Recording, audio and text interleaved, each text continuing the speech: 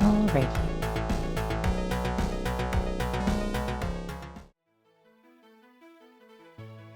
Has my mic been on this whole time? I just realized I'm like, Gosh, I sure hope not. Oh, cool. Okay. Awesome. Well,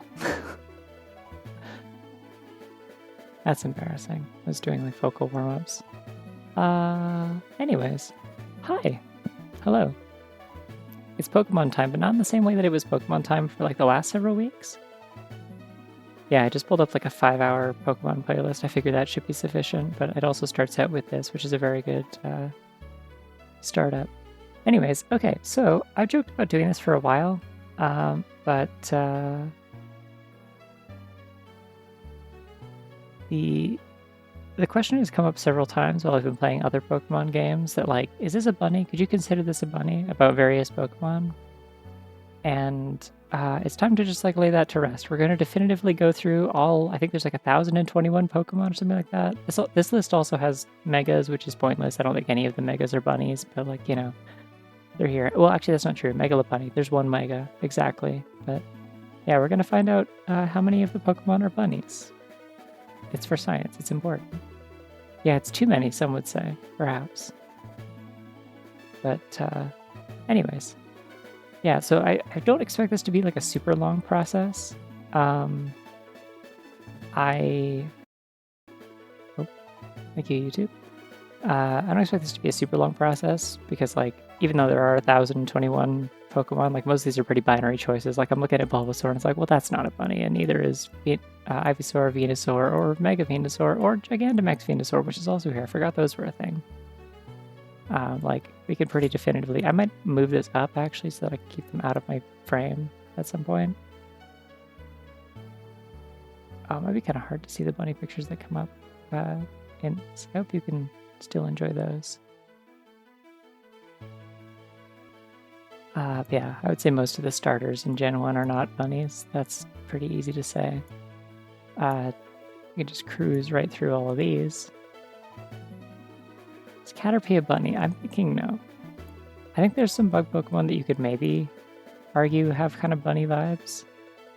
I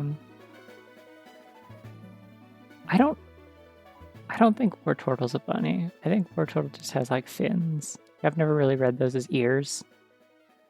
I always kind of wondered what the deal is with...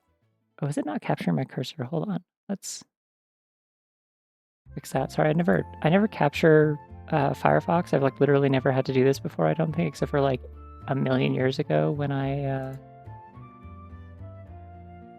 there we go. You can see my little mouse cursor now, I think. Hopefully. There we go. It's yellow. Hello. Yeah, I've never had to like stream like a Firefox window, I don't think, outside of like when I streamed Wind Waker Randomizer a million years ago, and I had like my like tracker for that running out of a Firefox window. But Butterfree is very cute and I like it. It's not a bunny.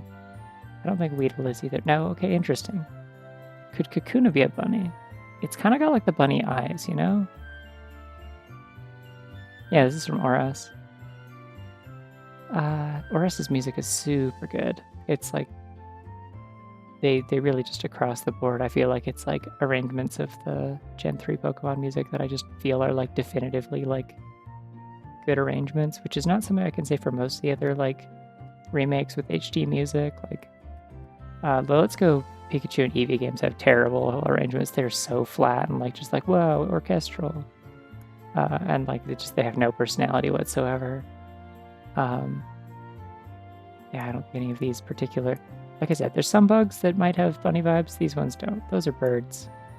That's also birds. That's birds. That's really big birds. I forgot they made a Mega Pidgeot. Is that like only in ORAS? Probably is. Really? I like a lot of the ORAS arrangements, honestly. Like I think they did a good job of like they're composed in the same sort of style as like a lot of like X and Y stuff.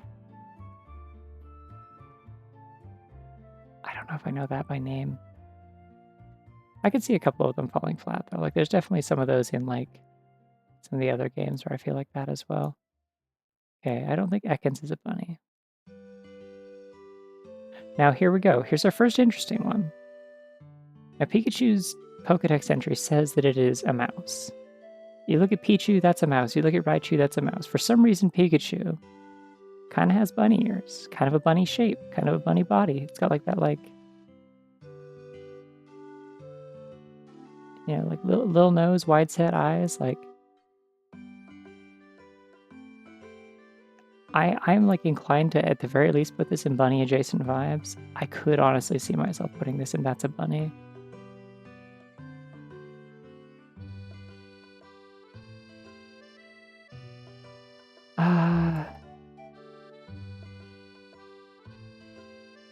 Hi.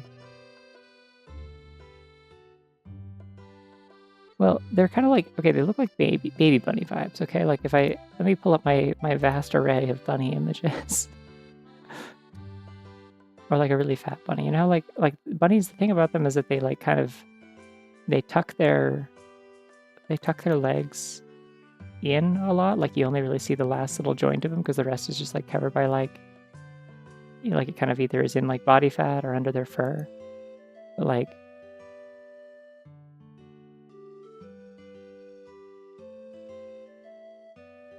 look at this thing.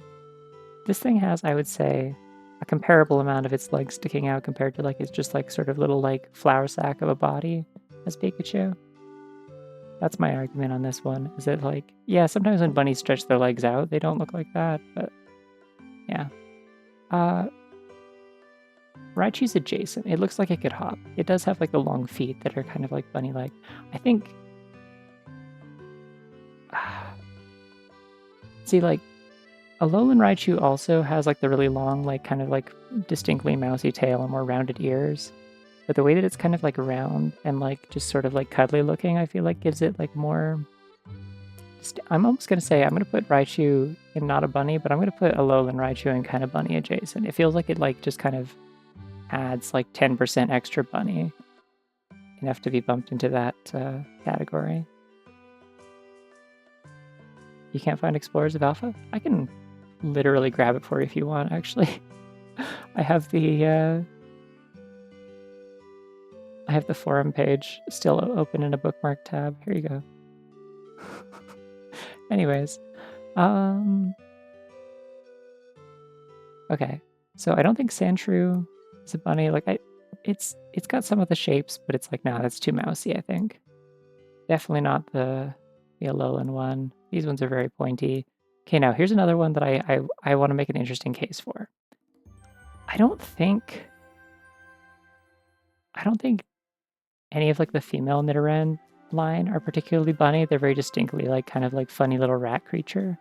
I love them, but they don't scream bunny to me. However, boy Nidoran specifically, look at those ears.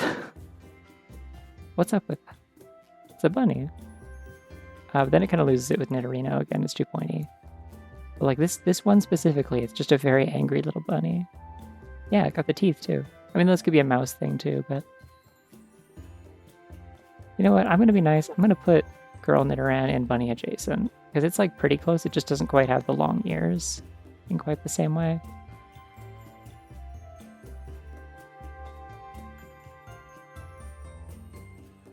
What exactly is Clefairy? Does anyone know what this creature is supposed to be? Has anyone ever known? I don't think it's a bunny, but I'm curious what it is. I've just like never really thought about it. I guess it's just supposed to be like a kind of a fey moon creature sort of thing, you know? Yeah, it's Clefairy. Good point. Okay, not Vulpix. I love Vulpix. Ooh, hold on now. No. I especially love Alolan Vulpix. I don't think they're bunnies. This feels so gatekeepy. Like, I don't know what it is about this. It just, like, it feels like I am excluding bunnies. I'm saying you're not allowed in the bunny club. Okay, Jigglypuff is not. However, Wigglytuff is, definitely. We agree on this? Big marshmallow bunny. That's like, this thing's like a plushie. I have a bunny plushie sitting on my desk right now. Their name is Bibsy. They're like very Clefairy adjacent, honestly, in terms of the overall silhouette of their body. Actually, I have another one in my room that is like extremely Clefairy adjacent. Now that I think about it, it even has like a little hit thing on its forehead, but it's like a leaf instead. See if I can find a picture of it.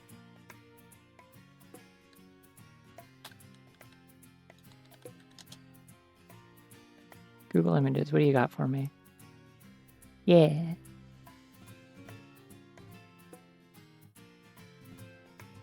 That's a WebP. Is that going to work? I don't think that's going to work. Oh, it does. Good. That's it. This is the thing that I have. This is sitting in my room above my bed. I believe the artist that made it is called Celeste. They do good stuff. I got a scarf from them as well. Anyways, that's my justification for Wigglytuff. Not Zubat, not Golbat. Is Oddish a bunny?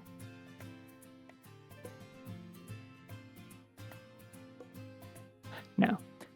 I decided no. Really had to think of that one for some reason. Definitely not Paris or Parasect. Venonat is strange, but not in a bunny way. Is Diglett a bunny? Cool, yeah, I think you have to, like, in order to, like, patch Explorers of Alpha, you have to do, like, a base patch first. Like, most Explorers of Sky ROM hacks require you to do, like, a base patch first, but they usually will direct you where to get that. Okay, yeah, I'm also thinking Diglett is not. It'd be funny, though. Imagine. Okay, Meowth is not.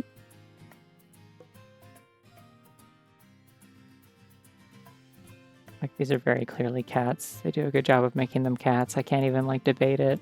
Like, that's kind of the thing, is, like, I feel like there's a degree to which some Pokemon that are not, like, intended to be bunnies, but could be argued to be bunnies or bunny adjacent, or, like, it's just because they kind of did a bad job of doing a different animal. Like, you can't tell me this is a mouse. Nothing about this is a mouse.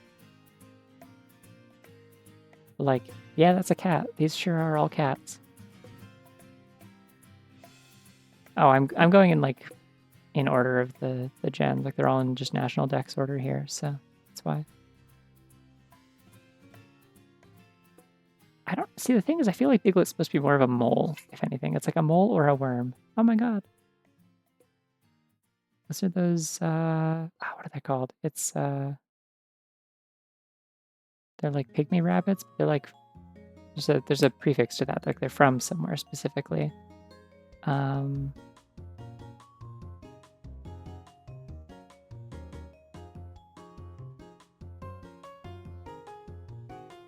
Anyways, it was funny because my sister sent me a picture of one. She's like, have you seen these rabbits? They're so cool. They have iridescent like patterns inside their ears. And I'm like, no, that's paint. Someone like those are marked. Like they dye the inside of their ears for like research and conservation purposes. They can like identify them. And she's like, oh, because she just like found some post on Instagram that like incorrectly assumed that.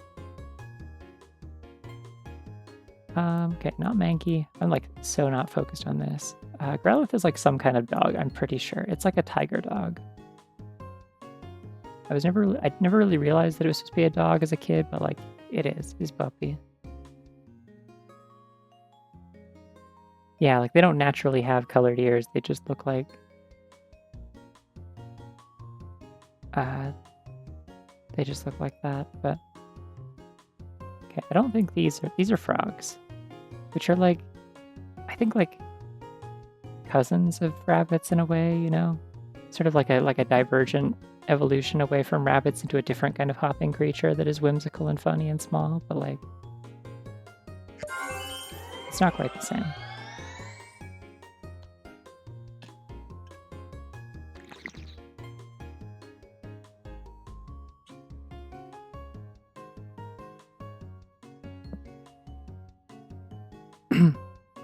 Okay, I think Emperor's supposed to be a cat. It's another one of those like Gen 1 Pokemon that's sort of like indescribable creature of some kind. But like,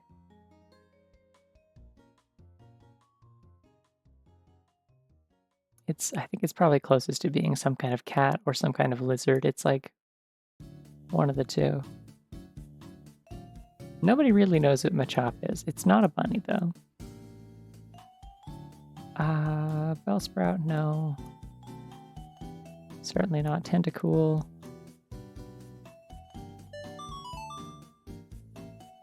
Like I said, there's a lot of these where we're going to go through like a whole section of them that are like not hard to sort at all. Okay, I need to move this up to the top so that I can scroll past it.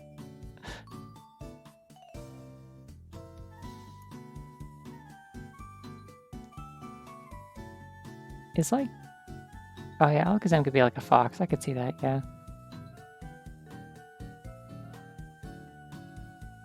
So I feel like it only like confused me further what Machop was supposed to be because I like made one out of like plasticine as a kid. I had a bunch of like random plasticine that I got from somewhere and I used to like make a bunch of stuff out of it and like keep them in my drawer. And I was playing Leaf Green at the time and I had a Machop on my team. So I made one out of plasticine, and like to this day, I just like kind of imagine, like I try to imagine the shapes that make up like Machop's body, and I just picture the weird little like squishy freak of a plasticine creature that I made instead, because that's pretty much what it is. And I just like cannot even like latch on to any kind of thought as to what animal it's supposed to be based on, if any. So I think it is just a little guy. Some books are like sloths or otters or something. I feel like we talked about this at some point. I don't remember. I want to say otters. Regardless. That or they're also a lizard. I don't remember. Not a bunny, though.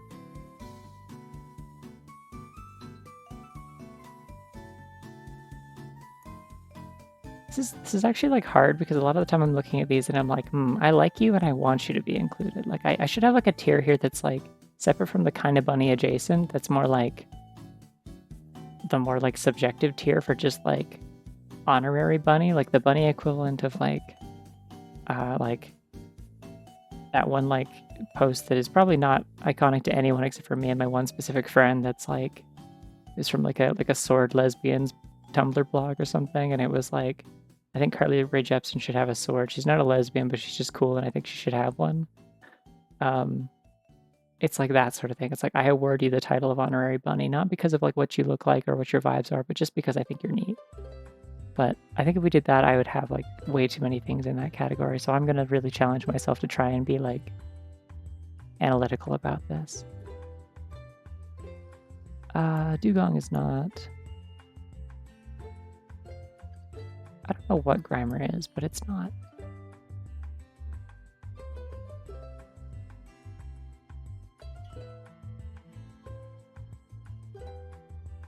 I always forget that Mega Gengar and Gigantamax Gengar exist. I don't like either of them. Quite unpleasant. Yo, Bunny Online. That's me right now. Except not actually, because I'm on a desktop, but, you know. Okay. See, what I actually need is I need a tier that's not a bunny and also go to hell for Pokemon that I don't like. That's where I put Drowsy and Hypno. Your crabs. I forgot they made a Gigantamax Kingler. This thing's crazy. What a weird looking Pokemon. Okay, anyways. These are orbs. Sometimes a bunny can be an orb, but not like this. Those are eggs. That's a tree. That's also a tree, but a dragon. Now, I would say we can't possibly know that Cabone, which I'm really trying to force myself to say Cabone, even though everyone says Cubone, because I thought about it and like there's nothing about it that is a cube. It is a cub. It is an animal cub. That's the point. Anyway, this thing, however you decide to say it, you can't technically prove that it's not a bunny under there, but it seems unlikely. So I'm gonna say no.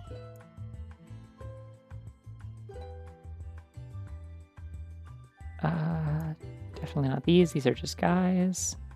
They're a little bunny looking in silhouette, but they do have like a long tail. Like I think there is like that kind of like promising like theory that's always been around that they're like related in some way to Kangaskhan or something like that. But at the very least, they look like there's some kind of weird little dinosaur or some kind of weird little rat. Maybe a kangaroo. Hello. Oh, it could be the Q sound from cute. That could work, I guess. Yeah. Lickitung is not a bunny. I feel like I'm just saying incredibly, like, inane, like, obvious things, like, hey, everyone, I have a controversial statement to make. I don't think Rhydon is a bunny. Now, what is Chansey, though? Chansey's an egg. Yeah, these aren't bunnies. These are, like, some kind of, like, kangaroo dinosaur beast. One of the classic miscellaneous Gen 1 Pokemon creatures that are just sort of like kind of based on the general concept of those like statues that they have in the gyms. Like just kind of that generic icon on the Gen 1 Pokemon menus, but like made manifest into an actual design several times. Oh yeah, sorry, I didn't actually explain. Did I put that in the title of the stream either? The tier list is how bunny they are. Sorry, this category has gotten so big that you can't even see what it is now. I'm going through all the Pokemon and I'm listing which ones are bunnies, bunny adjacent or not bunnies. Horsey's not a bunny.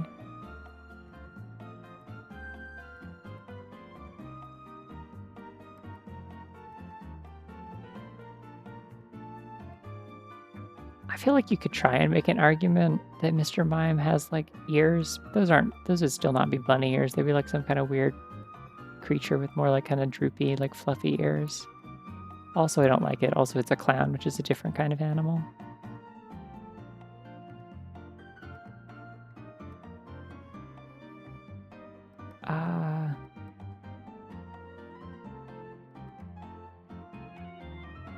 Don't think Scyther's a bunny somehow. Is Magmar like a duck? Is that what it is? Is it a lizard? It's supposed to be like a salamander or something. Confusing creature. I don't like that its eyebrows are a butt.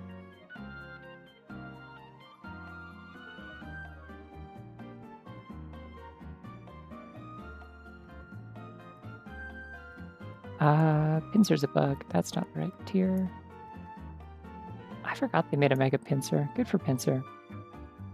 We have a bunch of bulls that are really hard to tell apart. Magikarp. Gyarados.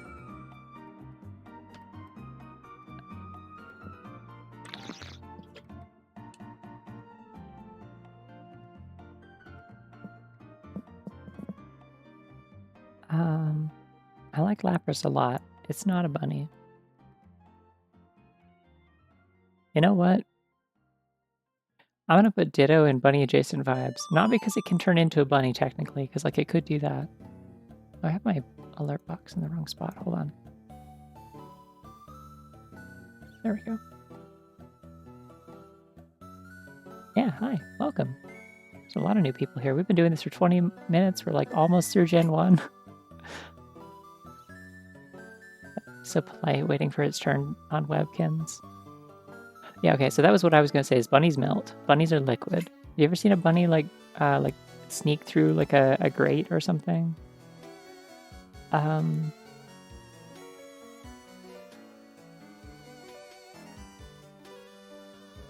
this. That's a liquid. Therefore, Ditto. They are shapeshifters. They occupy the space that they are in. Yeah, they can also just like melt into a little puddle of bunny, which is also very good. My favorite Pokemon is coming up. Actually, it is Azumarill, I think. Like Azumarill or Togekiss. I don't know. I have a few that I really like, but I think Azumarill and Togekiss are like bouncing back and forth for first place currently. All right, Eevee is a bunny. I know it's also a hybrid of multiple other animals. That's kind of the point. All of the Eevees are like somewhere on the spectrum of the animals contained within Eevee itself. Like Eevee's kind of like a fox, a bunny, maybe a little bit of a cat, and then like all the evolutions kind of are on the spectrum between those three for the most part. But I have proven before that if you just replace Eevee's tail with a cotton tail, like a cotton ball tail, instantly just like that's just fully a bunny. You've just made a bunny. So like that's my argument.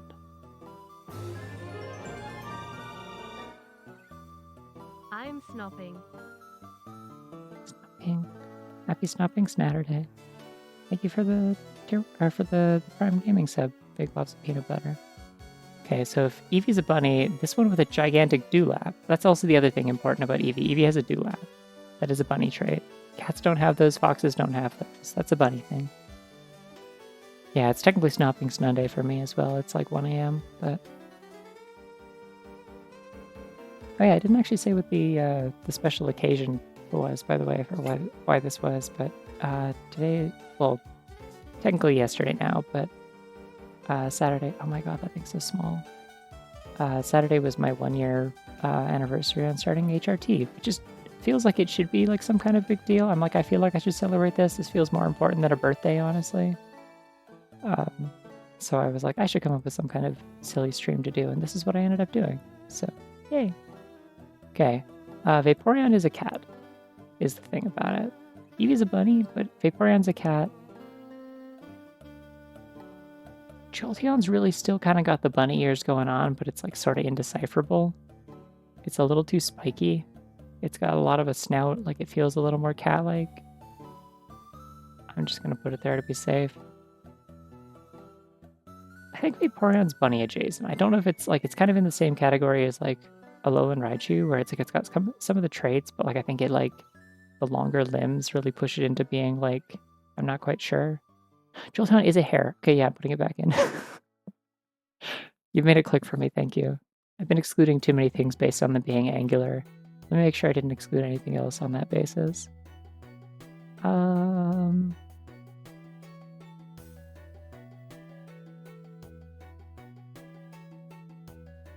I think we're good. I was trying to put my finger on what it was about it that was kind of bunnyish, but not quite. But like, I see it's weird because I don't feel like Flareon feels like as much of a bunny. Like I think it's the big poofy tail, maybe, and the longer limbs that just makes it feel more like a fox. But yeah, a hare is just a bunny that has learned the truth of violence and hate in the world.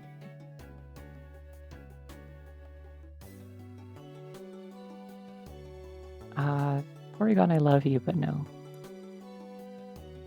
Not bees, these are some kind of snail octopus thing. That's kind of a weird bug, also kind of a weird bug. Dinosaur. Spikier dinosaur. Snorlax is big and cuddly, and that's wonderful and kind of a bunny trait, but like that's a bear, you know? These are birds. Sexy bird, bird, fast bird, bird, evil bird. I love Dratini, it's not a bunny. I love Dragonair, it's not a bunny. I love Dragonite, it's not a bunny. I love Dratini so much. Dratini's so much fun to draw. If you ever tried drawing Dratini, it's just great. It's like the experience of drawing a cute worm, but it's just like so streamlined because it has like extra cute traits that you can focus on. Like it feels like it's very easy to measure your success in drawing a Dratini, and that makes it very satisfying. Mew's a cat, I'm pretty sure. Okay, Gen 2. We did it. That's so many fucking Pokemon already, oh no. I might have to zoom out at some point. Mew's kind of, yeah, Mew's Bingus, it's a Sphinx cat, you're right. Same as Mewtwo. Okay, Chikorita's not a bunny. That's like... It's like a bean, given sentience.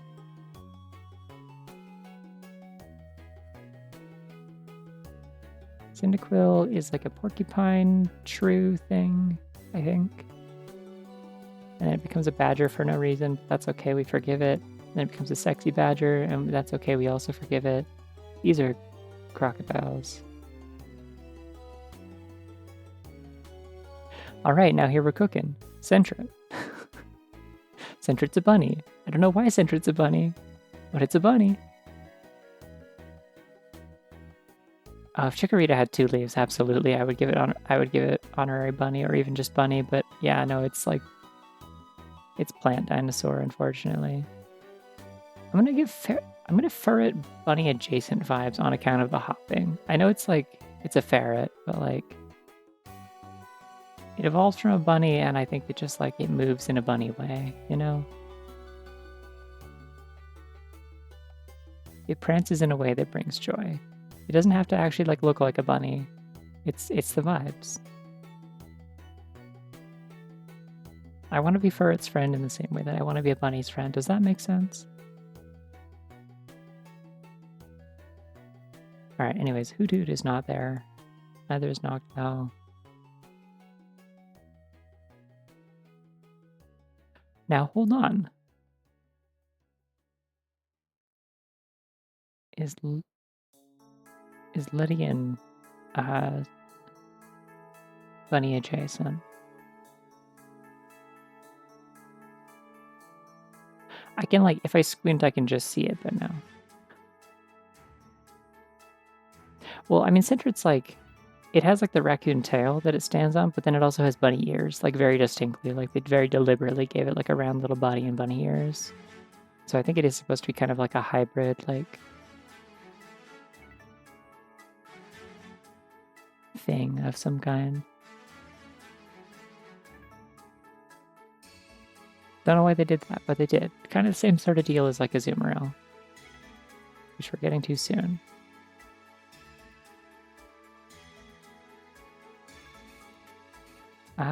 Okay, we've gotten to Pichu. What do we do with the previous Pikachus? So we said Pikachu is a bunny.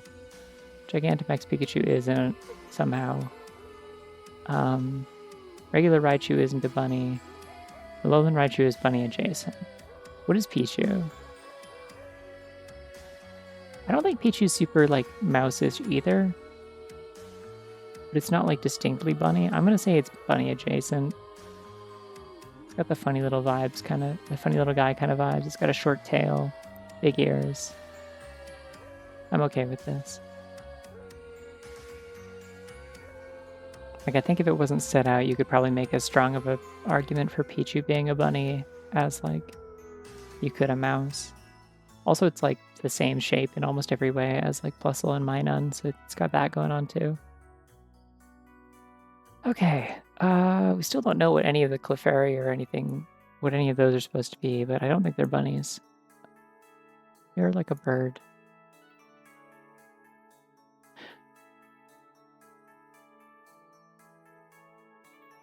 I don't... See, this is the thing, right? Like, I'm trying to, like, be...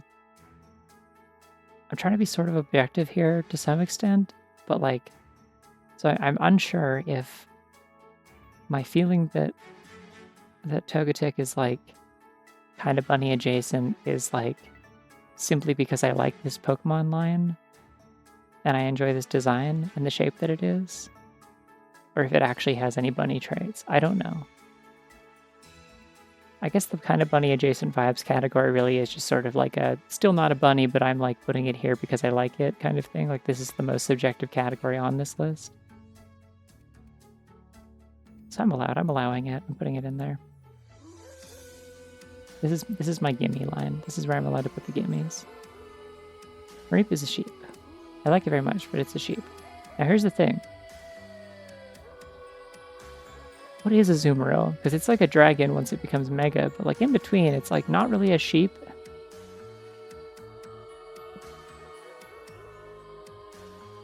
I don't know. It always felt like more like a kangaroo to me, maybe.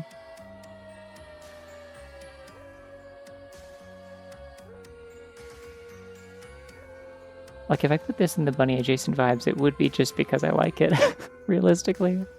I just think it's cute. I enjoy it. Like, it doesn't hop. It's not like, you know, super anxious or fast or anything like that. Like, yeah, it's not even fuzzy. I'm sorry, Alpharos. I love you, but this isn't the chart for you.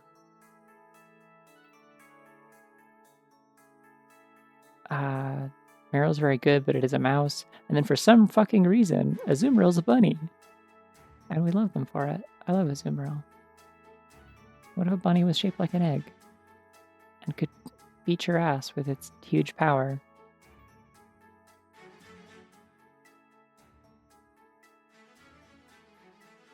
What is Hoppip? Hoppip has like cat ears. However, this one whose name I can't remember in between Hoppip and Jumplove, kind of a bunny. Look at those ears. Yeah, Hoppip's a kitty.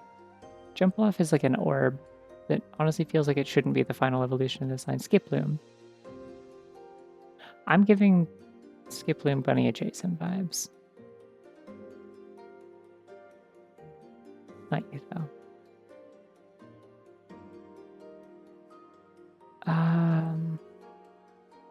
No, you are an evil little ape that I do not enjoy.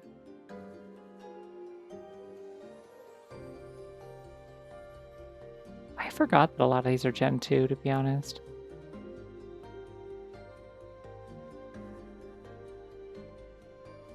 Whooper's very good, but not a bunny. Okay, we got into more evolutions. Okay, Espeon is like probably the like definitive most cat-like. Like Espeon and Vaporeon strike me as the most cat-like out of all the evolutions. This thing's just kind of a Sphinx cat, really. Umbreon's like... It's got the ears, but it also feels like more like a cat or a fox, I would say.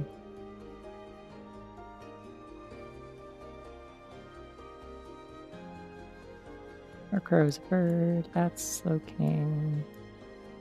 Misdreavus. It's not a bunny. It's very cute. I like it. It's not a bunny. See, now, this is just kind of the general concept of unknown. If they'd put every single letter of unknown in here, I feel like you could have made the argument that a couple of them are bunnies. There's like a Y, right? You know what? Actually, yeah, I think Umbreon's like kind of a hare. I'm going to say it's bunny adjacent. It's not as much of a hare as Jolteon, but it's like... It deserves to be included, I think.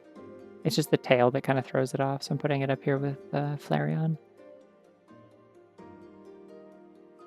You are a punching bag given sentience. You are a giraffe. You're a pinecone. You are a wretched blob of oatmeal with spikes.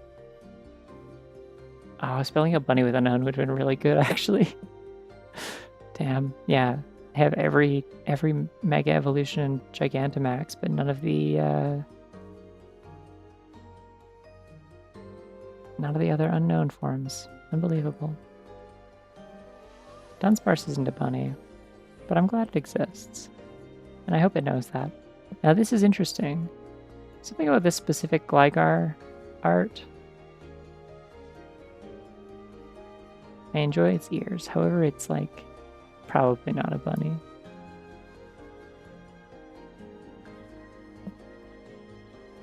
Not Steelix. I forgot there's a Mega Steelix. I don't enjoy Snubbull. I hated it in the anime, and I hated it in the books, and I hated it in the games. Just, I don't like these Pokemon. Don't enjoy them. I'm sorry.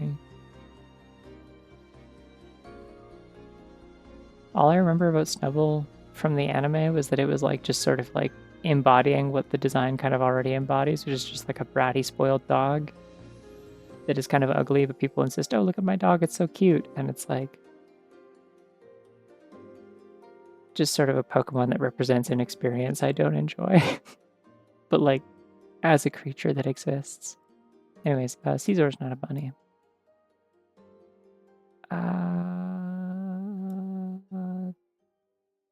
I don't know why I'm blanking on this thing's name.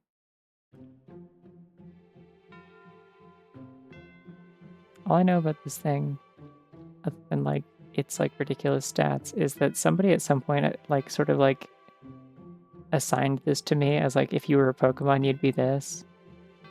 And so somewhere in my like files somewhere there's like an MS Paint drawing of like Shuckle with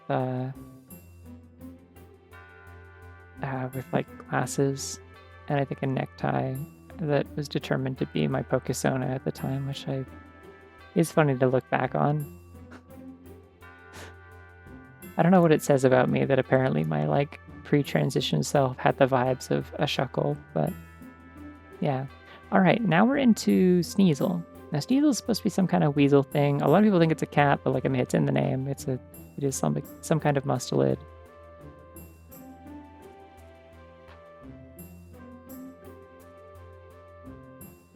You have to imagine a Shuckle with glasses is the thing. I think that's where it comes together. Let me see if I can find it. It might be in my Dropbox.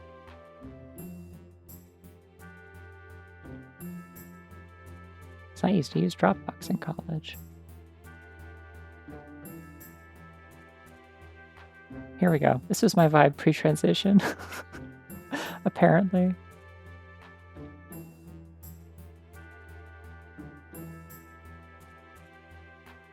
Anyways, where were we? Okay, so Sneasel's a really hard one because I really want to say it deserves honorary vibes, but like I know that's not true. I just like Sneasel. I think the Sneasel like plushie, like that one, do you know the one I mean? It's like the one that's like really polite. Yes, this one.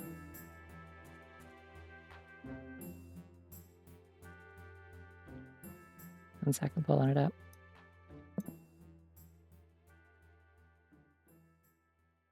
This is like my favorite Pokemon plushie ever, probably. I love this thing. If this is what Sneasel actually looked like, it would be on the list so fast, but it is not, so. Right? Like, it's all I can say about it. It's very polite.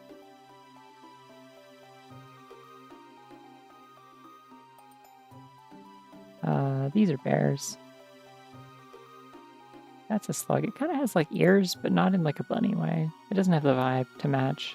Having long ears isn't always enough. Sometimes you gotta like have a... Whoa, that tree is a bunny. Maybe that's the sign that I need to like open up my horizons, open my mind.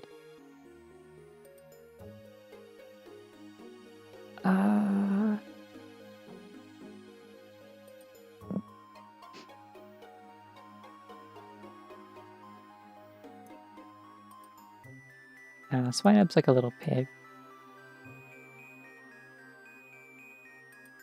Corsola is like a thingy. This is like a it's just coral. It's a rock kind of thing, but like not a rock. It's like whatever coral is. I'm not a marine biologist. I just know it's not technically a rock, but it's like a rock, but it's like alive, but it's like composed of microorganisms or something, but it's like, or like very small organisms, but it's not a bunny is the important thing. My horizons, yeah. Okay, we got some dogs. Bigger dog, even larger dog. Seahorse who is a gun.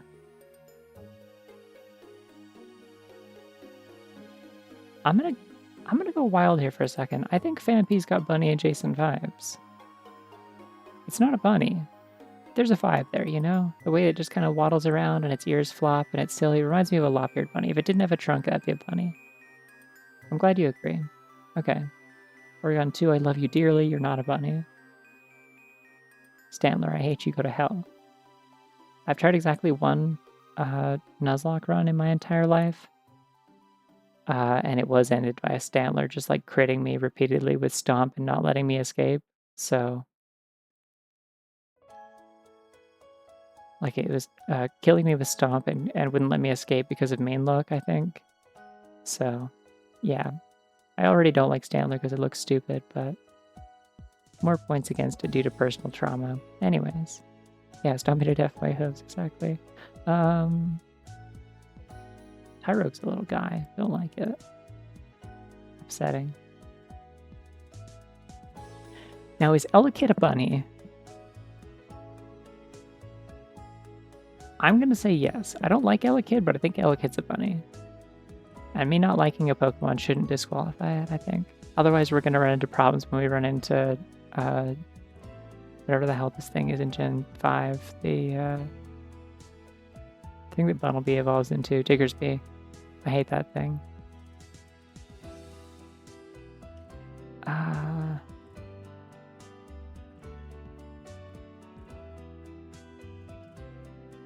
Miltank is very cute. No. Lissy's very cute, but no. These are like cats, I think, or dogs or something. No one knows what they are for sure. We definitely don't know what Larvitar and Pupitar and Tyranitar is. Nobody's really sure what these things are. Why does it pupate if it's like a lizard? Yeah, they call them legendary dogs, but like Raikou is not a dog. You can't seriously look at Raikou and tell me, yeah, that's some kind of dog. Like, no, it's like a tiger. It's so obviously a tiger. There's nothing about it that's canine. Like, I could see dog for Suicune. I could definitely see dog for Entei. Entei's like got kind of like a bulldog or a mastiff, or maybe even like one of those kind of like just some kind of dog that has like jowls or like a mustache kind of thing going on. But like this one's so specifically a saber-toothed tiger. Anyways, we still don't know what Tyranitar is. What the hell is going on with the Mega? Is it a tree?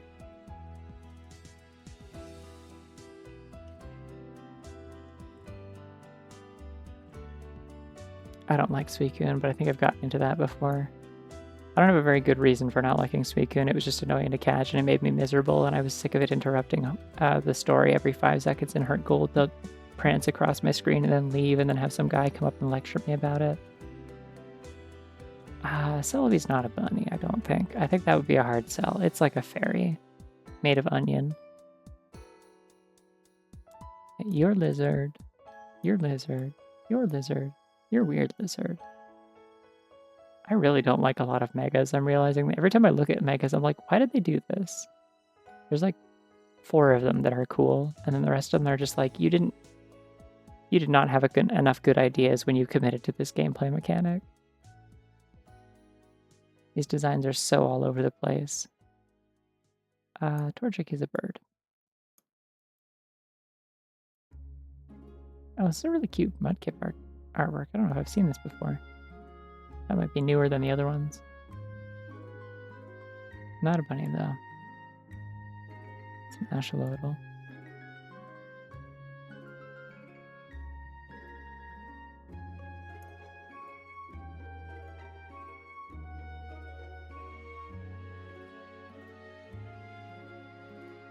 Okay, now I'm gonna make another controversial call here.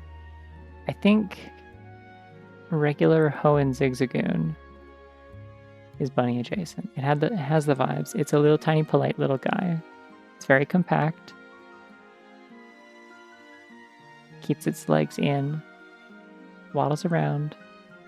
It's like it's bunny on the same way that Furret is bunny, you know? Not Galarian Zigzagoon though. That one's like a little too silly. It's got its tongue out. It like prances around like a dog. It's like more extroverted. But like this one right here, this feels like an anxiety creature, you know? I think that gives it bunny privileges.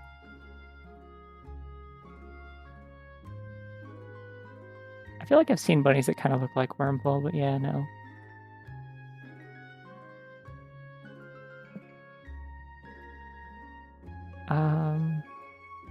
Okay, these are not bunnies. You're like a duck or something. I mean, I guess these are probably like kappas, I would assume.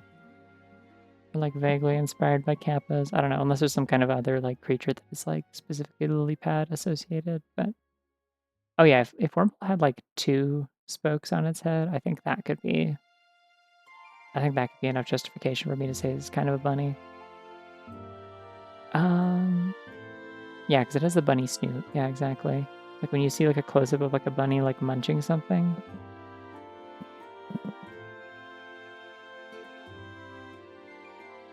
C-Dot, no. Nuzleaf, no. Shift tree, no. So this is where we're getting into that kind of like thing again, where it's like the thing that precludes a lot of like Pokemon that aren't deliberately intended to be bunnies from being like kind of tangentially bunny is that they did too good of a job making it look like the thing it's supposed to be, which is an increasing thing that happens over the course of the series. Like the cats sure do look like cats, the birds sure do look like birds. Yeah, I think people can sneeze like a bunny. I think that's true. I don't think these are bunnies. I like them. They're not bunnies.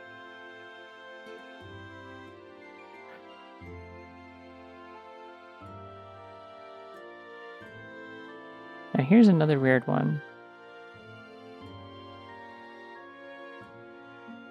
I'm like really having to deliberate more than I thought I would over whether or not Shroomish has the vibes.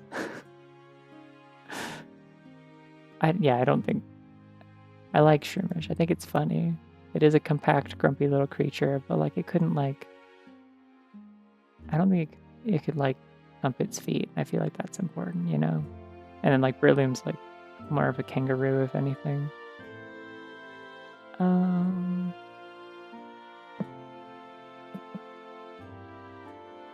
Wait, what did I do? What was no?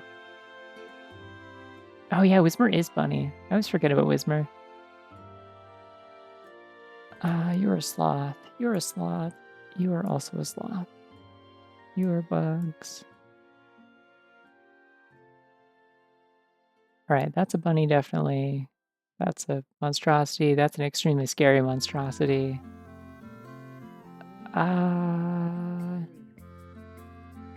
No, you're like a little dumpling thing.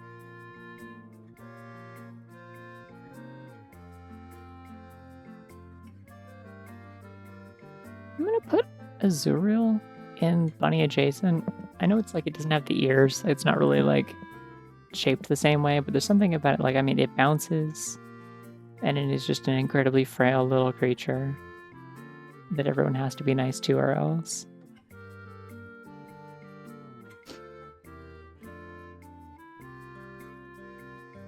It just makes sense to me. I don't know. Like I said, this is a very emotional category. This is subjective, absolutely, compared to the other ones.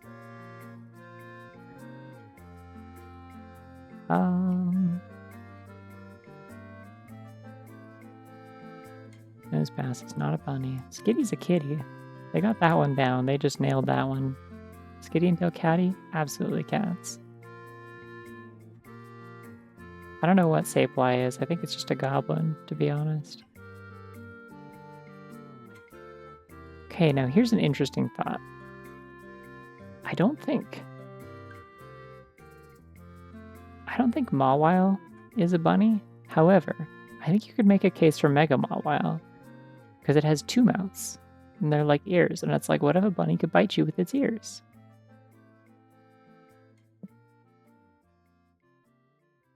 I don't know that I've ever seen a Plusle or Minun move, ever, actually, to be honest. I'm gonna put that in adjacent.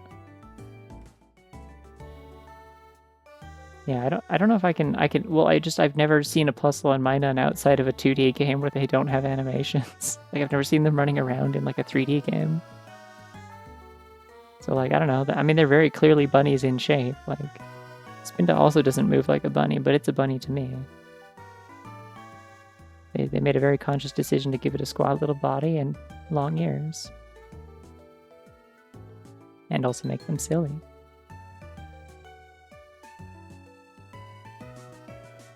So if anything, it's just a matter of they didn't think to animate them properly like bunnies, which is a very common thing. People don't really take into account the fact that bunnies don't like walk most of the time unless they're like under very specific conditions, or they're like babies. Most of the time they hop. I don't know what Electrike is supposed to be. I think it's a dog. It's just an abomination. I don't like it. I hate this entire line. When I complain about not liking Gen 3 Pokemon, one of the first things that comes to mind is this line of Pokemon. I'm like, are you telling me this is seriously the only electric types in the game besides Plusle and Minun, which are very cute, and they're bunnies? But they are, like, worthless in battle. Like, they are entirely just one of those, like, alongside Volbeat and Illumise is like they're just kind of like double battle gimmick Pokemon, so they could say, look, we have like a matched pair, but then they're like not actually good unless they are together, and even then they're not great. But like, yeah, besides these two and like the Magnemite line that gets brought in, these are like the only electric Pokemon in the whole game, and I love electric Pokemon, so that's very frustrating for me. Like when I played Oras, I played a ROM hack specifically just so I could have Pokemon from other gens, because it was going to drive me crazy if I was restricted to just catching like Zigzagoons and Talos and stuff. That's not a bunny. It's a plant. That's a stomach. Is Feel a bunny?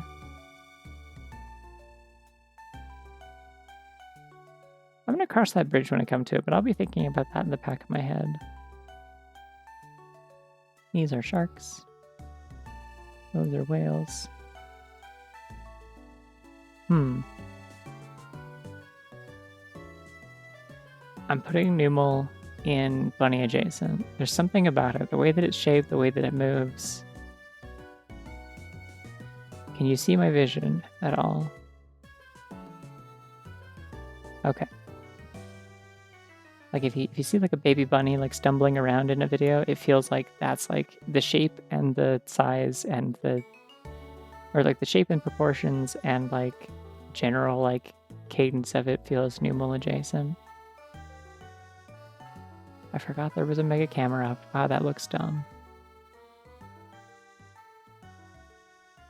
Now Splinky's bouncy, but it is very distinctly a pig. I don't think I can take that from it. Spinda!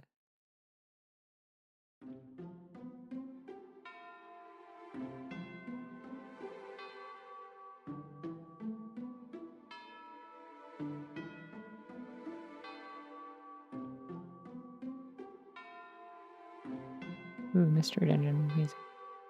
I just don't really understand what's going on with Mega Camera Up. Like, it's got the typical, like, Mega Evolution, like, there's just too many things going on here kind of problem. But I just, like, I don't get its, like, weird kind of fur skirt. Oh, is this the personality test music from Gates to Infinity? Interesting. Okay.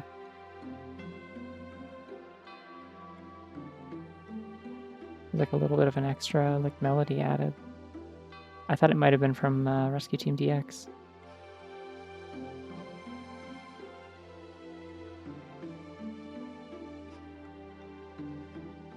I want to say that Altaria has bunny adjacent vibes. It's like a big cotton ball. It looks like you could hop.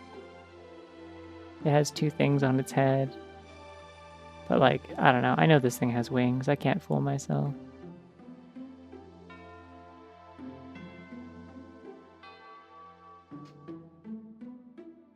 Oh, I think Zangoose can just do that whenever it wants. I think it should just be allowed. Not a bunny, though.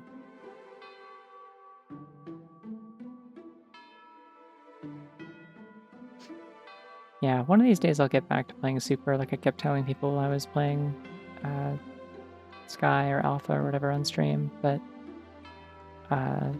currently I'm using my 3DS to play Mother 3, so it'll be a while, because Mother 3 is probably going to take me a while, because it's a Mother game. And also I'm just like chipping away at it like 20 minutes to half hour at a time before bed. It's one like that's it's my next dedicated bedtime game, so I'm not going through it very quickly. I started it like 2 weeks ago at this point, and I'm like just now, like I just barely got Kumatora in my party for the first time, so I'm still in Osoi Castle.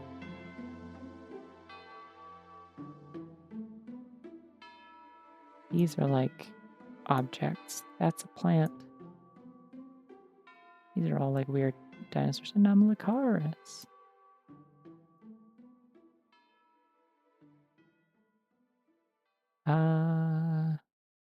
Oh, when we get to Snom's going on bunny adjacent vibes, absolutely.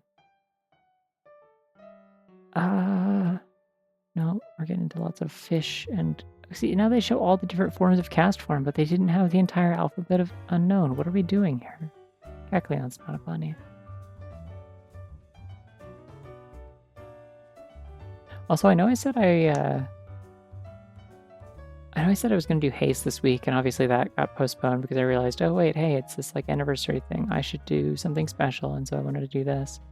And also, I just didn't have time to like prepare like the splash art for it and stuff. But I don't know if I'll start haste tomorrow. I might.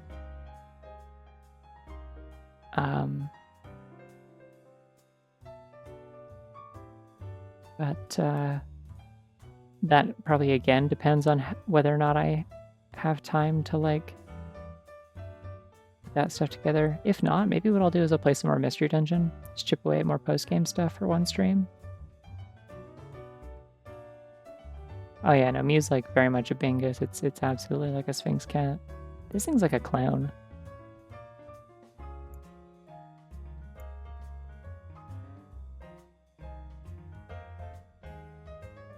I always forget that Chingling is one of the ones where they added like a baby form of a Gen 3 Pokemon for some reason. In Gen 4. Like, the only reason I even ever knew that, because like I skipped Gen 3 as a kid, or rather I started with Leaf Green, so I got acquainted with Gen 1 and 2 Pokemon, but not Gen 3, and then I jumped straight from there to Pearl, and so like, in my head, a lot of Gen 3 Pokemon started in Pearl for me, which means I started with a lot of them having the baby forms already. The only reason I know that Chimecho evolves from Chingling is because I was sitting in a call with somebody, like a bunch of friends. Like I was sitting there and one of them was doing, like they were screen sharing while they ran through one of those like Pokemon Smasher Pass things. And they like didn't know anything about Pokemon, so they were just picking them based on like whether the designs were cute, I guess. And like they just like kind of absently like swiped on Chingling, and it did like a vine boom and said that's a child, and it was like, I'm like, wait, is it one of the baby Pokemon? I literally didn't know this. Like, that's wild. I would not have guessed that because I just didn't play Gen 3. But anyways, Absol's not a bunny. It's cool. It's not a bunny. I think Why Not's a bunny. I think we can give it that one. I'm giving it bunny privileges. I don't know what else it would be.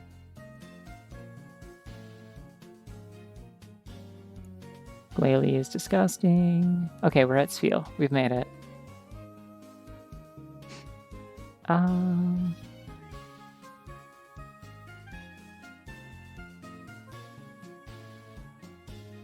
got partway through and then went insane drawing your Pokemon. Yeah, I still need to draw Penny and Cherie again. I really gotta. I thought about having that be what I plan to do after I finish the tier list. The alternative was I was thinking like probably what I'm gonna end up doing is like depending on how many actually make it into the That's a Bunny category, I was gonna draw them all, but like that might end up being too many. So we'll see. I might just draw my favorites, and if I draw Spinda, then that'd be a good excuse to draw Penny. Okay, Spheal. I don't know. I think Spheal is like, the thing about it is like it has a distinct appeal, and that appeal is a seal. Like, have you ever seen cute baby seals? Like, it's like, yeah, that's what that is. I just like they really actually nailed the vibe on these. They are definitely seals. And a walrus, which is actually a type of seal, apparently. It's like in the same family. It's not a separate animal. Learned this recently. I always thought it was like a totally different animal, but they are just another type of seal, basically.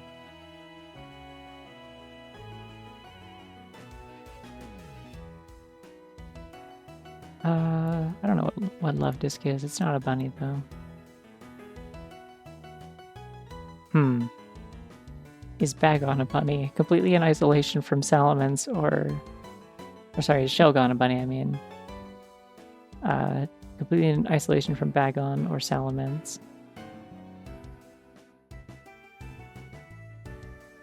Like a grumpy little bunny that's kind of stands up. Well, the ears could be in there. It's like hiding in a thing.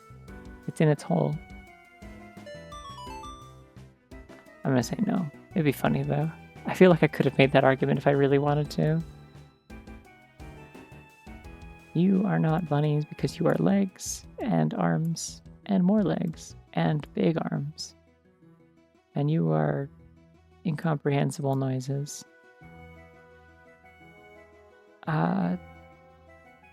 Latias and Latios are like when furries make like personas out of airplanes. I think the term is aeromorph. That's what Latios and Latias are. They're adorable. Everyone loves them, but they're not like a specific animal. They're airplanes. They're airplanes you can kiss. That's basically what they are. I'm sorry, Latios and Latias. Okay. Also, hi. Kyogre's like a whale or something. I don't know. You kiss them every day. Good. I'm glad. Someone's gotta. I've been busy. I haven't been keeping up with my airplane kissing, so I'm glad someone's picking up the slack. These are all like dragon things. I don't know what Jirachi is. It doesn't give me bunny vibes. Also, it has the scary eye on its tummy, and I don't like that. Oh, that thing's really small.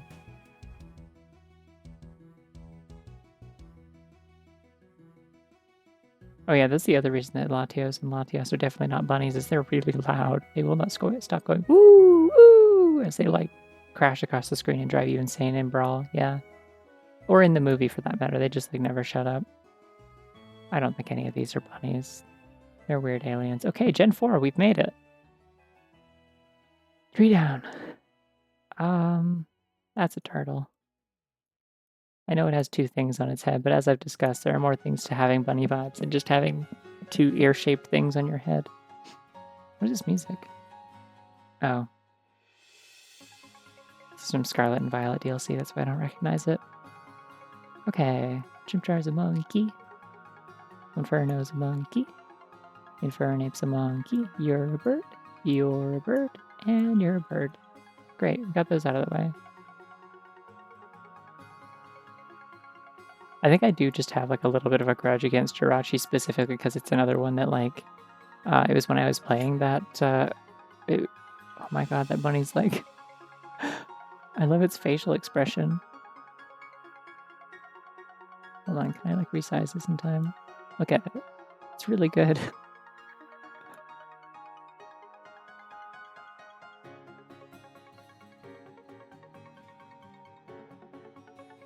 Think Friendplub's a bunny? Eh.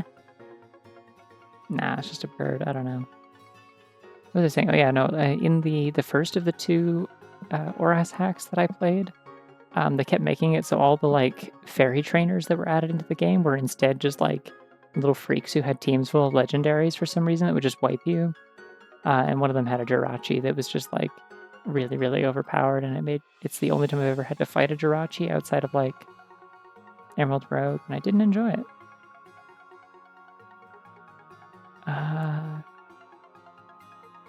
Bidoof is a beaver. Bibarel's also a beaver.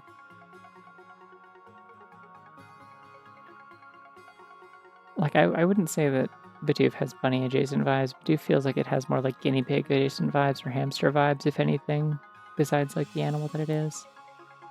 Cricketot and Cricketoon compel. Shinx is very polite. However, it is a cat.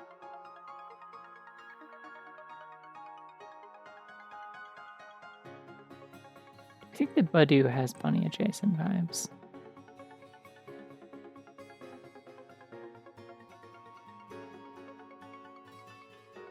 No, I think it's just small and cute. Well, hold on. Those could be ears. Do you see like this shape? Okay, hold on. I'm putting it in here actually. Bundu.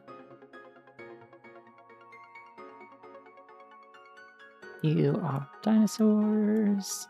My main memory of you is my friend hacking rare candies into his copy of Diamond to evolve you. Burmy and Wormadam can go to hell. I ate my berries and I'll never forgive them for it.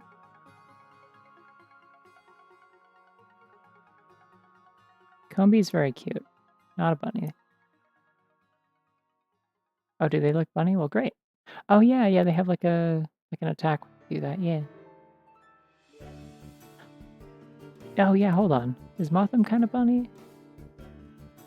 Hmm.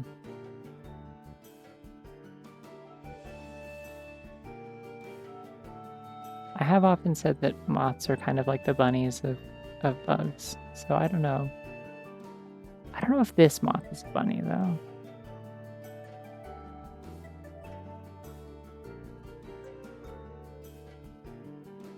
Motham's just always kind of struck me as sort of obnoxious in a way that like doesn't feel like the right vibe.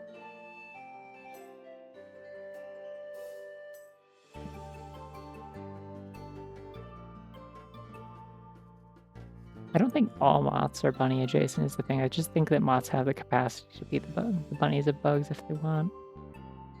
You are a squirrel.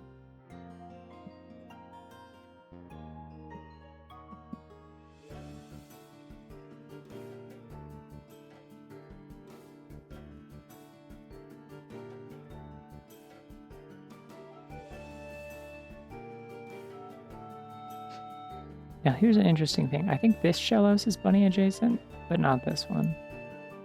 It's partially because of the ears, but also like the little frills and stuff. I don't know. There are like sea slugs that look like bunnies, and this one feels like closer to that than this. This is like a different kind of sea slug.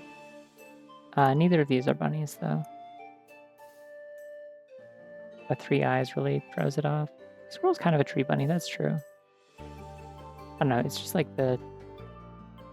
like I said, the middle category is very like subjective. It's very just like vibes based. So if I like kind of squint, I just don't see a bunny in Pachirisu. It's got its own unique charm that is separate but also valuable from bunnies. Which is funny because I would actually say that Emolga is bunny adjacent. So like, I think it is just the way that Pachirisu is, where I associate it with being like very like, I don't know.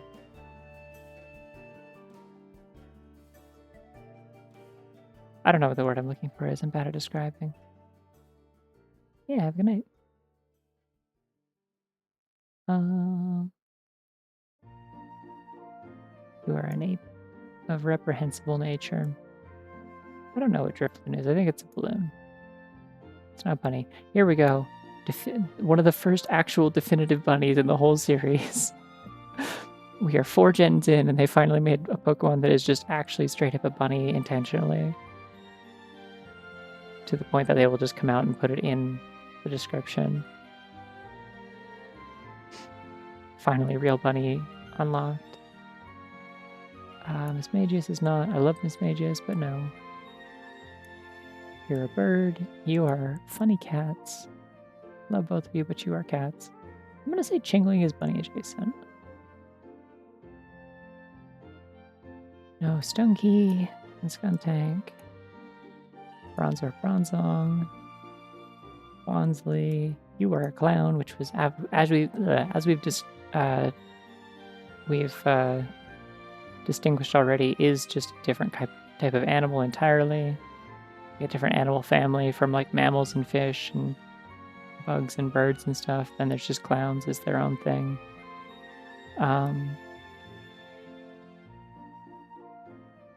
My top 5 like Pokemon in general or slept on ones. I'd have to see things. I'd have to be looking at this whole list specifically for that purpose, and I think that would be hard.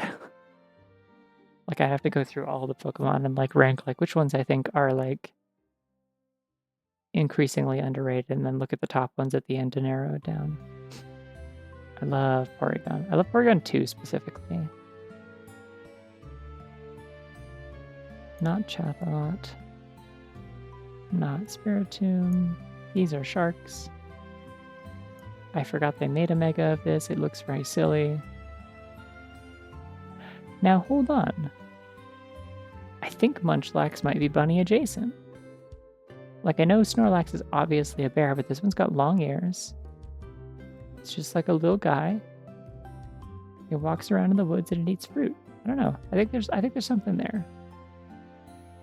Munchlax seems like much more polite in a way. I don't know why. Again, I'm kind of going off of gut reaction on this. It just seems right to me. Lucario is a dog.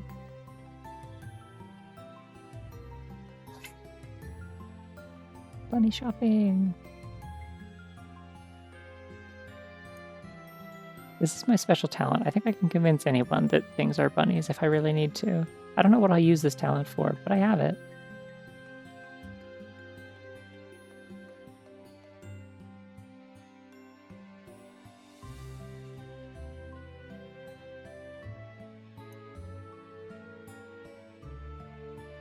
Is Finion bunny adjacent? It's kind of got little ears, I just noticed. I'm going to say yes.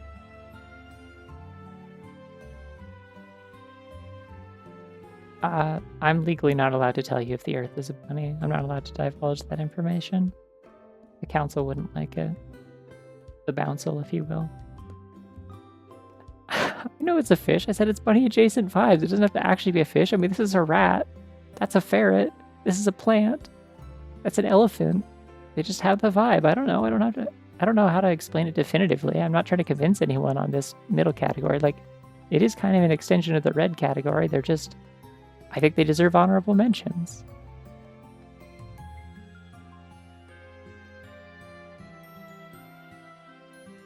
Kind of a bunny.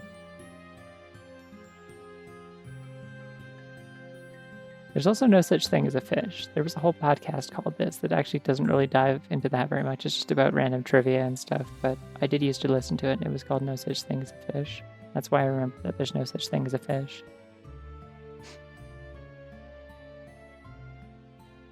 As I said, you don't have to have bunny vibes by being a moth. It's just bunny vibes are available to you. It's something that you can spec into, you know?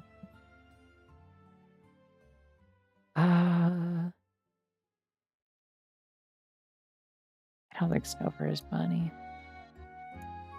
They're like they're supposed to be like kind of like trees and also like yetis. Hell yeah. Cat bear seems fun. That's kind of what Snorlax has going on now that I think about it. Weavile continues to just kind of be like a thingy. Sort of a weasel, like a mustelid adjacent kind of creature.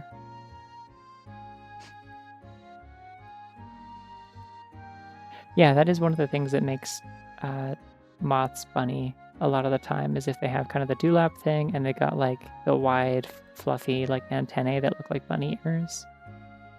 And then they have like wide set, kind of dark eyes. And they're just kind of fuzzy all over. And round a lot of the time. Like it just works.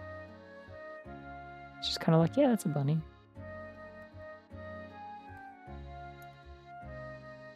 I would never force being a bunny on anyone. I would just highly encourage it and peer pressure them. I would passively influence people to be bunny. That's what I do. I think Rhyperior here is not a bunny. It's a divisive statement, I know. I just don't see it. What the hell even is Megmortar? It's like not a duck anymore. It's not like a platypus. It's not like a salamander. It's just like a weird ape shaped like an egg. Putting this one in bunny adjacent as well. If Togetic is here, then Togekiss is definitely here. Like if they always draw Togekiss with its wings out, but I think if it like kind of nested down, it would be like very bunny shaped. And I like thinking about that. Yeah, I explained the Eevee as a bunny thing. It's that like Eevee obviously like represents traits of several animals. It's supposed to be kind of indistinct, but like weirdly compared to some of its evolutions, it's like very strongly bunny. It has a dewlap. It has bunny ears. It's got short legs, or like short legs and a squat body, and like kind of a round head. And basically, just if you put a cottontail on a bunny instead of a foxtail, it would just be 100% like that's not even a Pokemon. You just made a rabbit. Yeah, well, because it's not just fluff. The dewlap is like it's like fat as well. It's like kind of like a flap pouch kind of thing that they mostly use to keep like babies warm, I believe, is kind of the idea. So it's like it's typically found in like female rabbits. I don't think Yanmega's a bunny. I also don't think Leafeon is. I think Leafeon is like probably much more cat-like or fox-like. Like it's further away than Umbreon is. I don't really get the hare vibes from it. I can't really justify it being a hare either. Like it just kind of it feels like it's a cat. Or like a fennec fox, maybe. Same with Glaceon. You are a scorpion. Yeah, I think it's like some of her temperature regulation, but it is more for like regulating the temperature of like young. I think more than like the bunny itself who has the dewlap.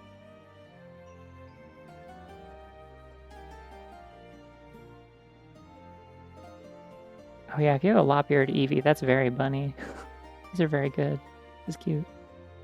I don't think Glaze is very hairish, no. It just strikes me as more foxy or cattish. Like,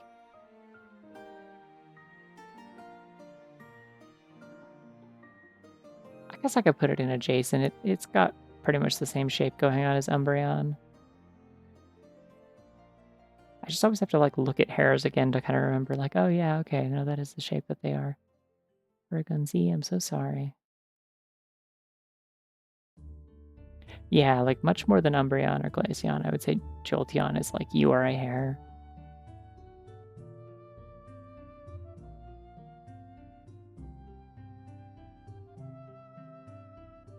You are a nose. You are bad. Is Frostlass a bunny? Because its ears are kind of also its arms, but in a way that's like interesting. But it's also kind of its hair and its dress.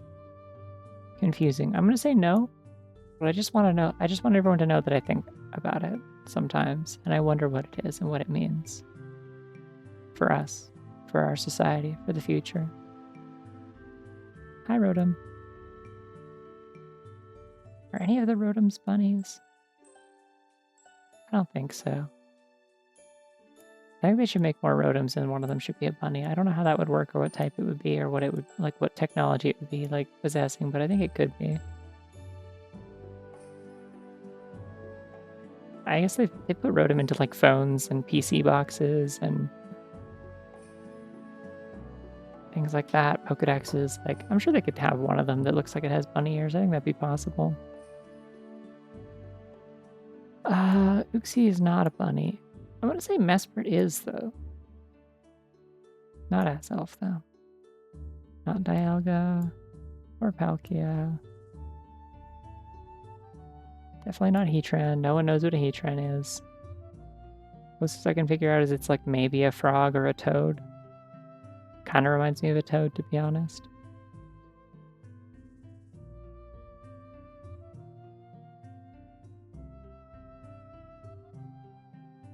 I don't think Fion is a bunny. I think Manaphy might be. I'm gonna say yeah.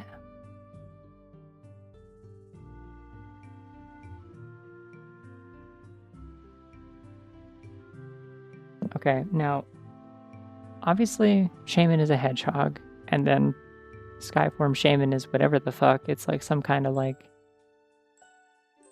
furry OC made out of a hedgehog loosely based on one, essentially. And maybe also a fox or a cat.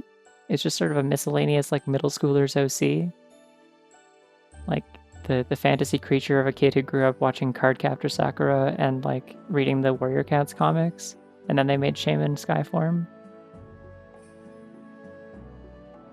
But I'm gonna say they're bunny adjacent. The vibes are there. Why did I put this in the wrong category? That's a bunny. I wasn't paying attention, sorry.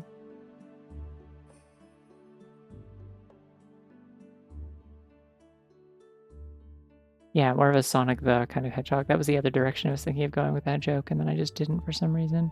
Arceus is a horse. Victini is a bunny. It looks like one. Like I think it's actually intended to be like one of those apple bunnies. I'm almost certain. I know it's also just like the letter V, but it looks like those apple bunnies that they make. Heatran has a gender. Fascinating. God, I loved Victini when I was in like ninth grade when Black and White came out. I was playing that game nonstop, and I was just drawing. I got Victini because I got the game at launch, so I got it as like a event Pokemon or whatever. And I was drawing Victinis all over the margins of all of my schoolwork and stuff. On account of I had just started high school and didn't have any friends yet, so I was like, I'll just draw Victini as a substitute for socializing. Okay, Snavy's not a bunny. Servine isn't a bunny. Is Serperior a bunny? I think no. It has the funny ears, but I would sooner say it's more of like a fox snake.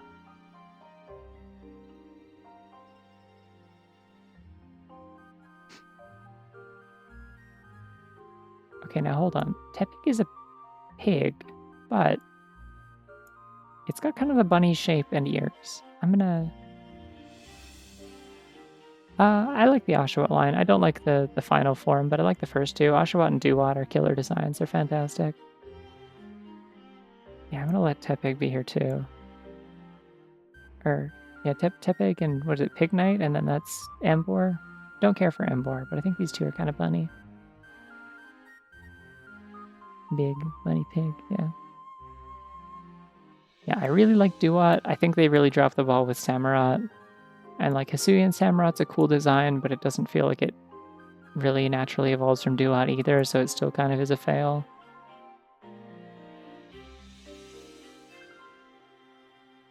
People always complain about like quadruped Pokemon like evolving into like bipedal Pokemon that are like a guy that can fight you, but it's like, I don't know, that is typically how evolution works.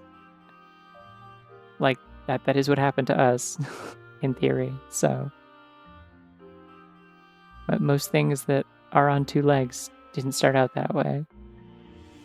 But I think it's much weirder when it goes the opposite direction. Like when a Pokemon that is on two legs suddenly is on all fours. It's just like, what happened? Why are you doing that? But like this is just a completely different animal is the problem. Like he went from otter to I don't know, seal question mark? Like why are they like flippers? Anyways, don't like what is this called again? Like I want to say Patrat? Is that yeah. Is it Patrat? Because it's like patrol rat. I don't know. And then Watchhog, yeah.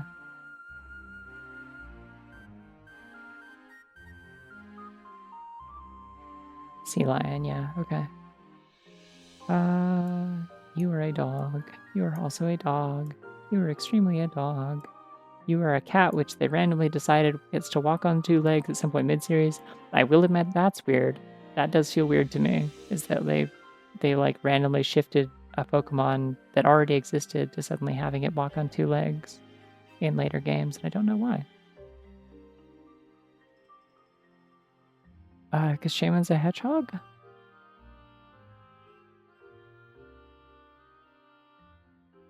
Like Shaman is just explicitly a hedgehog. If you see a hedgehog, it's just this, but not green. And angrier, because they hate you. Hedgehogs are very grumpy in my experience. Yeah, lots of animals frolic. It's not a bunny trait. It's just like this is like the point of this is like these are ones that have like bunny energy in some way, and then these are ones that I'm like that seems like a bunny to me, or like at least like a hybrid of a bunny.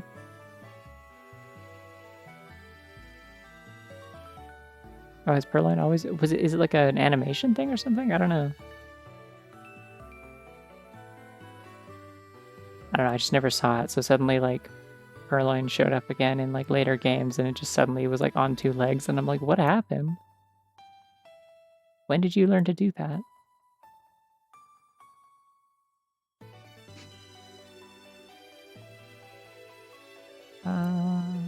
You were an egg or a bean of some kind.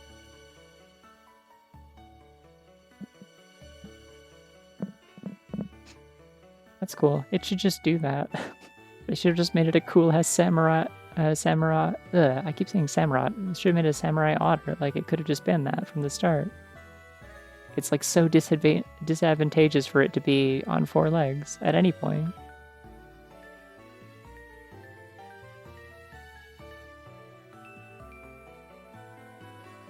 Like, if the dumbass dog from Gen 8 is better at using a sword than you, you've messed up your samurai design. You're a bird. Many birds. Several different variations of birds. I like Blitzel a lot, but it's not a bunny.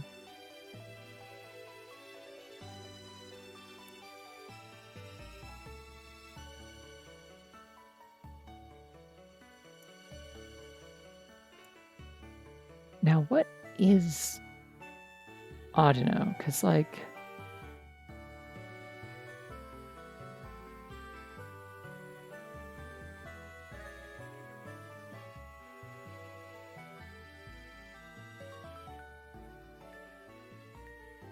I think Audino is at least bunny adjacent. I'm gonna say Mega Audino is bunny. Actually, you know what? No, it has a bunny tail. Yeah, we're doing this. Okay.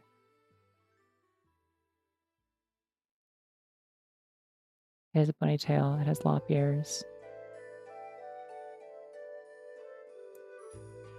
No, why am I putting that in bunny adjacent vibes? I'm just like not even paying attention to the categories as I'm putting stuff into them. Oops. You are abominations. If I had a category for no and also you suck, it would be there, but I think this setup only really works if I have only 3 categories. You're like a frog again. I had to have one of these on my team in Gen 5, and it was really regrettable just because like the way that game was balanced. I just could not have like a good water type to save my life. And I had to go train up a Seismitoad just so I would have some like resistances against like electricity and stuff because I was using this thing before. Because it was the fossil that I got because of the fool and I didn't know this one existed. And it is just...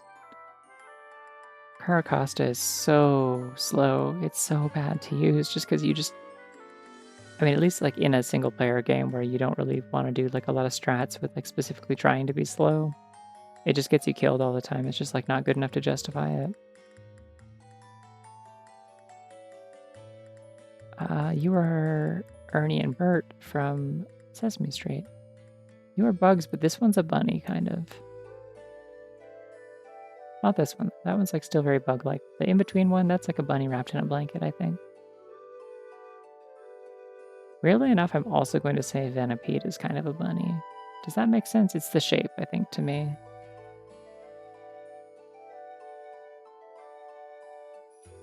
Not these ones, just Venipede. There are some good slow Pokemon.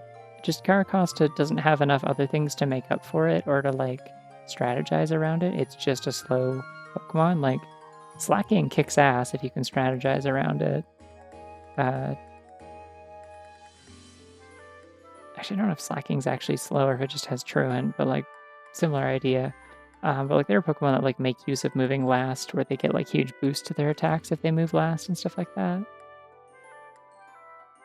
See, the thing about Scolipede is that it turns the little antennae that like could be read as bunny ears here into like much more distinct like horns.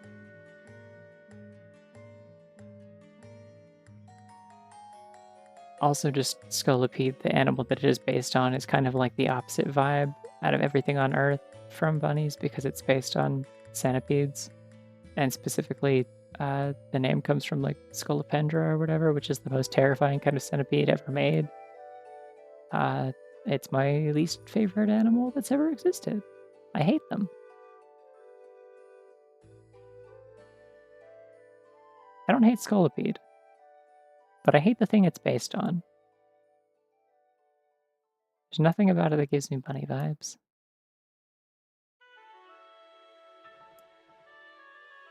Sandile's so polite. I love Sandile. I just love his little smile. It's just chilling.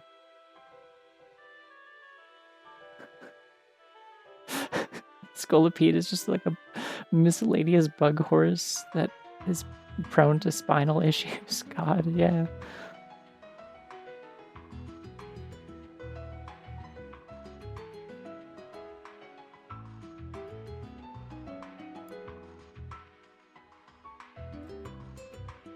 This is a Donkey Kong to me.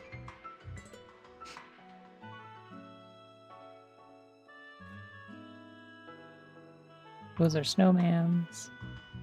Maractus is bunny. It's a cactus, but it's also a bunny. No one talks about... Yeah, you want to talk about like Pokemon whose designs are slept on? There's Maractus for you. And it dances. What's not to like? Double, you're very cute, but you are a crab.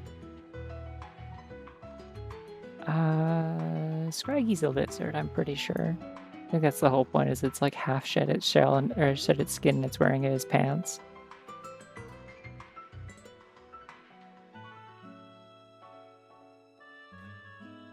I absolutely agree. I think Spinda and Maractus should be friends. You're so right.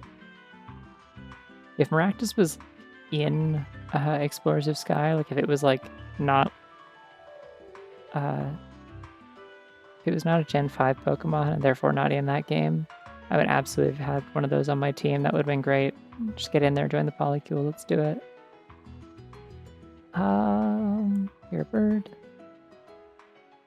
You are like a rock with a face mask or whatever.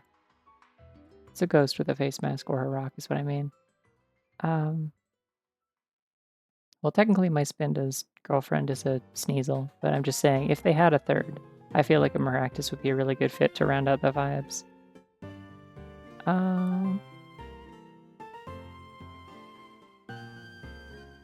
You are Turtles. You are funny Archaeopteryx, and I love you, but you are not what I'm looking for right now. Trubbish is a bunny. This one isn't, but Trubbish is a bunny. Just in case you never thought about that before, Trubbish is a bunny. Everyone who's like, oh my god, there's a Pokemon that's literally trash. It's also literally a bunny, so like, you know, watch your mouth, I guess. You are a fox. You are also a fox. You are also a fox. You are a very cool fox. Minccino and Cinccino are chinchillas. That's like pretty definitive, I feel like. Very different kind of funny animal. Yeah, I don't like Garbodor at all. But like Trubbish is funny. And it's bunny. You are like a made creature that I don't enjoy. You are like shaped in a strange way that makes me uncomfortable. Just this whole line, I mean, not any of them in particular. Hey, guess what? We're coming up on another bunny. You ready for it? You ready for it? That's right, it's Reuniclus. It's bunny.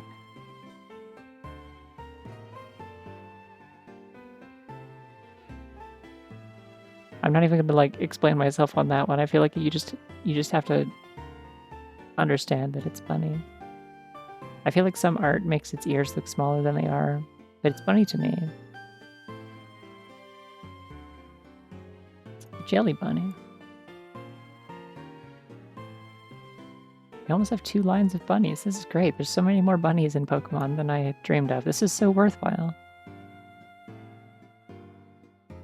It's true, bunnies can levitate. I have like numerous images of this. Let me pull one up.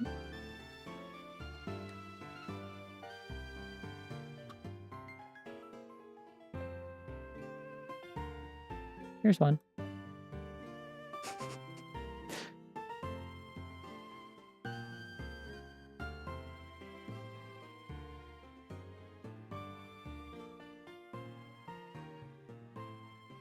Here's another one.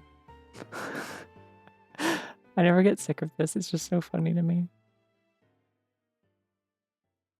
Floating potato. See, they show all the different forms of this too, but again, they don't show me the whole unknown alphabet. What are we doing here? Those are deers.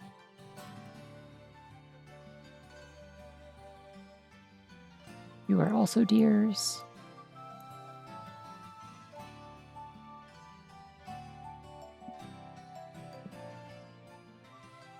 I feel like deers and bunnies are like friends, but they're not quite the same vibe, you know? Oh, that one's very not levitating. It's like smooshed into the ground. Really good. Okay, I'm putting Emolga in the bunny adjacent vibes, and this is actually mostly just because I like it, but also because it's silly in a way that I think is kind of bunny. Hope that helps.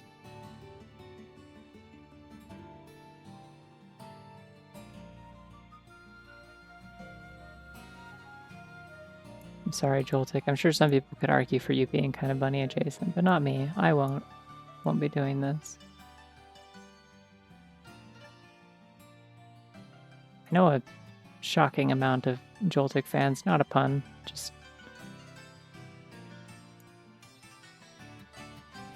I just do. It's just more than I would think I knew. They pop up everywhere. They're like, oh man, I love Joltik. It's my favorite. And I'm like, ah, another one. I love these, but they're not bunnies. They are ghost lamps. You were a dragon.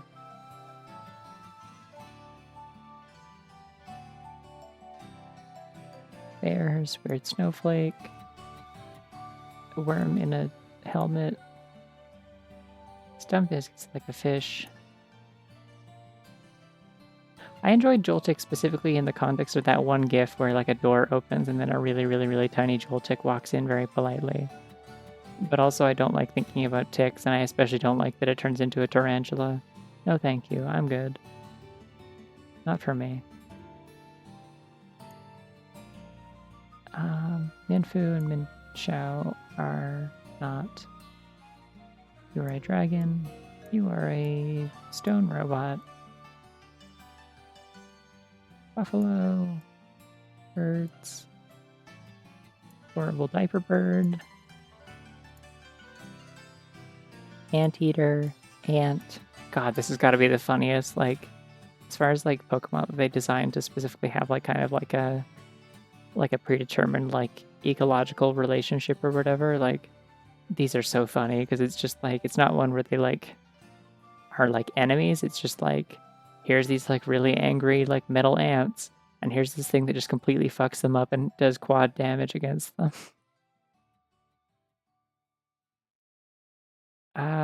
Dino's not a bunny. Sorry, I guess it is just Dino because it's dies Y dry, I think is the like the they are German for like it's counting in German, I believe is what I was told it is.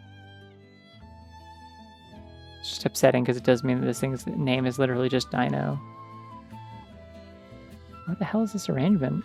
Oh, it's from Masters EX, which I will very carefully pronounce not that way and not the funny way. I didn't know they had like unique arrangements in that. That's cool. Yeah, this is Relic Song.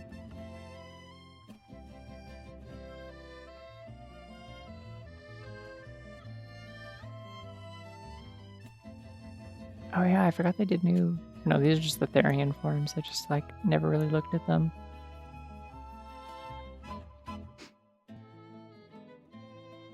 Oh yeah, they did do this weird thing where for some reason they like had two of these and then they had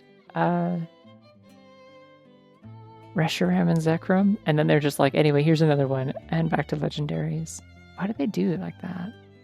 You're not a bunny. You're not a bunny. You're not a bunny. You're like a tiger or a cat or something. You're definitely not a bunny.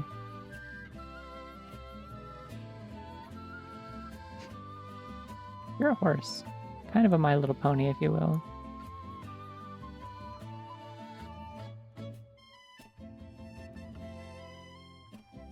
Alright, I'm gonna say Chespin's allowed to be in the adjacent category. I'm not putting these other ones in there, but Chespin can be there.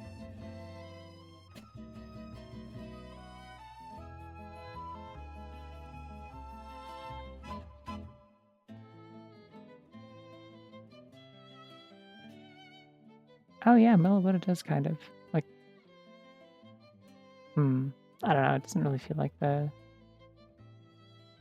quite the vibe though. You are a little frog. Oh yeah, they did the weird ass like the Ask Greninja. No, the Ash Greninja.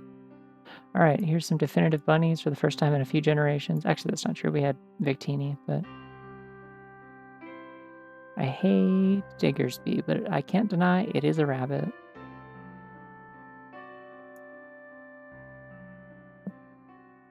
Oh, this is Legends Arceus music. Nice.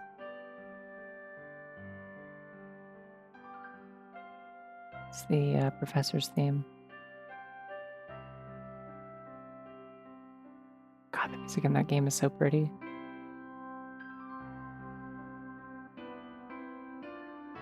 Especially when they bring in like the little like the the Gen 4 like organ. It's nice. You are a cat. I think you could kind of make like a bunny argument for this, but I just don't really have any desire to. I don't think it is. Like, they're just like some kind of fairy, I think. These read more to me as like pigtails than ears. I think it's good sometimes for a bunny to have a job. Weirdly enough, I had a discussion about this earlier today, which is that like there's nothing like intrinsically wrong with the concept of having jobs. Like any society needs people who like are willing to do tasks to keep things running. The issue is not in jobs and the existence of jobs. The issue is in like the requirement to have a job and prove your worth to the economy in order to justify being like kept alive. That like you have to have a job if you want to like survive, and that people will not provide for you if you don't. I think it's good when a bunny wants to help. I think that's nice. Sometimes bunnies like to, dig holes and like push things around and throw things powerfully across the room with their teeth because they're grumpy. And these are skills that they have, and sometimes they're enthusiastic about using them. And I think if that's like what they're willing to do, then, like they should be allowed to contribute. I just don't think bunnies should be forced to labor. They shouldn't be compelled to labor.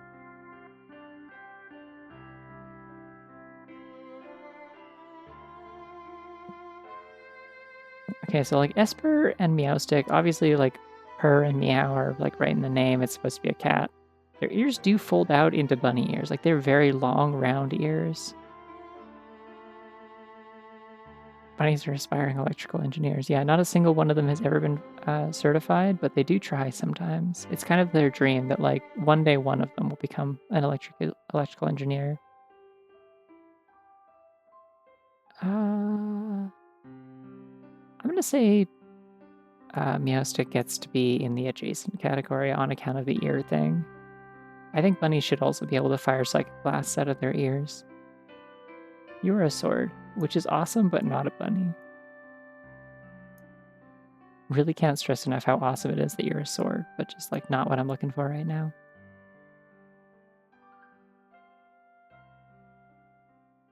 That's true. Klonoa is out there. Klonoa is out there. He's somewhere, and he's approaching your location. Watch out. If you hear a distant wahoo, start running.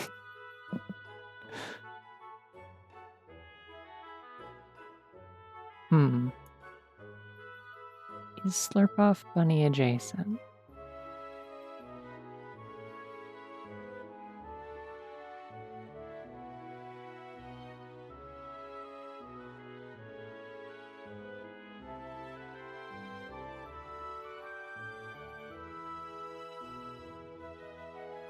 Oh wait, is this Slurpoff or Swirlix? I don't remember which one is which.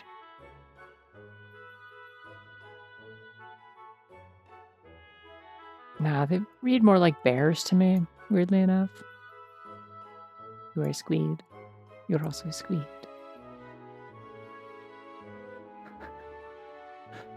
Slurpuff is a second, okay.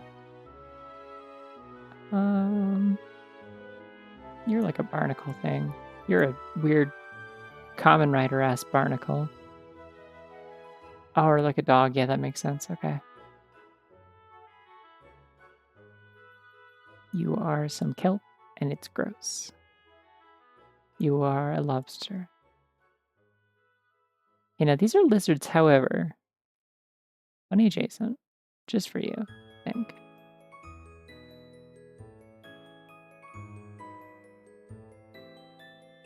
You are a little dinosaur. I don't know what I'm going to do with this list when I'm done, because it's going to be so big that like there's no way I'm going to like be able to export this as an image that is like useful to anyone. Not a chance, absolutely not. You will just have to watch the entire stream to know what my rankings are. Sylveon's a bunny. Put my foot down on that one. Sylveon's a bunny. Oh yeah, we're getting to the goose. Good. Okay. Nope. You are a mouse. Probably the mousiest mouse out of all of the like Pikachu adjacent Pokemon they've made.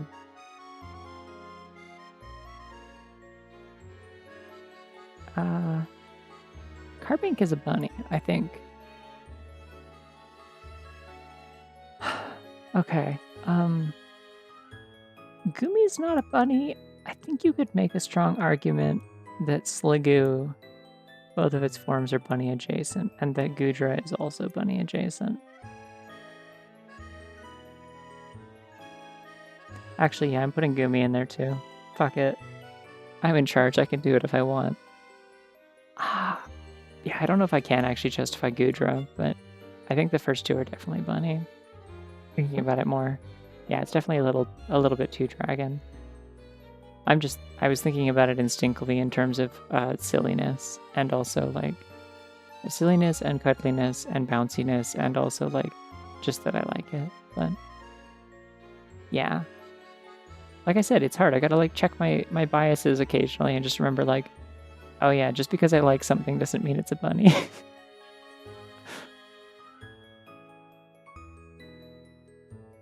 You are Keys. You are a ghost. You are a pumpkin. You are ice. That's a bat.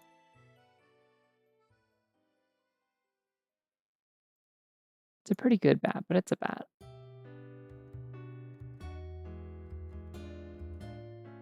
What if they had even more Zygarde forms other than like the... What is like the... like there's like a 1%, 10%, 50%, and 100% is like what the Zygarde forms are. There should be like more in between, and one of them should be a bunny. Like if you had like a 5% Zygarde, I think that should be a bunny.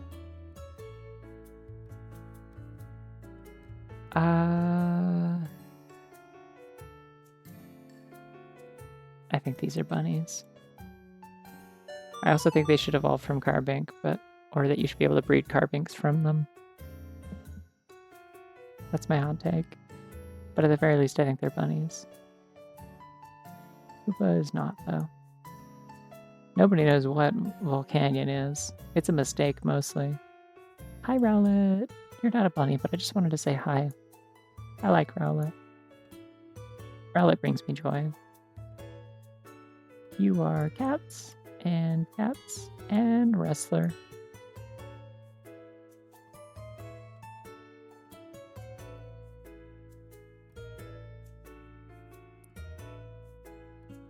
Poplio and Brion are very, very cute, but they're not bunnies.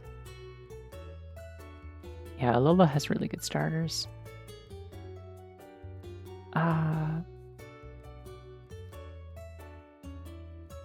I feel like there's a definite absence of like birds on this list in terms of like ones that made it in. Like the closest we got is like Togekiss, I guess. It's just hard for a bird to be anything but a bird, I think. They have a very distinct bird vibe.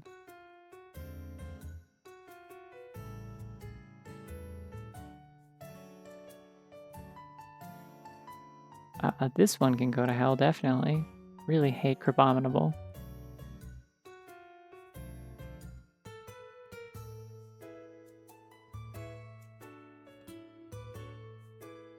Okay, you know what? Actually, I spoke too soon. This specific version of Oricorio gets bunny adjacent vibes, I think. Okay, is Cutiefly bunny adjacent?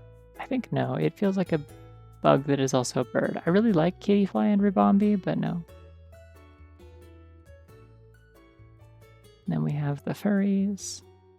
Just all of them. Here they are. You are fish. You are a spiky sea creature of some kind. That one's kind of bunny ears, but I know that's not really how that works. It's more like the front of its like mouth is opening up. It's not really the same thing. I mean, I know it's not its mouth, it's like its hair, but you know what I mean? Like it grabs things with that. You are horses, well, donkeys, but you know.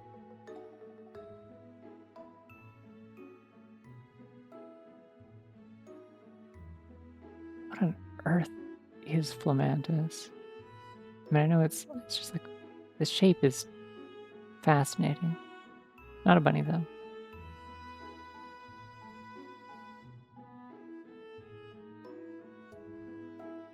Actually, I had one of these on a team in Emerald Rogue recently when I was playing on my phone.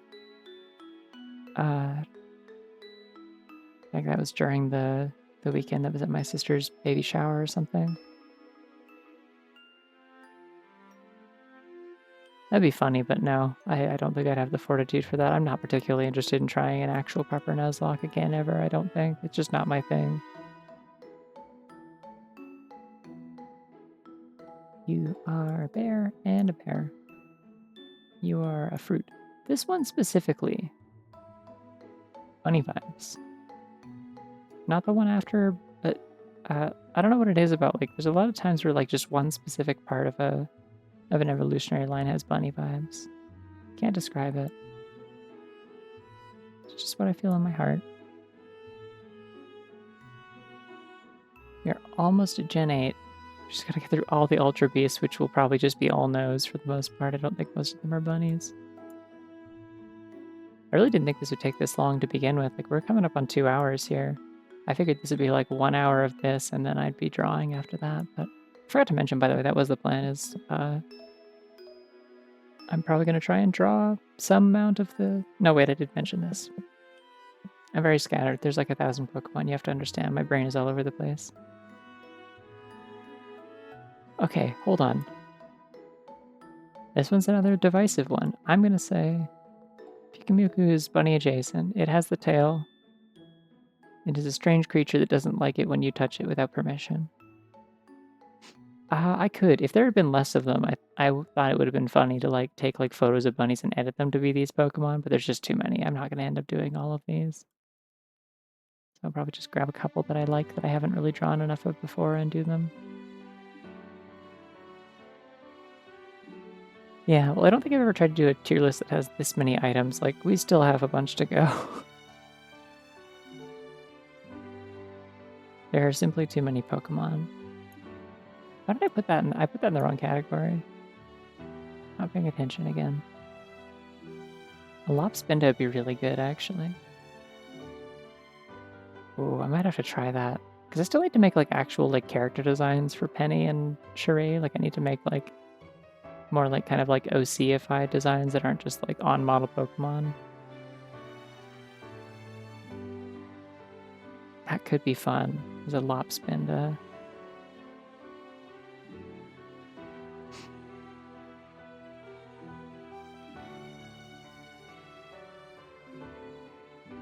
Gotta try it, at least.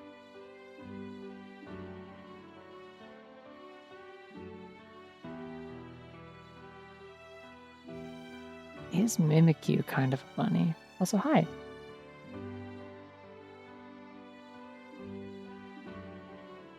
I don't know, I think Mimikyu kind of has, like, it, like, goes past what the appeal of Pikachu is into, like, kind of being its own thing again and not bunny adjacent in the way that, like, Pikachu just kind of skirts over the line. I'm gonna say no.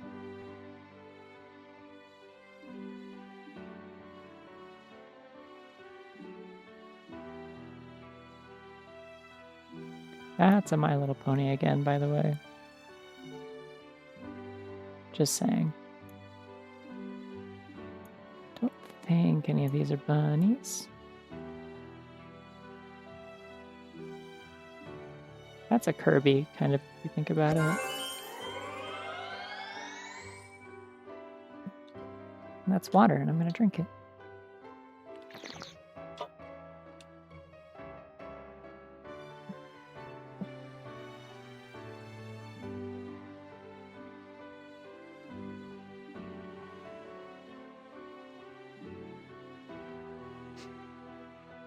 Big jellyfish, big mosquito. That's a cockroach. That's Christmas tree lights. That's knives. That's a rocket ship. That's a mouth. Screams at you. And then whatever the hell Necrozma has. Wait, hold on. What are these? Like, that's like full moon Lunala or whatever. I always assumed these were like... How many forms do these things have? Because like these ones are the ones that Necrozma fuses with in Ultra Sun and Moon, which I didn't play, but I know those are a thing. Well, no, these ones are forms combined with Necrozma. What the hell are these two? Are these also Necrozma or what?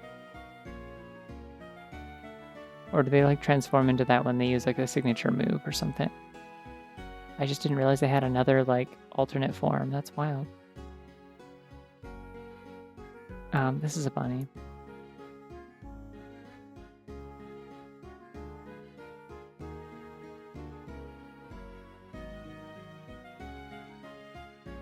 Okay, weird.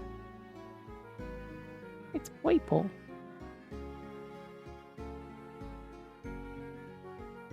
Honestly, high ranking just for like Pokemon that are really fun to say, I would say. Whipple. Weird. Okay. I don't know why they're here then. Strange. I guess not all. Do all the Megas have Pokedex entries? I know some of them do. Maybe not all of them. Radiant Sun and Full Moon. Okay. And then there's this thing which like I don't understand the point of because it like as far as I know was only in like Pokemon Go and like Let's Go. And then they just like made it so you can import them into the games at some point, but they're still never like actually catchable, which means they may as well not exist to me. There's even like a Gigantamax form. Don't understand the point. May as well not exist to me. Okay. Gen 8. We're almost there. Grookey is a monkey. Scorbunny. That's right, we're back up to definitive bunnies again. I should draw a Gigantamax Scorbunny at some point. It's such a good design. It's just like, what if it was so ears and it had a big fireball? And I love that for it.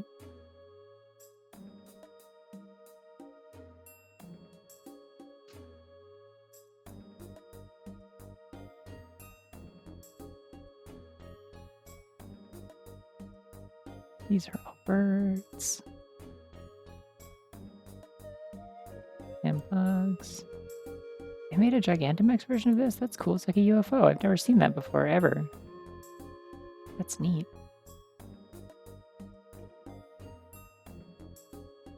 Our plants. Wooloo is very good. Hey, I'm... Nah, I think Wooloo is on it. It's in its own category. I don't think it's quite a...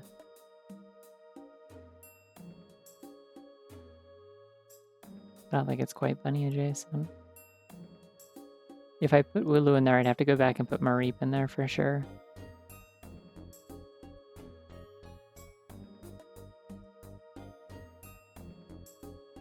Which I could too, but just like as soon as I think about putting Mareep in there, it just like doesn't make sense, and I feel like that's where the logic falls apart.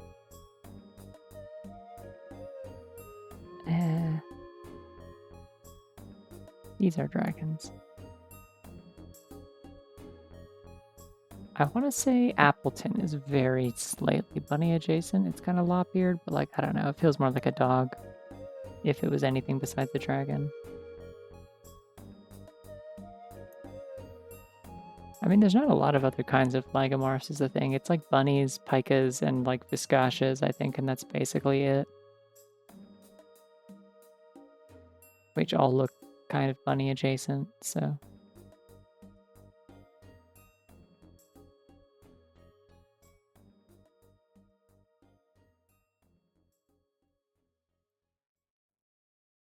Horrible diaper creature number 2. Cool rock and roll creature. Very cool rock and roll creature.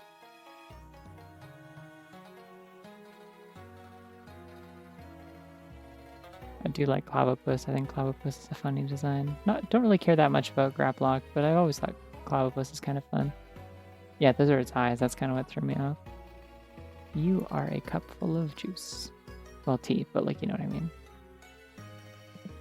Now, is Hatena kind of a bunny? I think it might be. Not the other two, but just Hatena.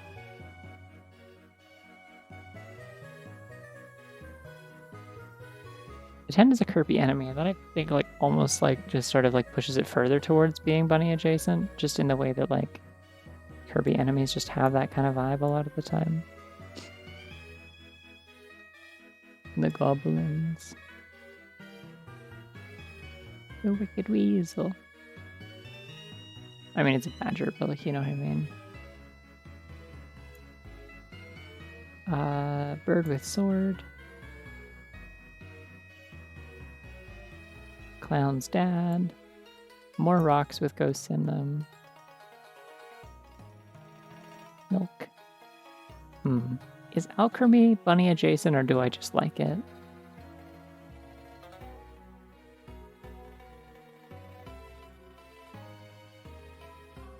I think I could make an alchemy bunny really easily, is the thing. Like, I think I could like design an alchemy that's like 10% more bunny and it would push it over the line where it's like immediately obvious. Like, I think it's like not quite as obvious as Eevee, but it's like the sort of thing where like it at least deserves to be in this category. Like, I think it could be a bunny quite easily.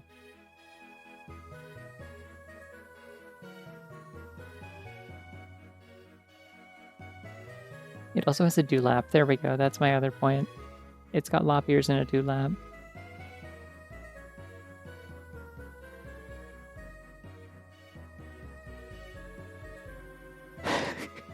That's always what gets people. I'm like, but the dewlap though, and they're like, good point.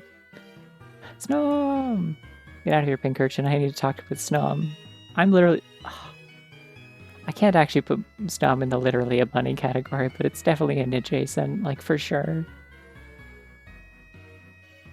And you know what? Fuck it. Frostmoth is in there too. As far as, like, Pokemon moths that look bunny adjacent, like, Frostmoth is way up there. Dewlap, bunny ear-shaped wings, very compact and round and soft, huggable. Like, absolutely, that's bunny.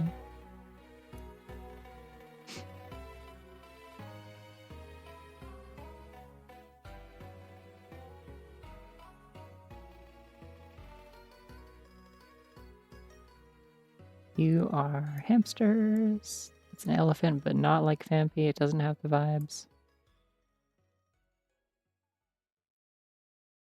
I love this animal. Every time I see it, I think about how I had one in Emerald Rogue that I named Truck for some reason.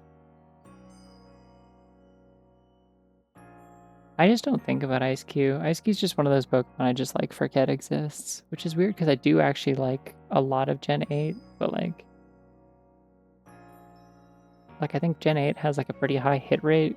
Like it has more hits than misses for me, but like I always forget Ice-Q exists. And it's annoying to fight in the same way as Mimikyu. You are a building. Didn't they add like another evolution for this thing in like the Scarlet and Violet DLC? I keep running into the item that like evolves Duraludon into like something else when I play Emerald Rogue now.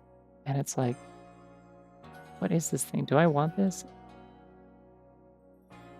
It's like already just like such a complicated design, and then the Gigantic Max design is just like, this is a building, and then it's just like, I don't know how you make an evolution for this. Out of all the Pokemon that like could have another evolution added, I don't get it. I don't know. I just haven't paid much close attention to it though, because like anything from that DLC, I just haven't really looked at closely. They barely exist to me. Dreepy's very good. It's not a bunny.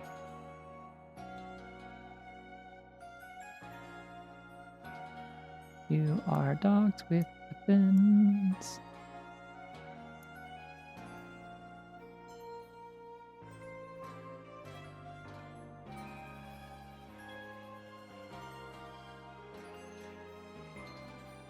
Yeah, that could be neat.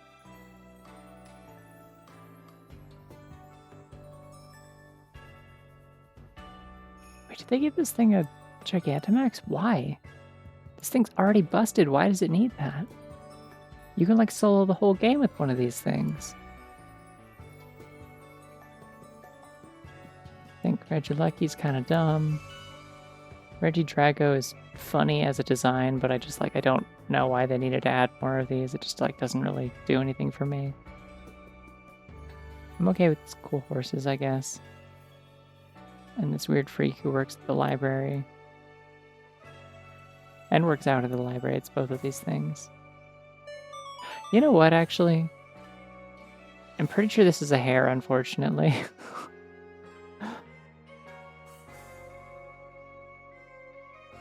Like, I've heard people say it's a deer, but I'm pretty sure it's a hare.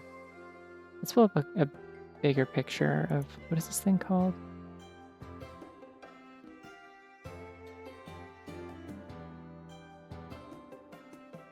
God, I'm trying to remember. Gen 8 DLC Legendary. Calyrex.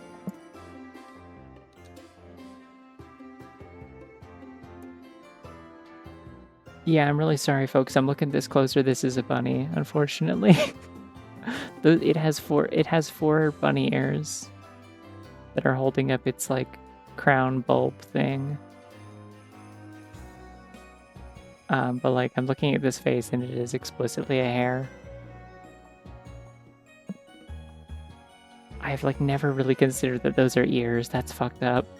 I thought it just had like a whole thing on its head because it's supposed to look like a crown, right? But it's like, yeah, it's got like a ring of beads around its neck, like a dewlap. Damn it. Okay. Well, it has to be a biped, right? It's a horse. See?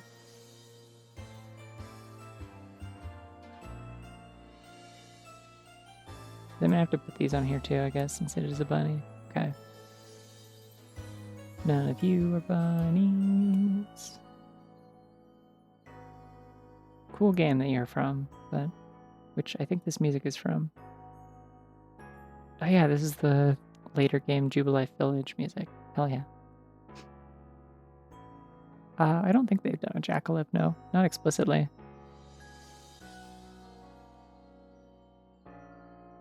But I mean, a jackalope is just a hare with antlers anyway.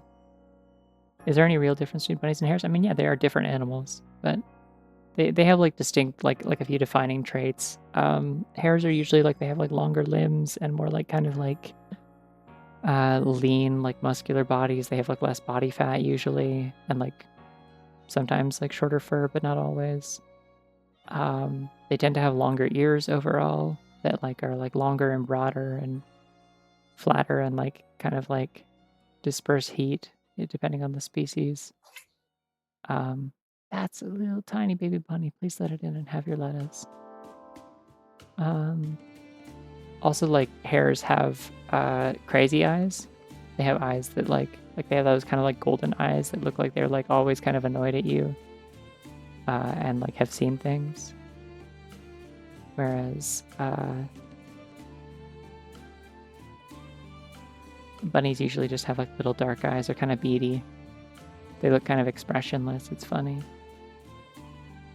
It is actually usually the easiest way to tell the difference between bunnies and hares is the eyes. But also, like, yeah, like hares usually have like kind of longer, more angular faces and like longer ears. Yeah, I decided Pikachu's allowed to be a bunny. And Alolan Raichu's kind of an honorary bunny, as is Pichu. Sneasler, I love you. You're incredible. You're amazing. You're inspirational. You are everything I aspire to be. You are not a bunny, however. So I guess not actually everything I aspire to be, but like a lot of it. Nope, you're a weird fish. You are an abomination. You are a turtle abomination. Hi, Sprigatito. Welcome to Gen 9. I'm gonna have a lot of, I'm gonna try and keep my complaining about Gen 9 to a minimum here, but I don't have strong feelings about most of these, and I don't think very many of them are bunnies, unfortunately. Sorry, Sprigatito, you are very specifically a cat. I love Florigato, though. I love its design so much. It's my favorite out of the three.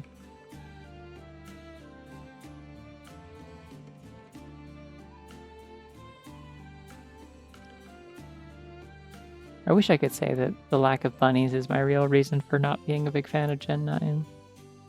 I wish it was that simple, or it's so easy. Oh hey, I caught a shiny one of these. It's like gold. It's too bad I don't like particularly care for it as a Pokemon, because that would have been exciting otherwise. What kind of animal are these supposed to be? I always kind of assumed there was some sort of weird little like a chinchilla or a hamster or like some kind of rodent for sure. I just don't know what.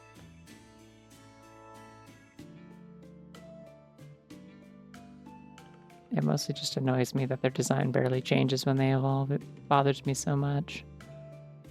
Why bother having three of them?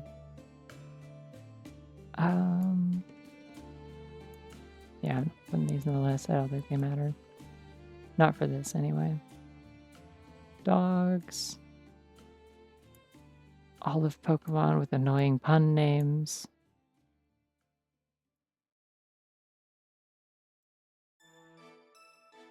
Minecraft. I do like Charcadet and its evolutions. I don't think they're bunny, but I do like them. These are Mega Man Legends to me. Or not Mega Man Legends, sorry, Mega Man Battle Network. And like Star Force. Wretched Frog that I hate. Bird that is okay. Dog that I'm indifferent to. This thing pisses me off. I hate this thing. Why are you a shrew that turns into a lemur? Stop that. Don't do. And these Pokemon are just like not different enough to be interesting. I feel like they should have like changed the color palette on the evolution or something maybe. I don't know. I've already made my position quite clear about Toad's I think I actually clipped that entire rant because I needed to show it to somebody. But I've made my position quite clear on this one. But I'm not ranking these on whether or not they're good. I'm ranking them on whether or not they're bunnies, and so far none of them are bunnies, unfortunately.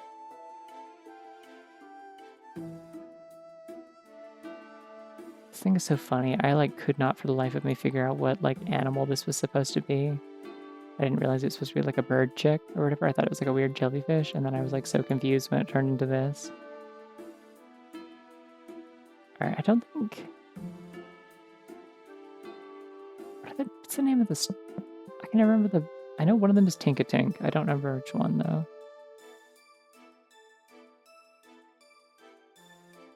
Is like Tinkatink, Tinkatuff, and Tinkatan, or...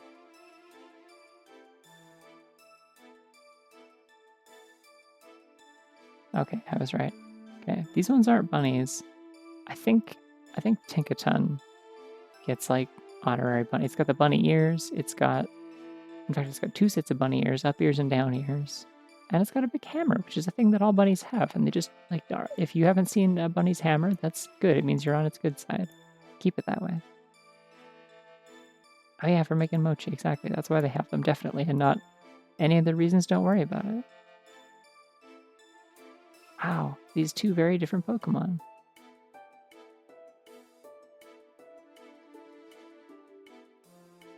This weird car, funny lizard, funny worm. I do like Orthworm a little bit.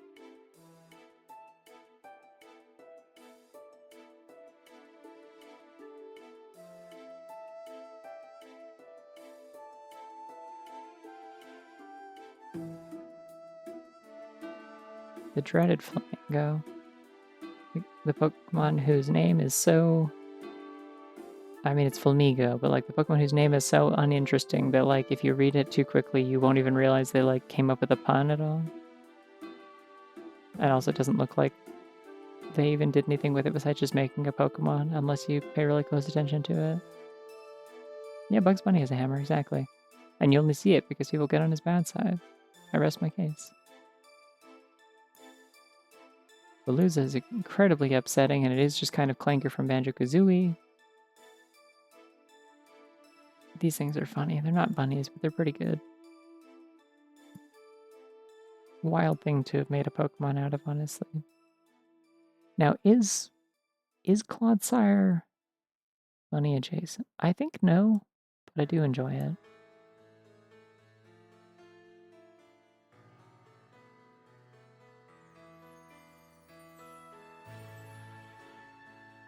Oh, I had one of these things on my team in Emerald Rogue recently. It was like weirdly good.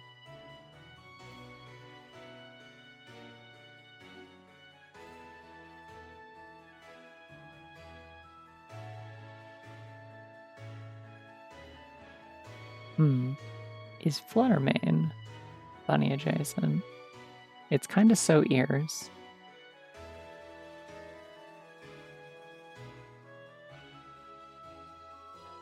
I mean, yeah, it is Clanker from Banjo-Kazooie. It is like a metal fish with meat in it, and disturbing wrong things happen to the meat.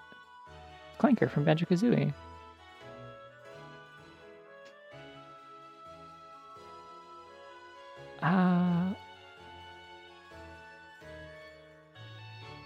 Nah, I don't think having ears is... I've stated before, having ears is not enough to be honorary bunny.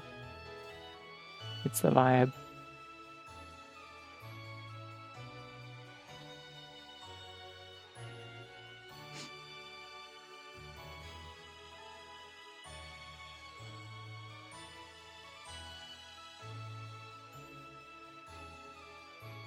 Yeah, but not the right kind of moth. I think I skipped right past Volcarona and didn't like pay close attention to it. Is Volcarona a bunny kind of moth? No, not really. No, it's got like its things like wrap around the sides of its head instead of on top. We're so close to being done. Metal Tyranitar. Still nobody knows what kind of animal it is. We'll never know. This bad dragon that I don't care about. I will never care about Excalibur, sorry. The only time I care about it is figuring out how to kill it. Because it has an annoying ability I have to keep track of. One of these are bunnies. Legendaries in that game are kind of cool, but I don't have time to draw. We would only... Oh, howdy. Welcome. Yeah, we've been only going for 2 hours. Hello. That's like a bird, kind of. That's gender and a robot, but it's not a bunny. Yeah, I think that's like mostly what it is. It's just kind of like it's Godzilla adjacent. The thing that confuses me about Tyranitar is the fact that it evolves through like a larval and pupal stage, and I don't get that. Never understood that.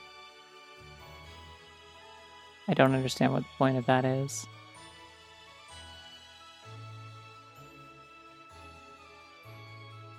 I was gonna say, did they only make 2 of these? But I see they're over here. I have no idea what the names of any of the Paradox Pokemon are for the most part. I know like 2 of them. I think this one's Iron Thorns. And I want to say this one's called Iron Jugulus or something. And this one's Iron Bundle. That's all I remember. It's stupid. I hate the way they named them. And the other ones are just like really hard to remember. Like, you know, this one's Fluttermane. And this one is Screamtail, which I only know because my friend who had Scarlet was obsessed with this thing for a while and made it her profile picture for like a month. But like, I don't know, I just can't keep track of any of these. Like, they're just like the Paradox version of a Pokemon to me. I don't remember the names. Like, I don't know what any of these are because they're from the DLC. It's just like, oh yeah, that's just like Terrakion and Cobalion. Not a bunny. Very funny looking though. Whoa, flower bunny. Fluttershy main. Me playing Noida. Or them's fighting herds before it was them's fighting herds. None of these are bunnies. Okay. Ogerpon's very good. Oh my god. Round bunny. Wonderful. Splendid. Yeah, Ogerpon is delightful. It might be one of the best things that came out of the entirety of Scarlet and Violet, honestly. Jury's still out, but like, there's strong arguments to be made for there. However, probably not bunny, I don't think. It's kind of just like a creature.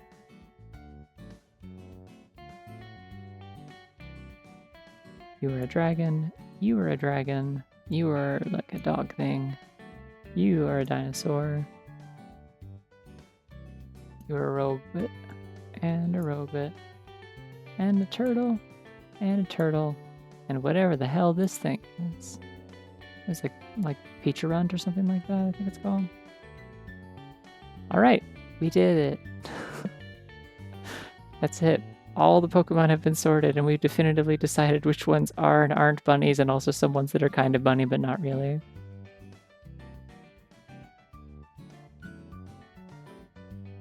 Yeah, 1,021 Pokemon plus all the megas and regional variants. So, yippee. Alright, how many, like, actual, like, not counting, like, alternate forms, how many actual, like, different bunnies are there here? We got 1, 2, 3, 4, 5. No, sorry. 1, 2, 3, 4, 5, 6, 7, 8, 9, 10, 11, 12, 13, 14, 15, 16, 17, 18, 19, 20, 21, 22, 23, 24, 25, 26, 27, 28, 29, 30, 31, 32. 32 bunnies, according to my science.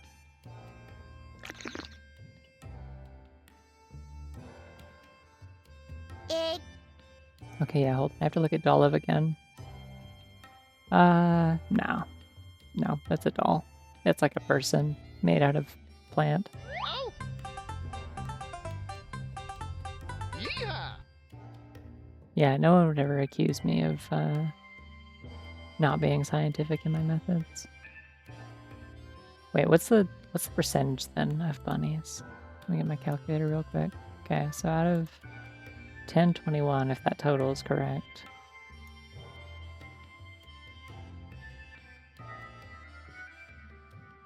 That is 0.03% of Pokemon are bunnies.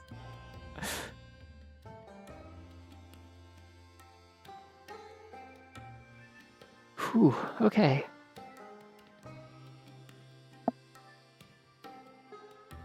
Oh, 1025? Okay, sorry, let me redo my math then.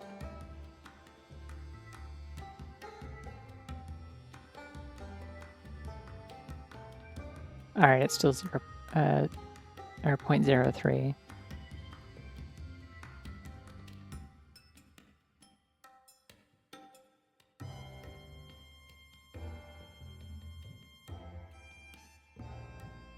Oh, I didn't see that bunny. It probably looked like a plushie. Bunnies are known to do this. Okay, I'm gonna do one drawing, and then I'm going to probably go on break. Let's see, what should we draw first, though, looking at this list? I just don't want to have to pull it up again after I move over.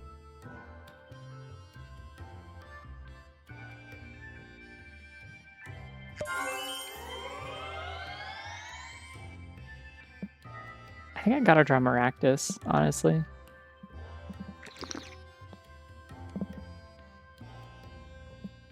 I've never drawn Maractus in my life. It's time to change that. I'll draw a bunch of these, don't worry. I'm also definitely going to draw Lappe or Spinda at some point. And like I can probably do a bunch of quick doodles of some of these, but yeah, exactly. Oh, actually, yeah, that's what I'll do real quick is I gotta draw Eevee with a bunny tail.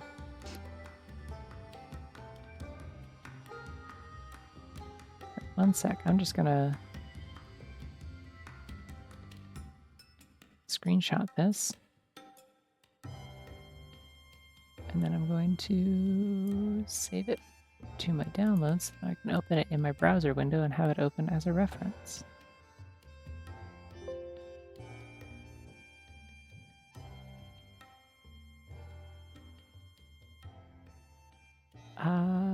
Okay. Let's move over to the art zone. Whoa! We're in the art zone now. Welcome to the art zone.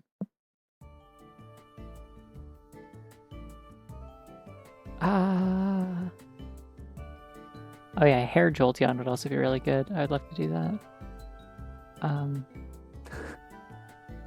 How big do I want these to be? Sorry, I can't go back. It's too late. I don't know how. I mean, I have my, like, list here, but...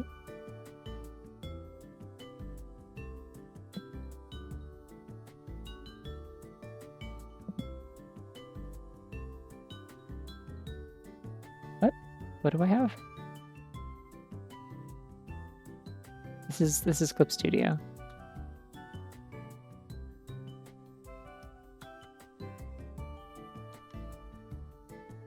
Just trying to think how big to draw these. That's too big, I think.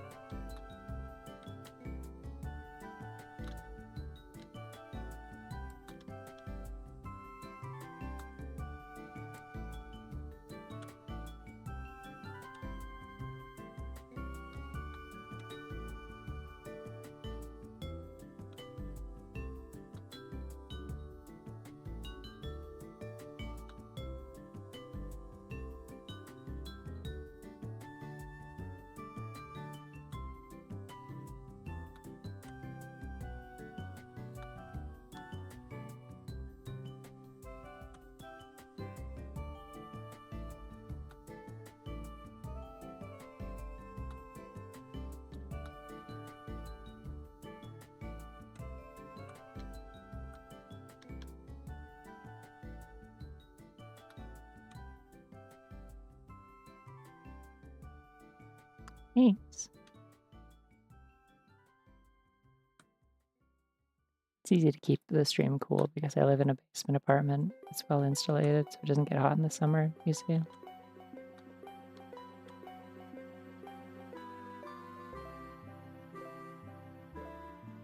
Oh, is this the Heart Gold version of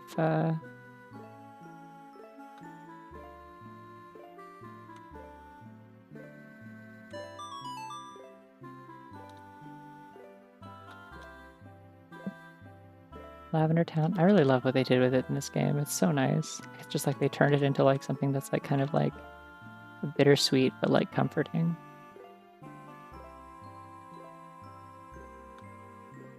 Oh yeah, sorry, the previous song was Humulao City Gym from Black and White 2, because Black and White 2 had like unique gym themes for every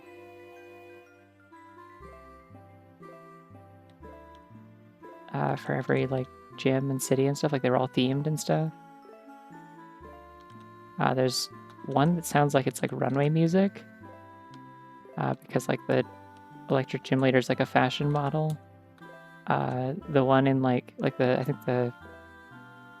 think Roxy, her gym is like it has like vocals. It's like her band is playing it, and as you knock out each of her band members before her, the parts get cut out of the music until it's like really bare bones.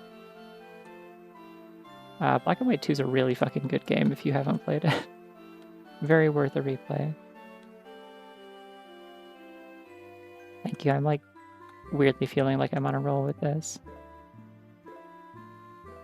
That's the real indicator, I think, that something is bunny adjacent, is that like I just innately know how to like make it appealing. Like it just clicks for me. I'm like, ah, yes, I understand. My brain knows these shapes.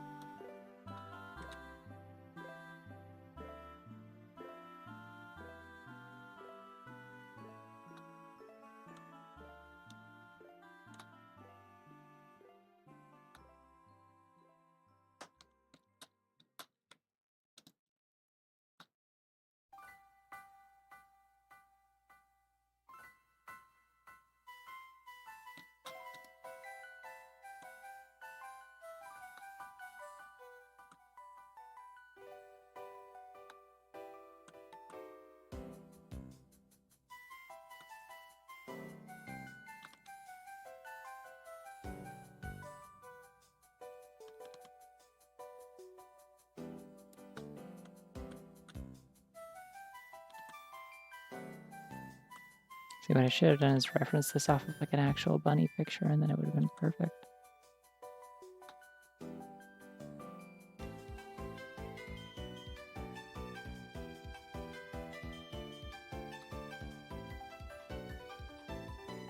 Wait, what's kind of distressing?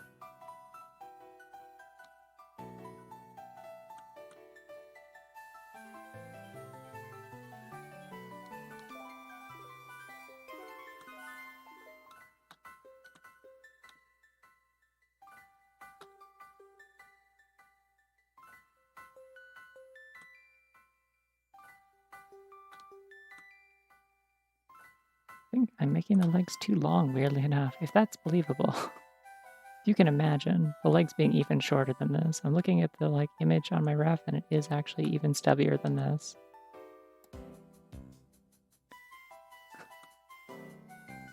That one like David Lynch video, and if you can believe it. But instead of it's Friday once again, it's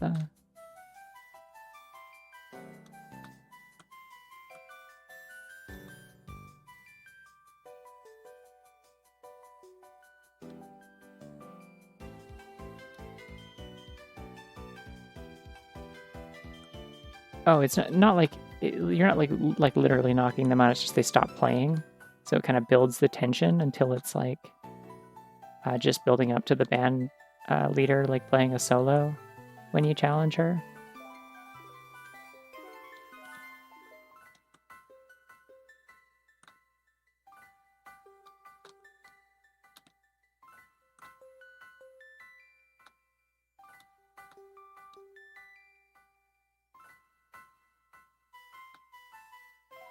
It is quite cool in practice, I promise. Like, when I realized what was going on, I'm like, wait a second, this is dynamic music. What the fuck?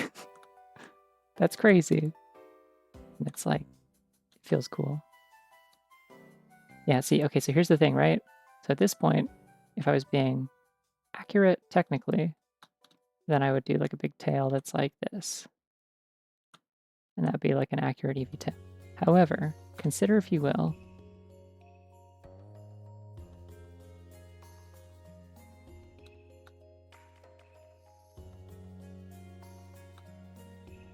like that's just a bunny. What you've got in front of you here is a bunny, is the thing about it.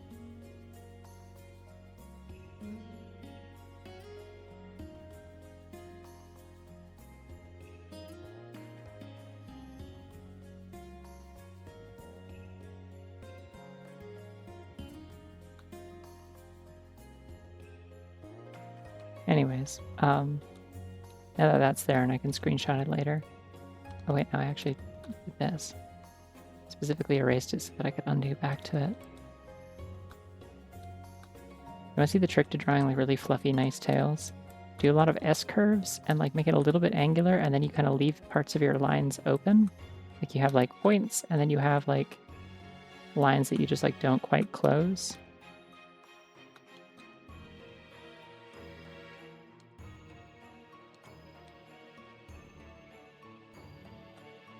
Like that. Like you kind of like see how there's this gap here? It kind of implies more fluff than like just if you like filled in the hard shapes. You have to know where to like use it, but it's kind of what like makes the difference between like, you know, fluffy fur and stuff on an animal or like a furry or something, and like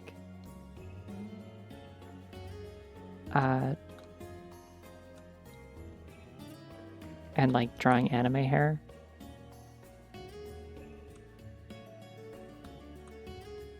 Like sometimes you want things to look like Goku, and sometimes you want things to look like they're like one of those Webkinz ducks that has like the weird kind of like, you know, do you know what Google's is? Like they're just kind of like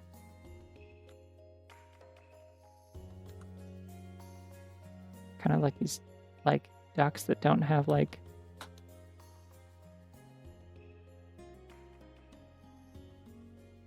they don't have like arms or wings or whatever. They're just like kind of like these like funny ducks. But anyway, they have like this weird kind of texture to them when they're like, instead of being like outright fluffy, they just have like these little bits of fuzz sticking off of them in like every direction. Which looks really gross on dry hair. It looks like a ball sack or something, but like, you know what I'm getting at. Like if you saw one in person, it's like, oh yeah, okay. That's like a thing you could do with a stuffed animal, I guess. Not preferable. I'm not partial to it, but it's a thing you can do. But anyways, there's a difference in vibes between that and like drawing Goku hair. So like you got to consider like what's the right shape for the job when you're drawing like fur. I picked it up actually from like, it's kind of funny. It was a skill that I picked up when I was like a kid, and then like years later I realized that it was like, oh wait, this actually has like a, like I was onto something here, because I used to have this character that I drew. It was based on my sister's stuffed animal. He was a duck. He looked like this.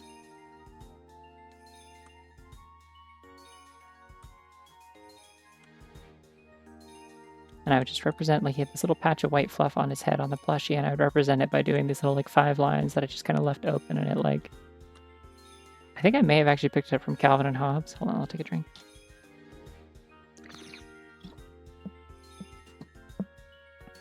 He wore like a little ribbon on his neck.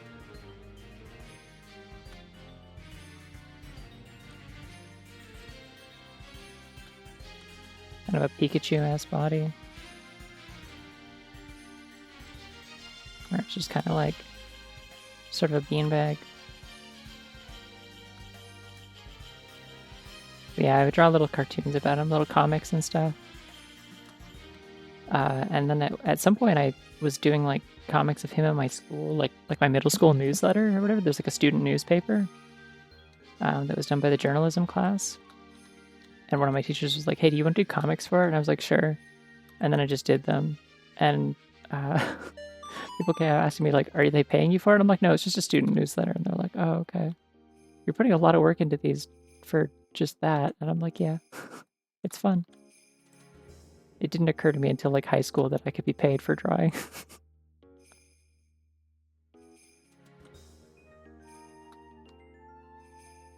So technically, in a way, my dad was sort of right when he was concerned that it's like, "Are you sure you want to like go into art as a career? Like, can you make money off of that?"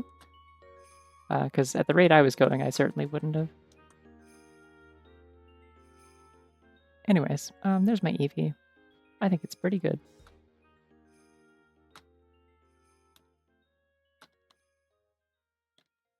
It's all like, yeah, I think that's pretty.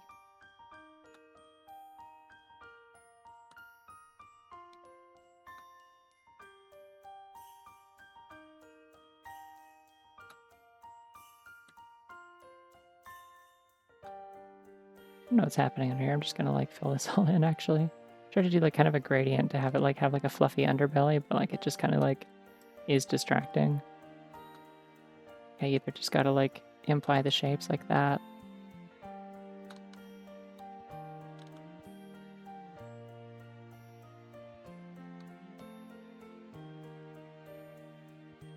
I don't know, I'm not drawing animals sitting is like weirdly annoying. I have a real hard time doing it without reference. Okay, one more. Sure, yeah, I can do that. I was just gonna grab it from like the VOD afterwards. What else we got on the list? I'm gonna save the spinda for later.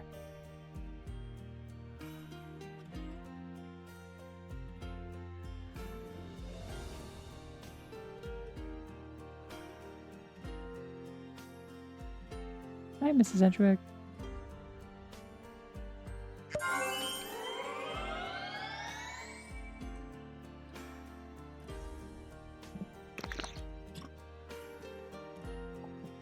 Sorry, I'm very fast. It's one of my bunny traits.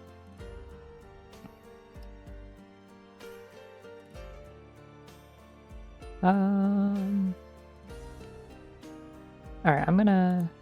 here's what I'm gonna do. I'm gonna pull up a picture of a hare, and then I'm gonna redraw it as Jolteon. How about that? I have a weird lack of hairs in my like search for some reason when I look at my bunny album. I might have to go grab one from Google. I'm sure I have more hairs. They're just like mislabeled as bunnies, probably.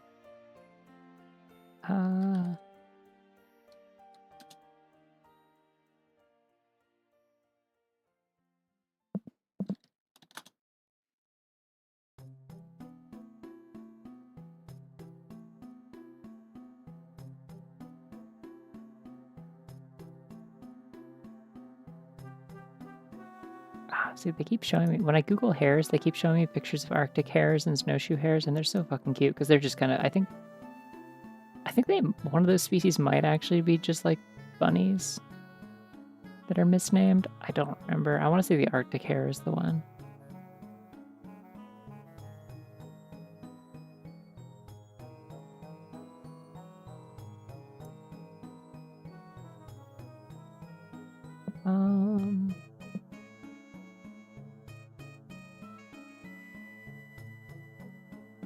Plymouth giants are neat. I like small bunnies. I'm a big fan of like Netherlands dwarf rabbits and stuff like that. I think they're funny.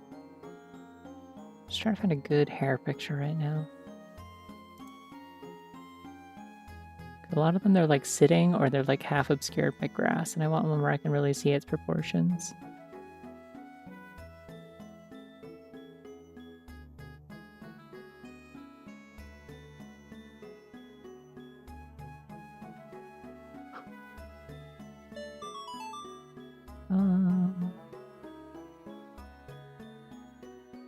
What is this song?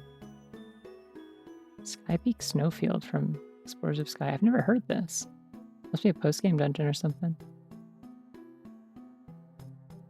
Oh no, I scrolled too far. Google's showing me AI-generated hairs. No.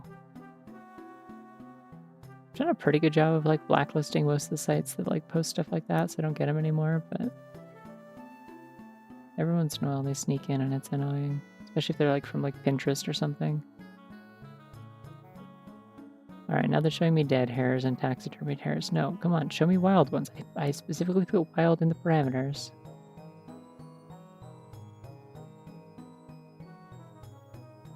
This'll work. This is fine. Okay. Just gonna grab this and move it over real quick.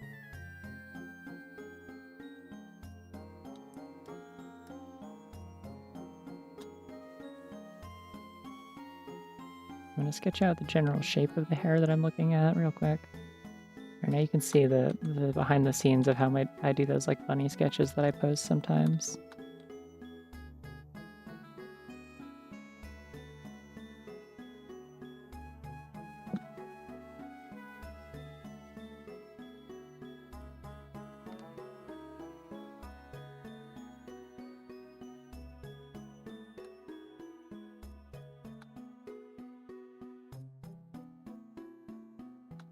No, this part's a little higher up, actually.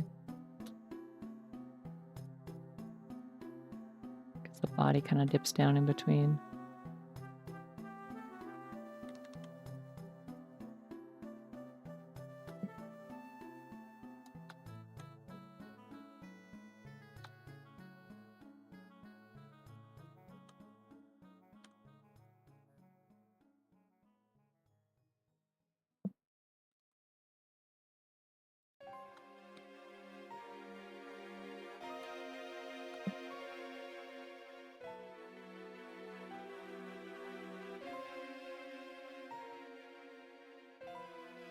Hoping I can adapt this into a Jolteon. This might be trickier than I...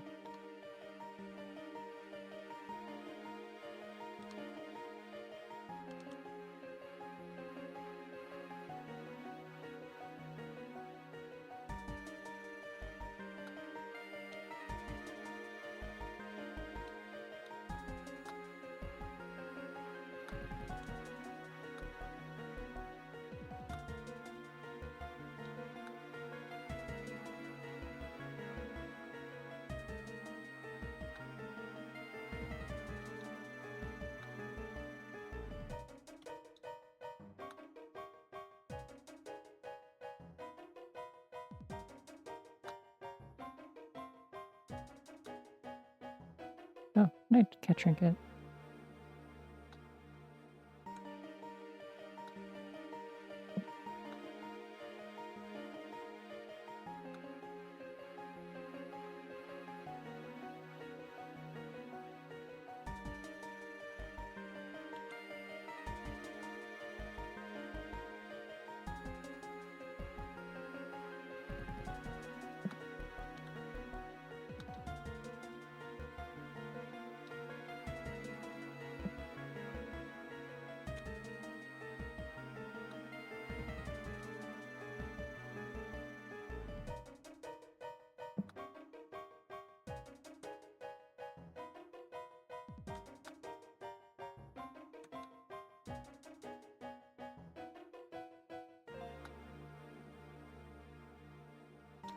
I guess I have to do like Jolteon eyes, don't I? Forgot where I put the Jolteon. There it is.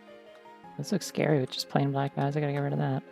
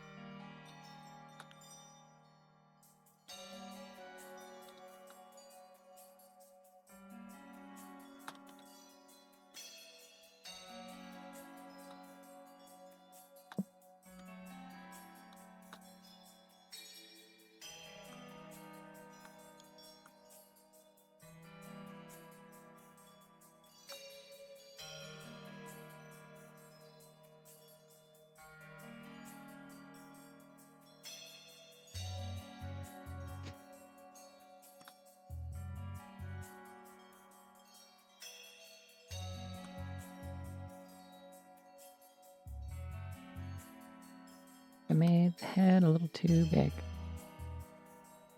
Let's try and adjust that a little bit.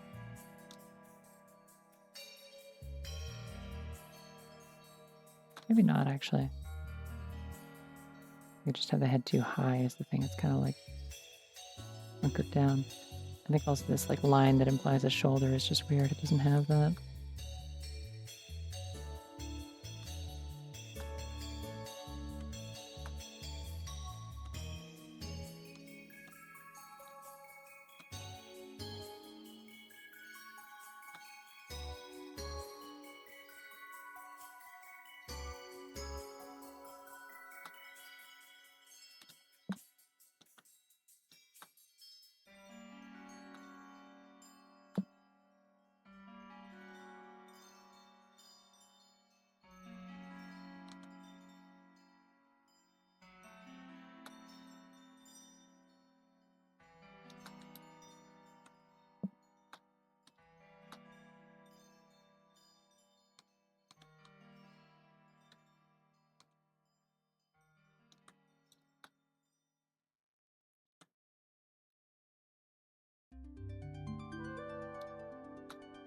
Really glad that at some point I feel like I kind of just like relearned how to like sketch in a scribbly way. It's really helpful for like just kind of going fast and like putting down like construction as you go.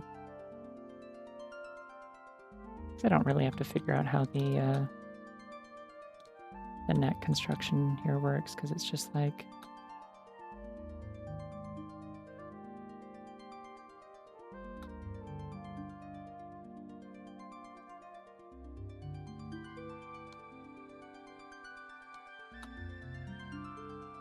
this isn't really like a dewlap. Like I wouldn't really think of it as that, but it is like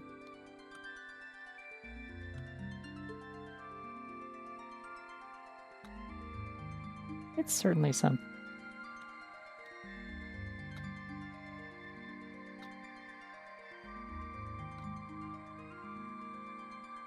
Well, thank you.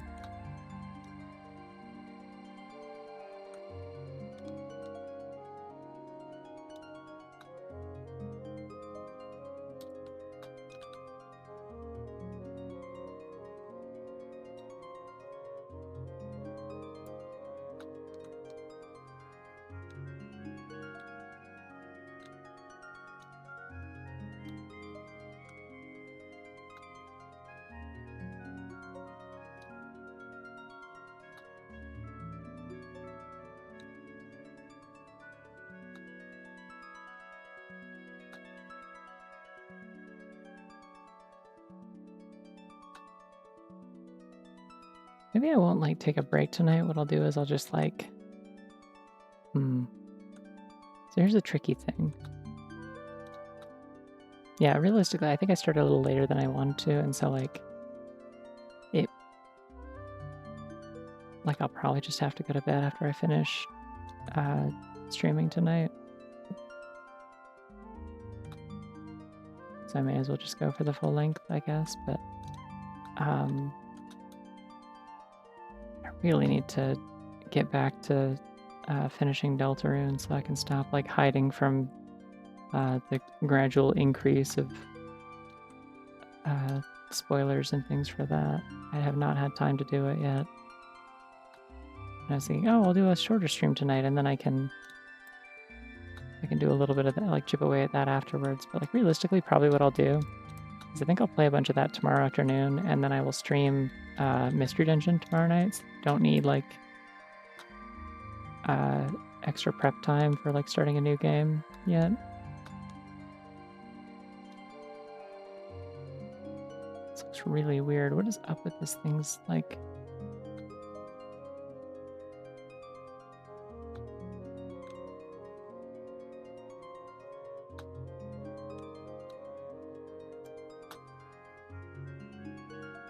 I feel like there's like something missing in the construction here. I'm not quite sure what.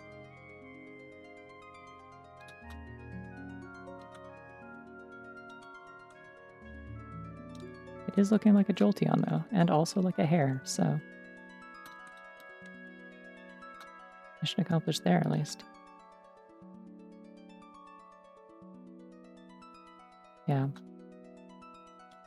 I probably shouldn't talk about it like at all, but all I will say is that I finished chapter 3 and I played a little bit of 4, but like not enough for anything to like start happening. I was like deliberately avoiding making any actual progress in it and just kind of running around looking at flavor dialogue and stuff because I needed to go to bed early because my mom was coming by yesterday to drop off some documents that I had left at my parents' place. So I needed to be like up pretty early, which means I to go to bed early. So I was like, well, I don't want to start anything new that's going to tempt me to stay up later.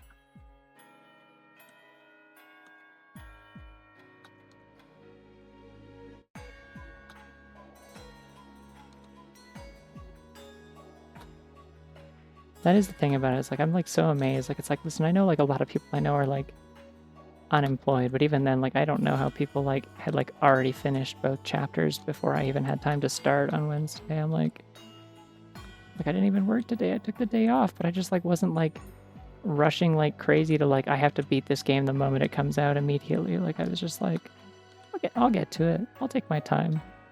And it's like, how do you beat like this much game in like 6 hours total? Like, how, like, I know there's not really like a right or wrong way to play things, but it feels like if you're like going that fast through a Toby Fox game, you've missed the point.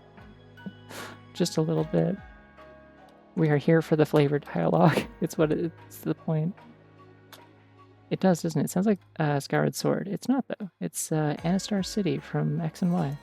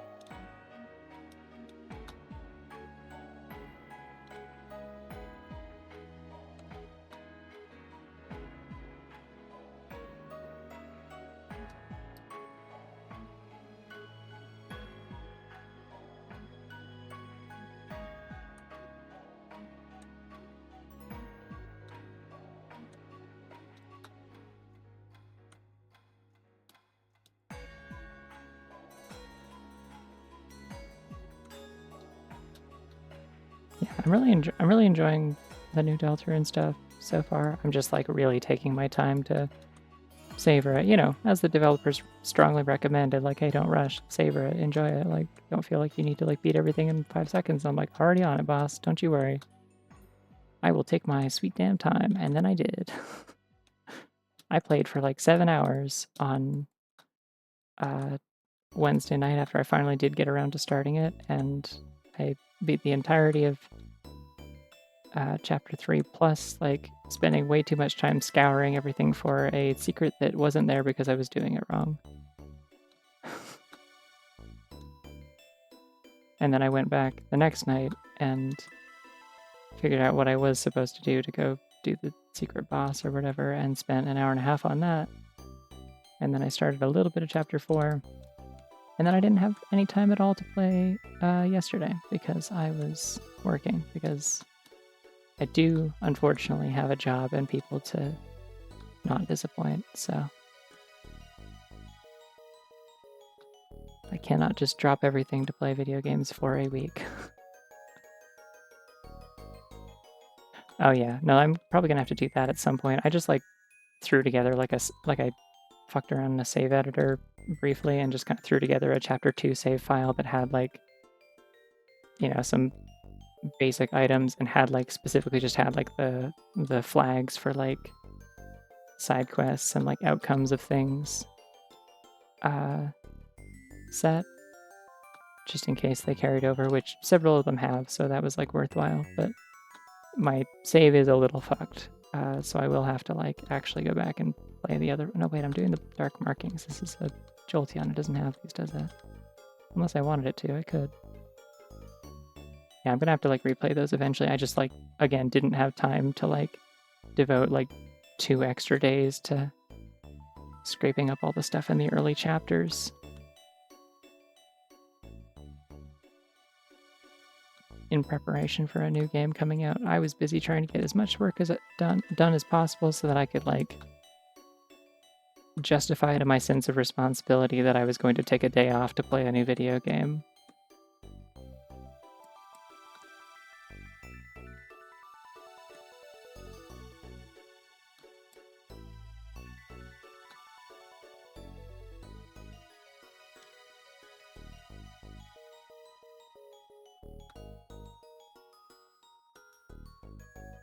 Yeah, so far there's been like some stuff that's like it like pulled from flags from my previous saves that was like decently entertaining or interesting. Mostly it's just like goofy Easter egg stuff is what it's affected, but there was like one specific piece of dialogue that I got in a little tiny bit of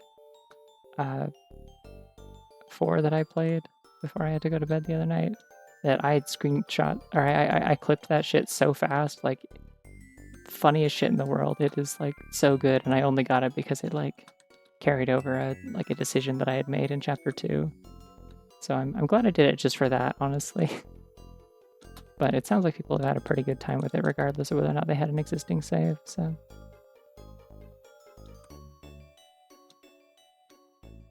I would imagine whatever the game considers sort of the default state of affairs for someone who doesn't have an existing save file is like fine. The main problem they seem to run into is just that like there's almost nothing that provides you with like revivements in chapter 3. And so if they didn't already have any of those in storage from the previous chapters, then they were not in great shape for that boss, but it's okay.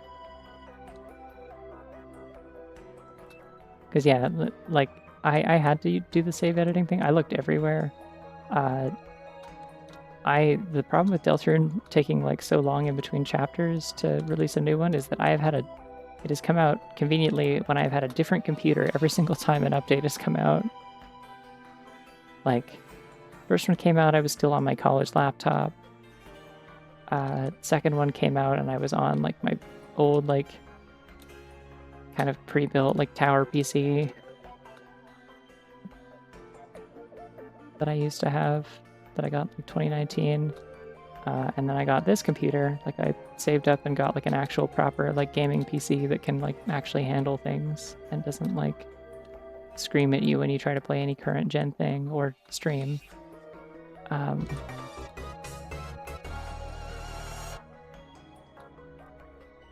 Hello, welcome. And yeah, I like this computer a lot, but also I sold my previous computer because it's like fine, but it was just like not adequate for what I specifically wanted to use it for, and like figured it was worth investing in a better computer considering I'm like working full-time from home, and so I may as well have something good to work with.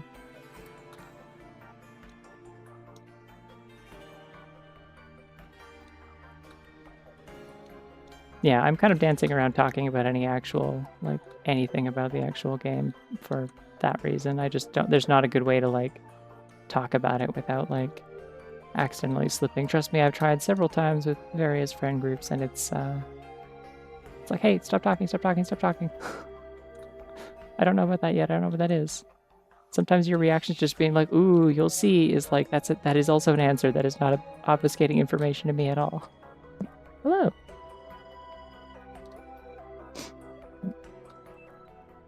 Like, I'm just like, oh, I wonder if it's this. And like, someone's like, all I'll say is that chapter 4 is really good. And I'm like, that's still a response to the thing I said.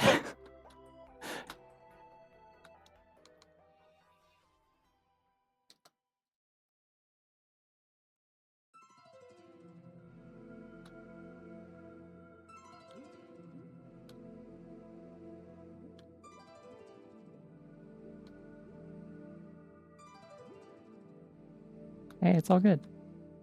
We are just hanging out. You can drag whoever you want in here. As long as they're nice. Hello.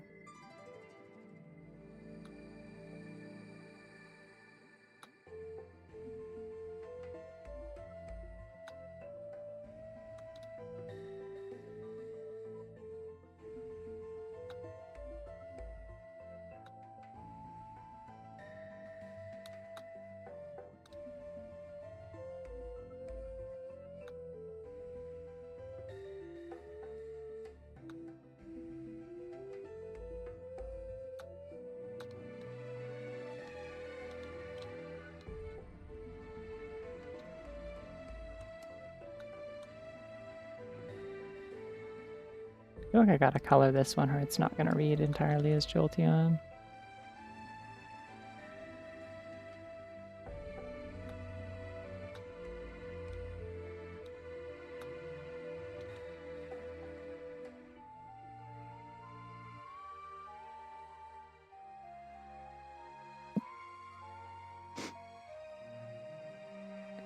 Yeah.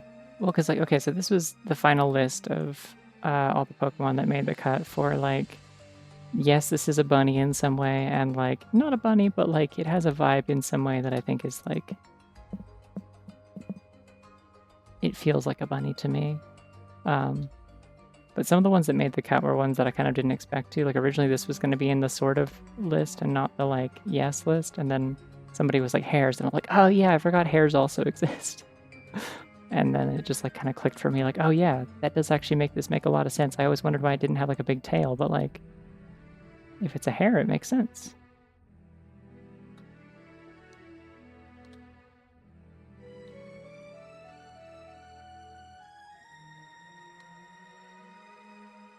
So very spiky hair.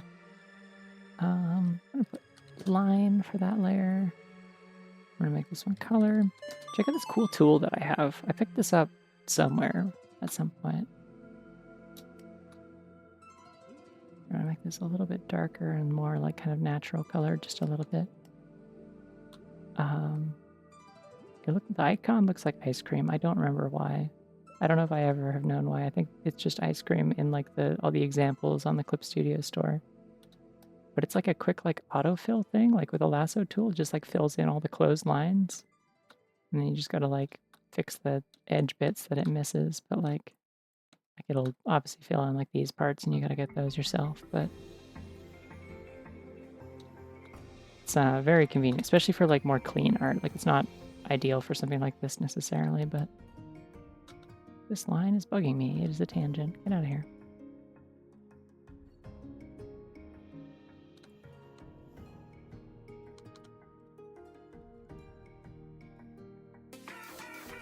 Ah! Woomy jump scare. That's not part of the Pokemon music. What is that?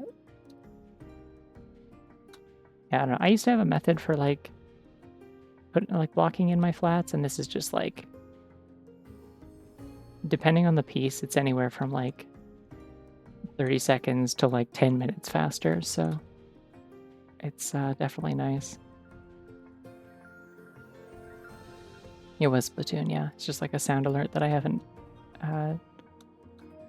doesn't get used very often because it's from like the little soundboard underneath the stream instead of from the channel points menu, because there's two soundboard things because they give me a limit on how many sounds I can have for each one, so I have to split them into two. So I put the main ones in the channel points menu because I figure may as well have a fun thing for people to waste points on, you know?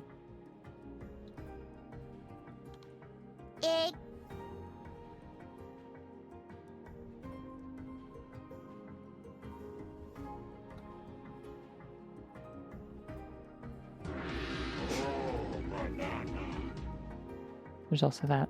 The funny thing about the ones that aren't channel points ones is that they... Oh! they don't show up in chat. Which is interesting. I don't know why. There's just no way to make it happen. Hi, Vivian. Morning. It's bunnies.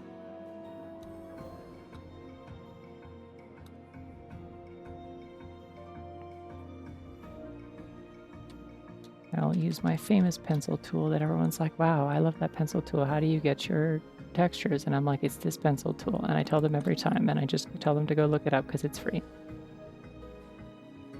It's called Perfect Pencil. It is on the Clip Studio Paint store for $0.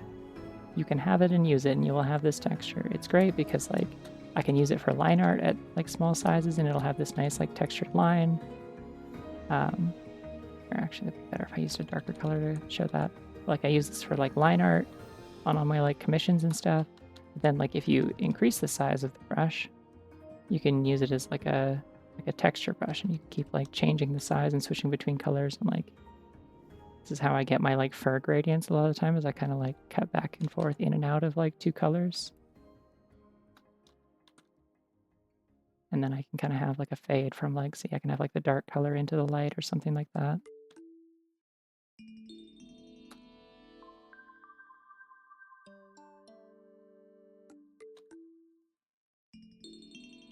Yeah, I was saying earlier, I've done the same thing a lot. It happens. It's simply a liability of bunnyhood. I'm not even that bunny is the funny thing about it. Like, I'm like, I've said this before, but I feel like as far as like furries go, I'm like pretty low key in terms of like, I know it may not seem that way if you like only see my streams and stuff, and it's just like, well, the only version of you that I see is this cartoon rabbit in the corner of the screen, but like, I'm not like a super like obsessively like, this is all I care about. I only draw furries. I only share art of furries and stuff like that. It's my whole personality kind of thing. It's like a key part of my identity. It's like, no, I just like them. I just think they're fun. Any amount of like leaning into haha I'm bunny is just like because it's fun. But like, I don't know, I just think it's funny because like I'm like that, and then I like corrupt people around me and they're like, I'm starting to think I should get into bunnies. I'm starting to become bunny pilled. And then they become like way more like they end up way deeper in than I ever am. Almost every time without fail.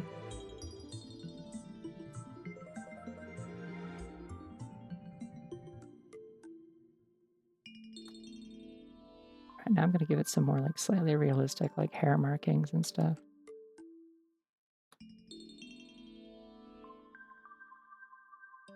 Because Jolteon is like 2 colors and that's boring.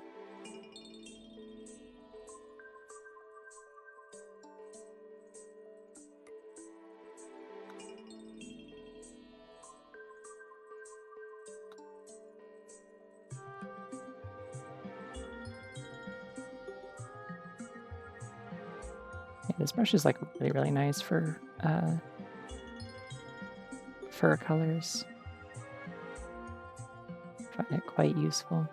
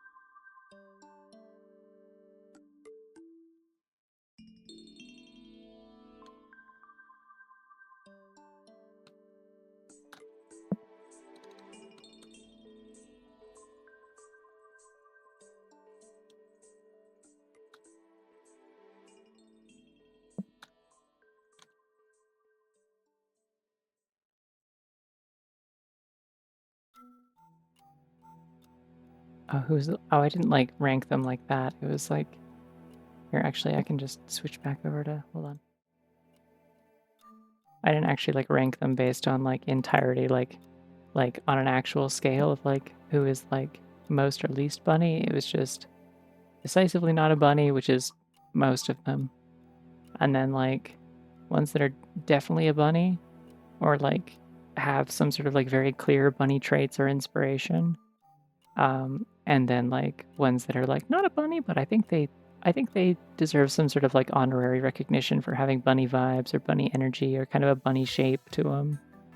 Like you can see what I mean with like Snom or I don't know. Gumi's kind of a bunny. Badoo's kind of a bunny. Pampy's kind of a bunny. Like they're not bunnies, but like I think they deserve to be in a special category that like recognizes that they are like spiritually bunny adjacent. So, anyways.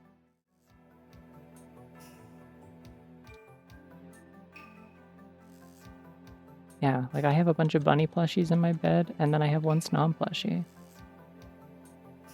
I think the Snom gets bunny privileges by virtue of just sort of association. You hang out with bunnies enough, and it's like, yeah, you're allowed. I've decided.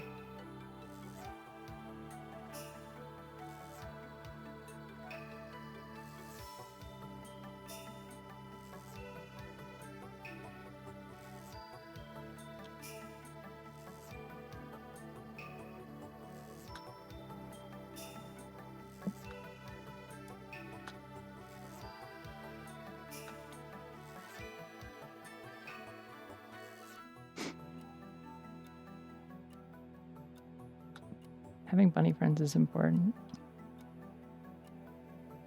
Big fan of it. Can recommend.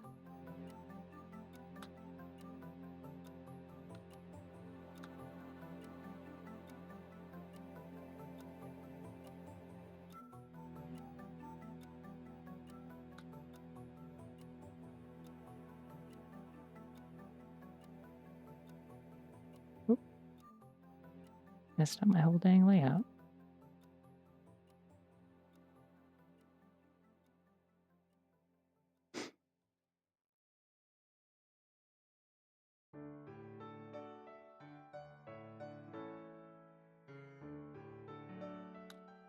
I know it's mostly just like a stylization thing to not have them be pure black, but I've decided they're allowed to have purple ears as a treat.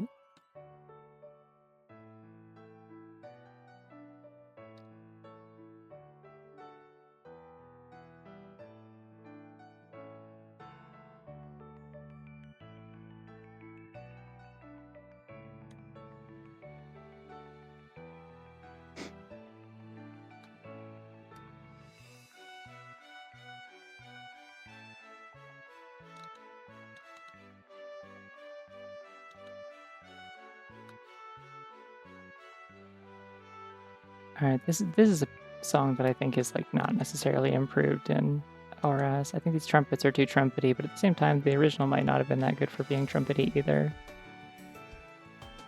Because I tend to just not like the trumpets in original Hoenn games. I think they are over the top and annoying when they come in. So I enjoy when the ORS music kind of deviates away from that.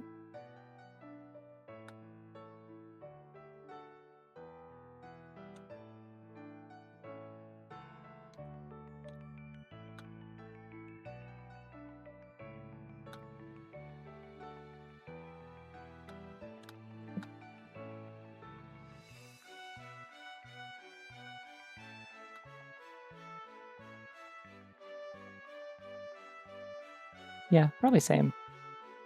I love Sinnoh's soundtrack to death. It is really just so peak. It's so good. And then Legends Arceus just takes it and runs wild with it in the best way. And it's hilarious because it's in stark contrast to Brilliant Diamond Shining Pearl, which came out right before that. And the music sucks ass and is really soulless and completely flops on a lot of places where it really needed to not do that, like the Lake Guardians or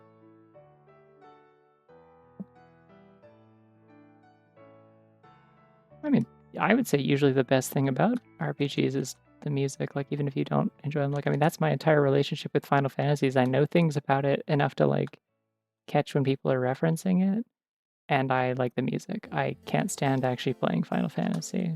I respect what it is, it's just not for me, but I love the music.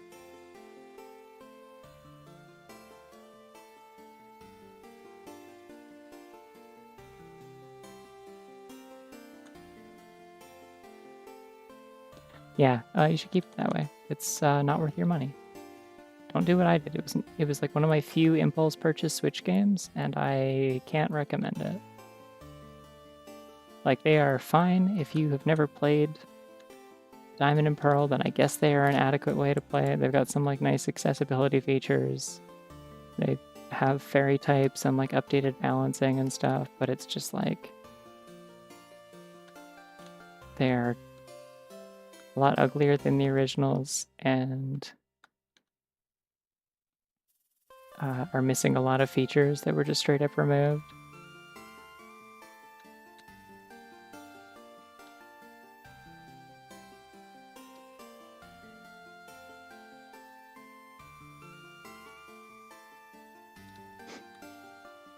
Yeah, like, the thing about Diamond and Pearl is, like, I don't think it really needs a remake.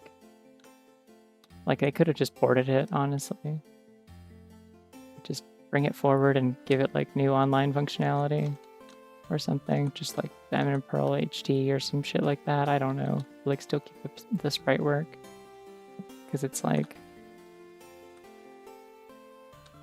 It, like, really didn't need to be, like, fixed. Part of the thing is that, like, it's Gen 4, and anything after Gen 4 is, like it just kind of holds up in terms of going back to it, because it's got, like, the physical special split for moves.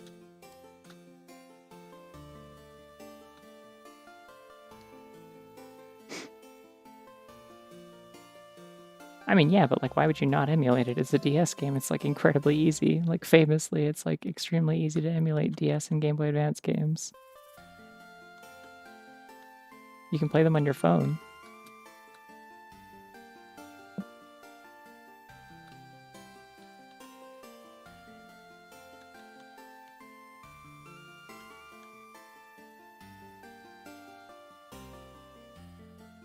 Oh yeah, Sun and Moon has such nice music.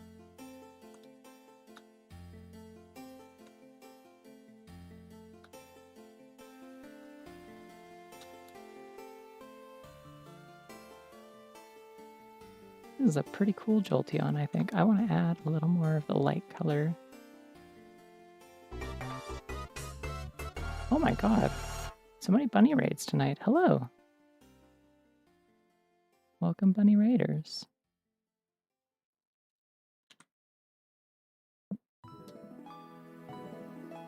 Howdy.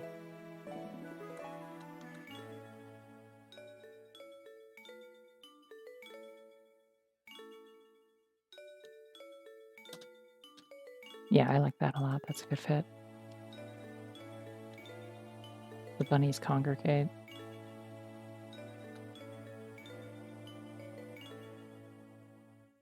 That's what they do. This is my bunny Eevee as well. I allowed it to have a big fox tail but, like, previously it also didn't have that. Because I wanted to illustrate that it was bunny.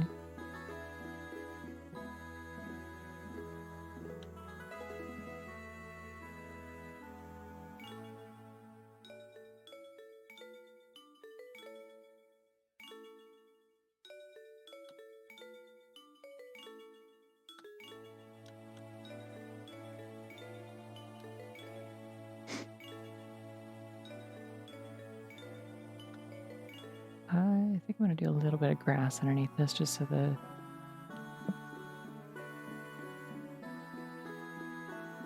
It doesn't feel so weird that it's just, like, standing in, like, a grass void with the vague implication of it. Like, no, I'll put some color down. It's fine. And you can kind of see, like, the spray functionality of this brush, or if you make it bigger, you can, like, press lightly, you can just kind of get, like, a nice textured...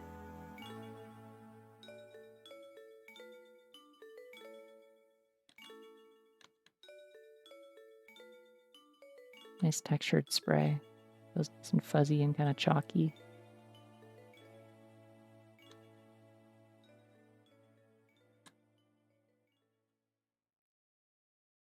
Thank you. We had the realization tonight that Jolteon is a hare. I finally cracked why it looks like that. It's because it's a hare. So I drew one as a hare.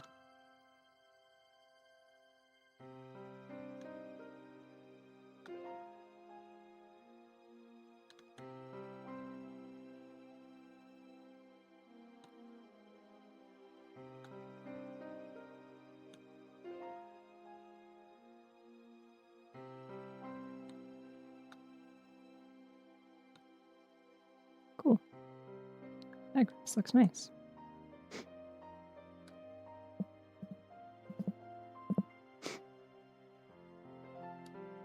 Okay. Yeah, I'm just gonna keep going. I don't need a break tonight. I'm not like playing games, so my hands aren't hurting or anything. It does kind of sound like that one ODST song. It is from Scarlet and Violet, which is a game with nice music for the most part. I just don't remember a lot of it. Okay, goodbye, Jolteon. I just needed you for reference. You can go now. Should I color the Eevee? I don't need to color everything I draw, I think. It's fine. Okay, well, if I'm not going to take a break tonight, I should get to that lop-eared Spinda, I think. Unless... No, I gotta draw Maractus first. I'll save Spinda for the end, because I want to turn that into, like, an OC. I want to try testing out some designs for Penny as, like, an OC.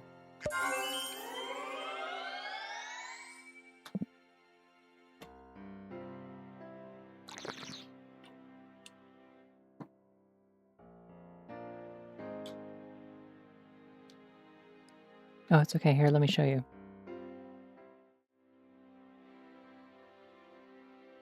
Here's the tier list. I hope you got a good look at it. These are not bunnies. These are bunnies. These are kind of bunnies. That's it.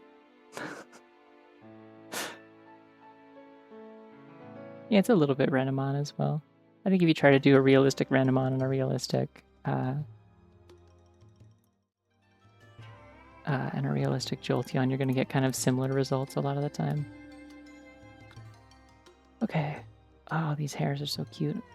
And these bunnies also. I would like to show you this... why is it an AVIF? Can I put those in... Does it let me put those in OBS? No, it does not. Can I put it in... No, Clip Studio won't open it either. Okay. Here, I'm just going to paste it into my canvas, because that's easier. I can just screenshot it and paste it. Here's this bunny that I was looking at. I think this might be an Arctic hare, technically. But like, oh, it's so silly. What would I do if there was a bunny? Like in real life, like I encountered it, I would like stop everything and take a picture and like be very careful not to scare it away. Source, this is what happens. Every time that I do encounter one on rare occasions. It's very special.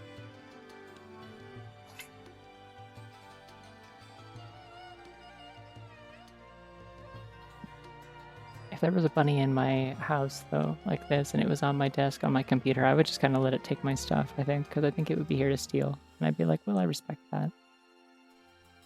Yeah, wild bunnies, I don't think I've ever really run into very much. I think I used to run into them, like, in the street, like, late at night, walking home from the college. I need to find a picture of Maractus. One sec.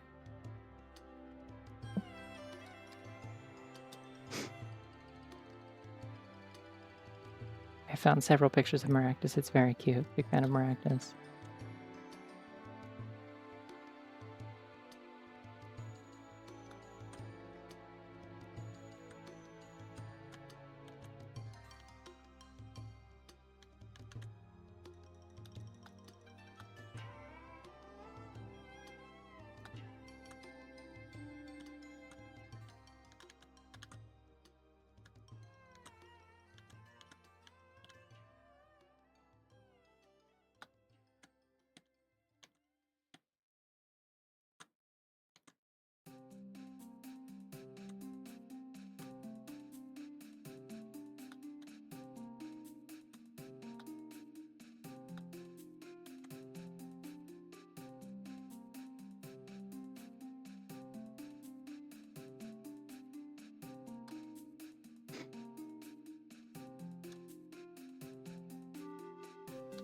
Yeah, I don't really see wild bunnies here. I see wild hares occasionally, but like I've only ever seen one bunny outside my house, and I'm pretty sure it was like somebody's lost pet. Because it was a bright white bunny, and I don't think those are usually wild on account of they have 0 camouflage. So I was a little worried about that, but it seemed to be staying out of the road, and obviously it was very visible, so hopefully it like got home safe. He's very polite rabbit though. Like just kind of hung out, didn't seem very scared of me.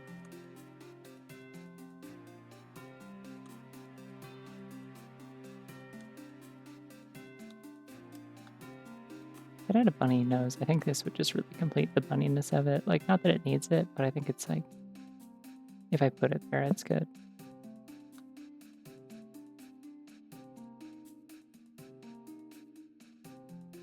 Like, this is just a bunny so far. This is kind of like Mips adjacent.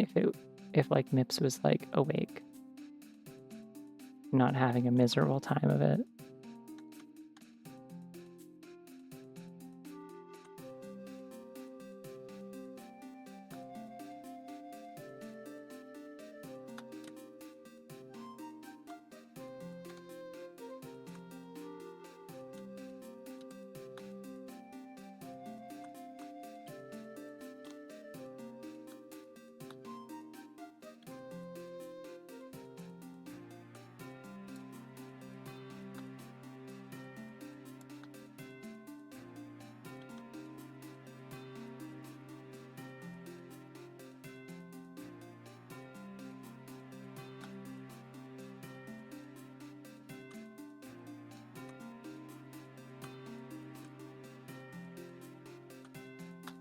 Doesn't need the nose though. I think it'd still be funny without it. It's okay.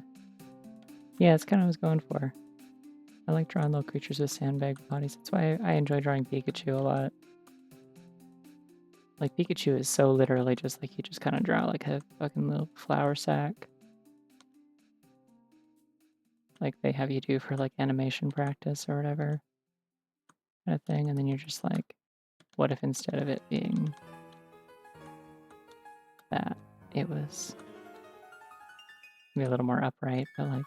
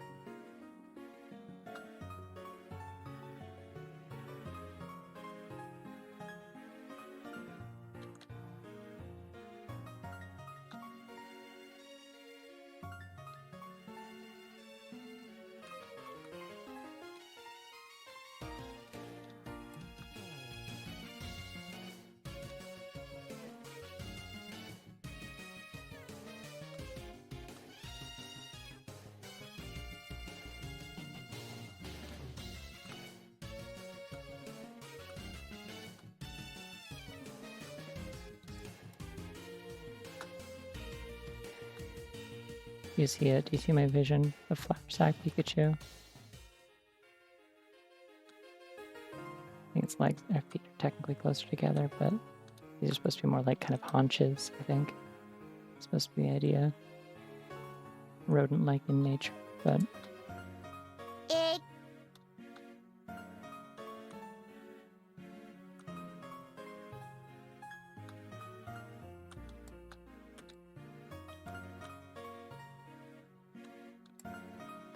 If I treat this with like a little bit more of a bunny nose and gave it a short tail. That's a bunny. There you go. I've proven my stance in putting this in the yes, it's a bunny tier.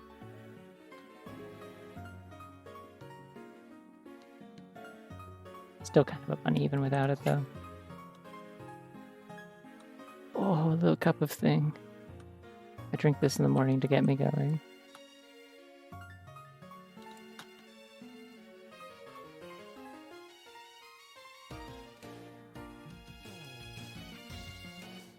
That's what I'm saying. Apparently the Pokemon Company disagrees, which is why out of 1,025 Pokemon, only like 32 of them are bunnies. And even then, that's only if you're stretching because you're a freak like me. and you will justify anything if you like it enough.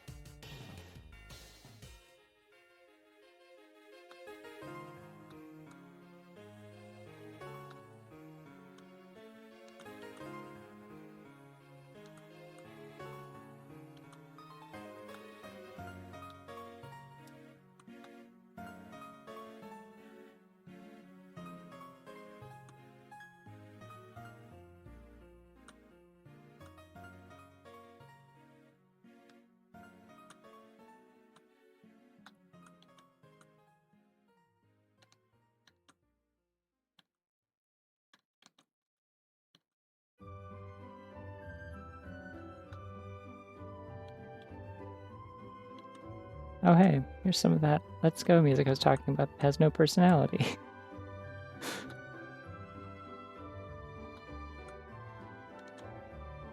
It sure is Game Boy music but orchestrated.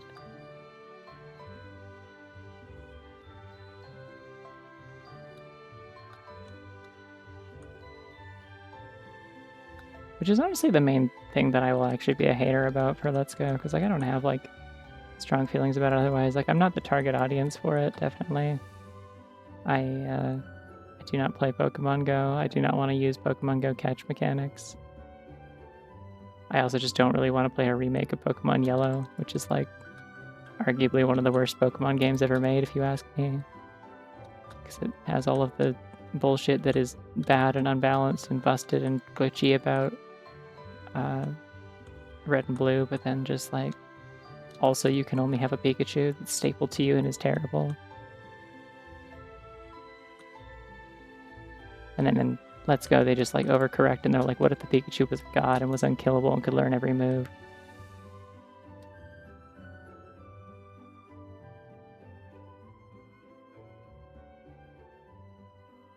Like, I don't know, I was always kind of curious about playing Let's Go, but like I've watched a lot of like speedruns of it and stuff at this point, and I'm just like, I think I'm good, actually.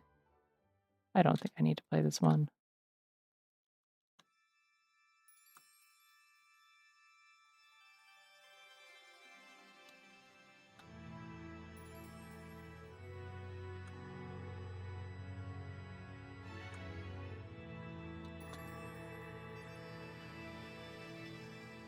Oh, but hold on.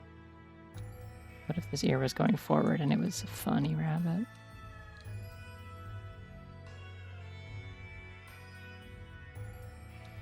Is this more like Scarlet and Violet DLC music?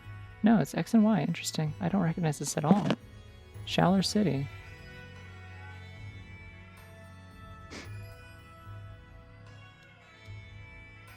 Yeah, but that doesn't make it like a good game. It just makes it kind of like interesting for trivia reasons. Like, I don't know, I don't have much desire to play like Gen 1 or really Gen 2 for that matter. Like Gen 3 is about the earliest back I will go, and even then like pretty hard for me to go and play anything that doesn't have the physical special split at this point. I'm like I am so determined to never have to actually learn like to memorize which types are just arbitrarily decided to be like physical or special moves up until Gen 4. I don't want to do that. And like the whole game is balanced so poorly around it.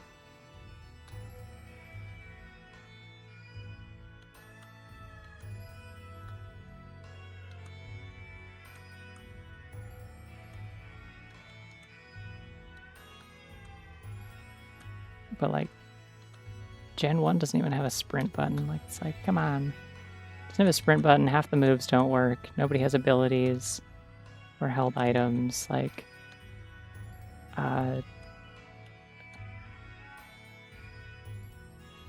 it's just like a very cobbled together game, and I gotta respect it for it being like scrappy, I guess, but like I don't want to play it.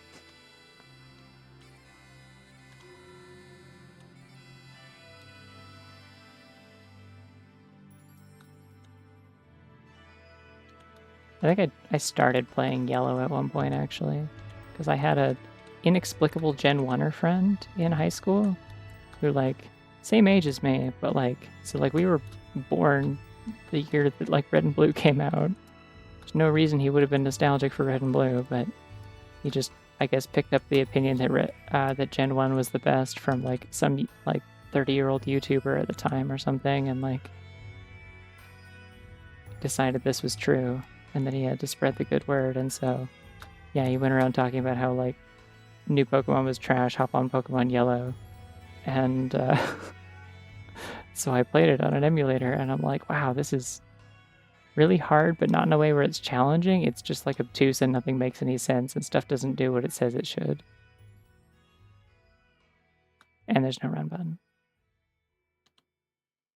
Well, it's like there's Gen 1ers, but then there's like just like this was like an unfathomable Gen 1er because it's just like you have no reason, like you're not actually nostalgic for this. Someone just told you this was the best game, and you like wanted to have an intelligent opinion about a thing none of your friends had an opinion about yet because we're like 14.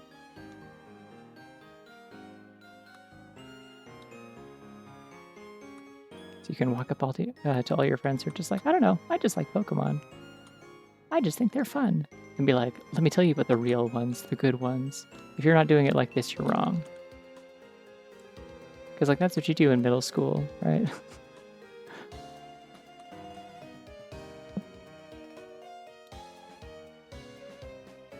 Nah, see, the real Gen 1ers are usually the ones that are like, I just like the Pokemon. Or alternatively, a lot of Gen 1ers are ones who are like, I don't know, I stopped playing after Gen 1. I have to assume it never got better after that in any way.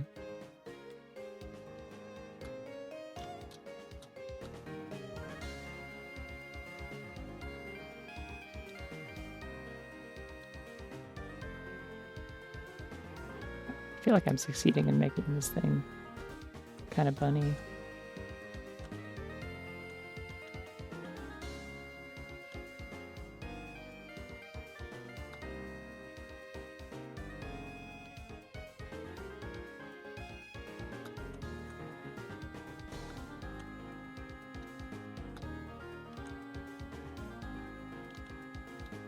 Look at me doing actual construction. Ooh. This thing kind of has hands, I'm realizing. It does actually taper back down, and then it's got like little thorn fingers. There's like sort of a cuff.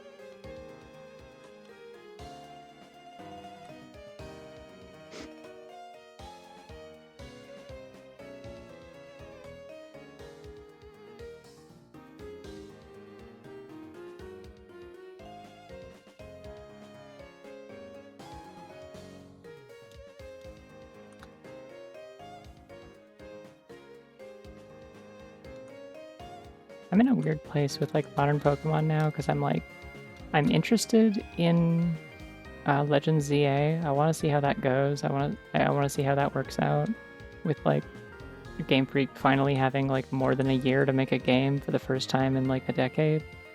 But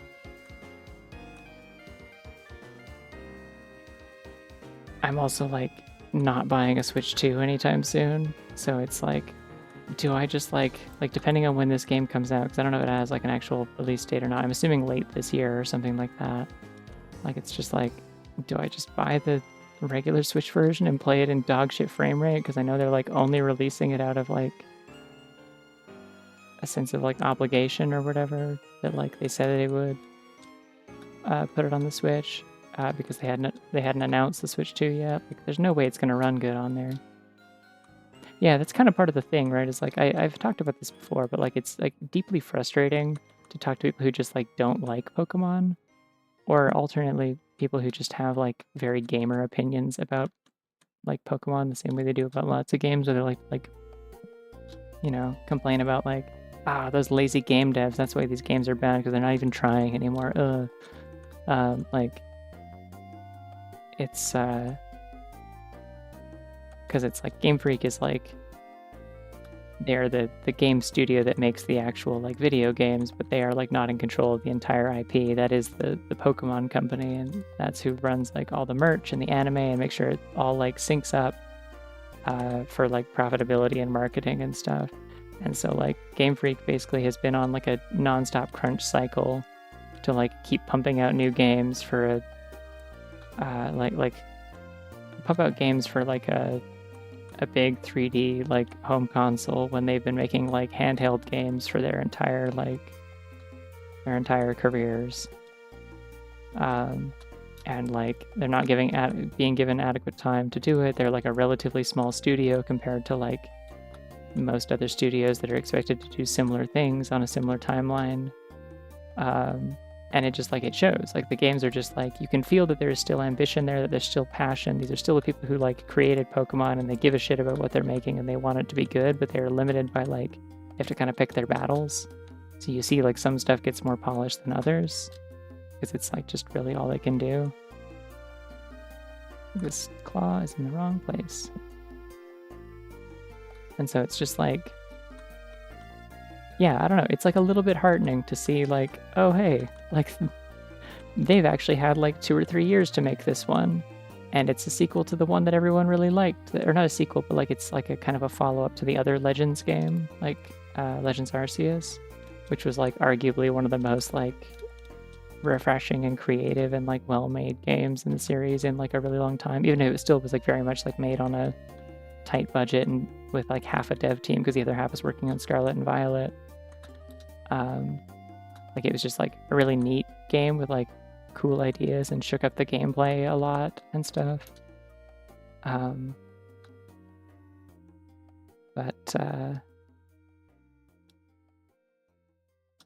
Yeah, so it's like it's interesting to see like, oh hey, they're doing another one of those and they're giving them the time to cook, and like it seems like Nintendo or not Nintendo, the Pokemon company is also like got a second in-house dev team now to do other stuff, so that like Game Freak can focus on like the actual like mainline titles and stuff. They've got a studio now that's making the like Pokemon Champions or whatever, like the cross-platform multiplayer one. Yeah, well, and like part of the thing, so like, so part of the reason that they ended up in this situation is because like they used to be able to make games on those kinds of timelines because again, it was like Game Boy Advance and DS games. You could just cram those full of stuff, and like if you were able to like reuse like assets and engines from the previous game and just like kind of iterate on them and stuff, like it would speed up workflow quite a bit. And like I imagine it was still like kind of crunchy, but like you could do a lot more in the same amount of crunch back then. So like the scope of like something like Black and White 2 compared to like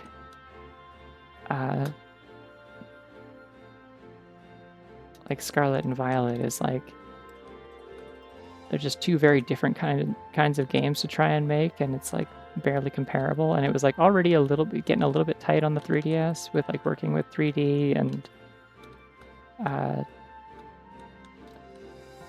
setting up all these systems and stuff. But like once they got to home consoles, it was just like the optimization became a real problem. Trying to make sure everything runs properly. I mean, Sun and Moon arguably also had optimization problems. Like those games do not run nicely if you have an original 3DS and not a new 3DS. Like the revision model that has like a little more like processing power. They really like to lag in battles. The frame rate goes in the toilet. Yeah, everyone was complaining about a tree in Sword and Shield, and like complaining about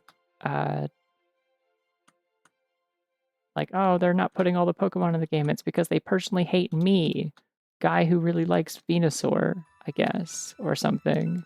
Like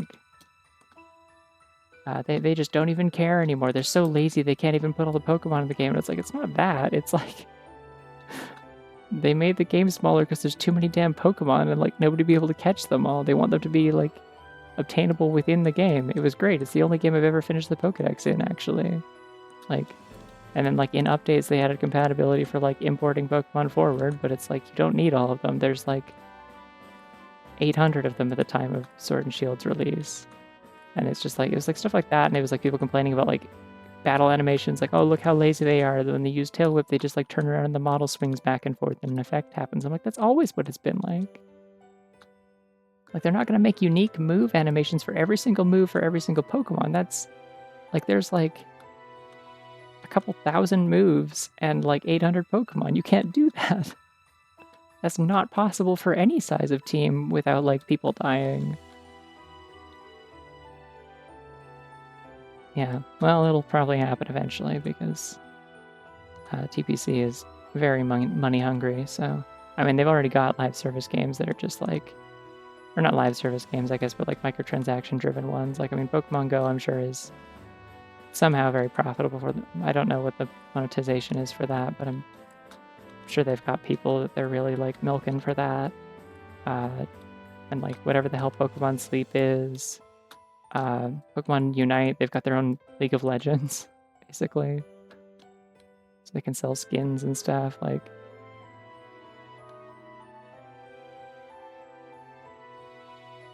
Like, if anything, I wouldn't be surprised if part of the reason that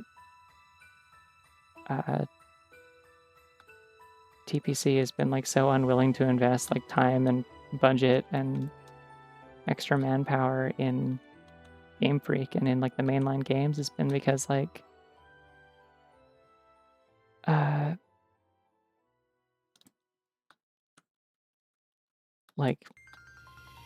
it's not something that like continues making a lot of money over time. Like, you sell a game, you sell DLC, and like the games do sell well regardless of quality, but like again, if they're unfinished, people will buy them day one and make back the budget, especially if you spend almost nothing on it compared to how much you would be expected to otherwise if you gave a damn. But like, I don't know.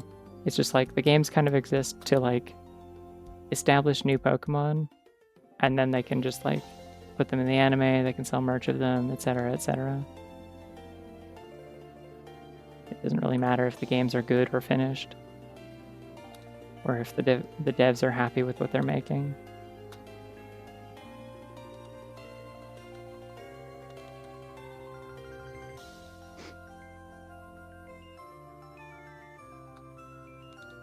Oh, that's wild. I don't know, I just don't play mobile games really anymore. I haven't since like my first year in college, I think. I was still playing like, I was playing like Fire Emblem Heroes for a little bit. It's my only time ever playing a gacha game, I think. And I was like, I just like fell off of it after a while once it got like a little too aggressive in like devaluing existing stuff that you had and trying to push you into like summoning new stuff because like your old stuff just wasn't adequate anymore against the busted new units that they were adding. And it's just like, okay, well, I'm done with this then, I think. And then I kind of just learned what gacha games were later as more of like an overall concept, like, oh, there's tons of these, and like this is probably like one of the less predatory ones that I could have played. Interesting. Okay. Bullet dodged.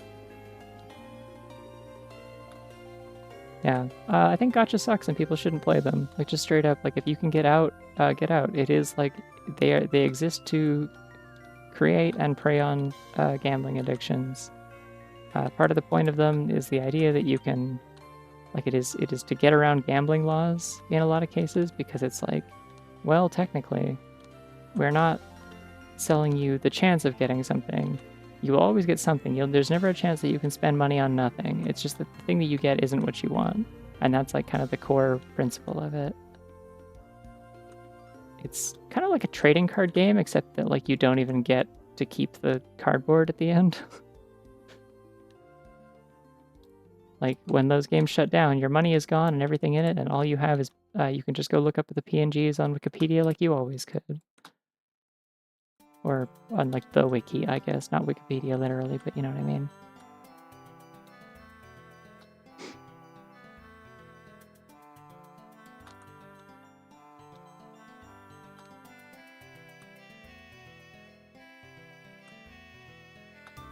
Well, that's the thing. It's legally not considered gambling because there's no chance of, air quotes, losing, because you're always getting something. It's just not what you're hoping for.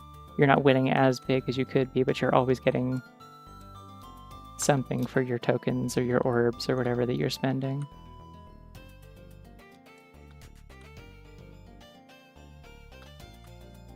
It's very bad.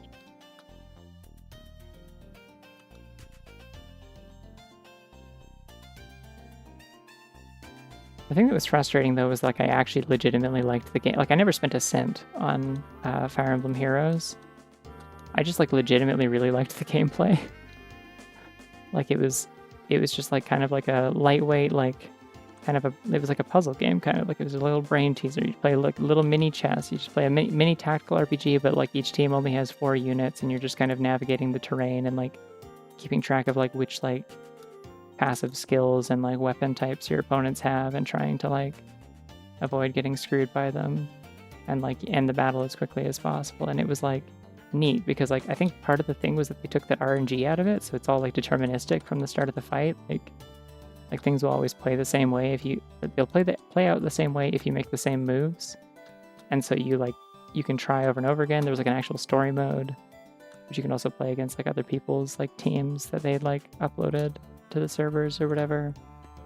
Just yeah, I really liked it until like it was just like, oh hey, like everything you have is outclassed by this like 5-star dipshit that we added in like an event, who can just like counter you from 500 miles away for no reason. And I was like, oh, it's bad.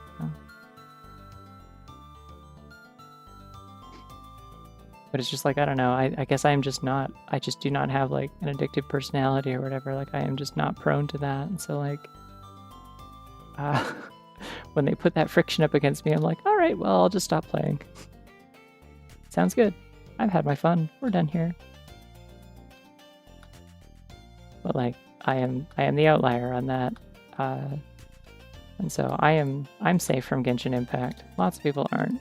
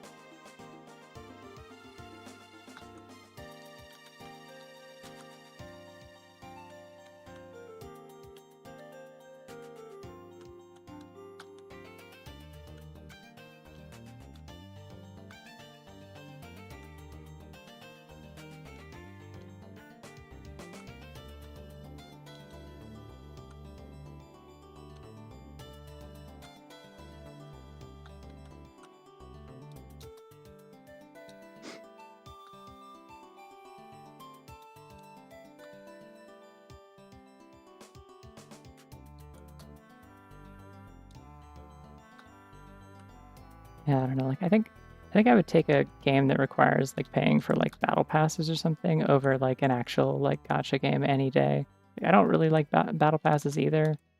The only game I've ever tolerated them in was in Halo Infinite, and I only bought like 2 of them, and it was just because it was like, this is basically just like buying a bundle of stuff, except it comes with a progression system. Like I want all the things that are in this.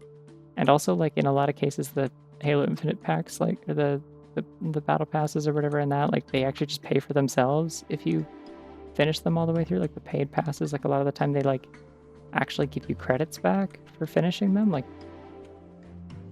you get like a certain amount like every like however many levels, and if you finish the whole thing then you have the equivalent of enough to like just buy another pass without spending money. So you could technically like get pretty much everything you'd ever want in that for like $10. But I also like just don't really play that anymore, partially because, you know, boycotts right now, but so I haven't played that in a while for that reason. Otherwise I probably would have streamed it at some point recently. Same with Minecraft. Love to stream Minecraft eventually someday. I need Microsoft to stop doing war crimes so that can happen.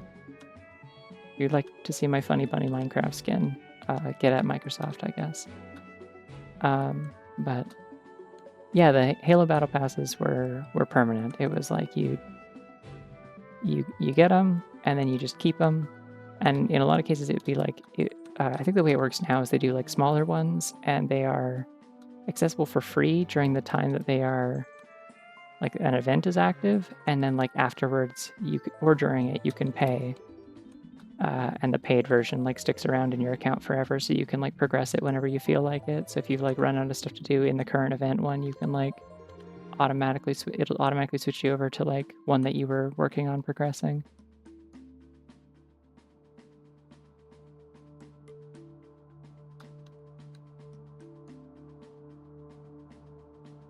Yeah, I mean, hey, if you want to like play Minecraft, like do whatever you want, I guess. Like if you already own it and you're not like paying them for servers and stuff, like I don't think it really matters, to be honest. But like, it's more just like I don't like the only way that I'm gonna let myself get back into Minecraft at this point is if I'm streaming it. Like I only really have it in me to be like enthusiastically obsessed with Minecraft for like sort of short bursts, and then it goes away for a couple years usually. And so like if I'm gonna do that, I'm gonna stream. But like I'm not going to stream a game that is like one of the biggest like parts of an active boycott. So because that I feel like that kind of falls a little too far under like actually like promoting it, I guess. So until that happens, I will not be playing it probably at any point, just kind of in general. What a shame. Sure would be cool if they would stop doing war crimes so I could be normal about it.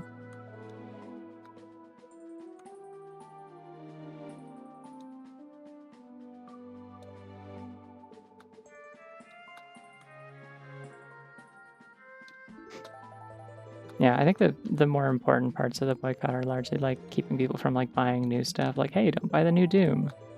Microsoft owns that. It's part of their gaming division. They will profit off of that and then put that money back into whatever the fuck else they're doing with drones and AI and stuff. But or whatever it costs to delete like international justices like emails or whatever it was that they did recently. Cool stuff. Anyways. And Game Pass, yeah.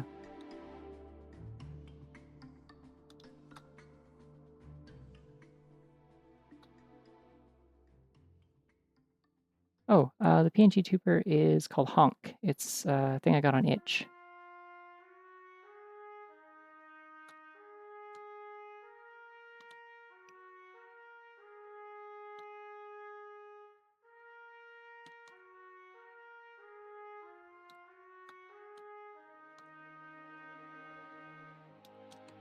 Yeah, I will die before I touch Windows 11. I hate it so much. It looks awful. I had the opportunity to just have it installed from the get-go when I bought this computer because it was like out at that point. Like it was still kind of new, but it was out. And I'm like, nope, just put 10 on it. I know how to use 10. I know what 10 is. I know how to get around the annoying shit in 10.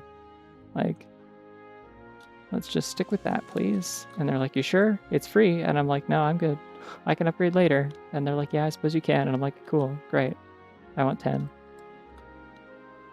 10 also sucks, but like in ways that I can fix most of the time. You've only had Vista and 8. I'm so sorry.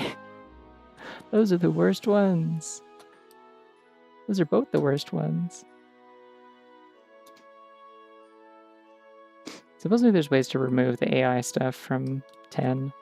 I just haven't touched it, but I need to make sure I go in and like absolutely make sure that like that thing that like records my shit is not enabled or active anywhere on my computer.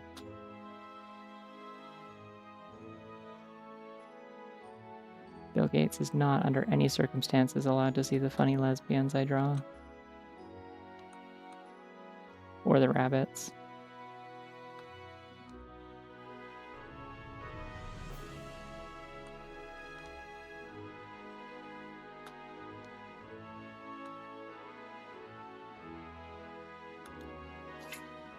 Yeah, I don't know. People talk a lot about Linux. It's just like it's not practical for everyone. Like it really feels like it's kind of more hassle than it's worth, especially if you like use your computer for a job and your job is not like software engineering or programming. Like in my case, a lot of art programs are not supported by Linux properly. A lot of games aren't supported by Linux properly. And those are like the two things that I mainly use my computer for. So I do, in fact, need my computer to do those things.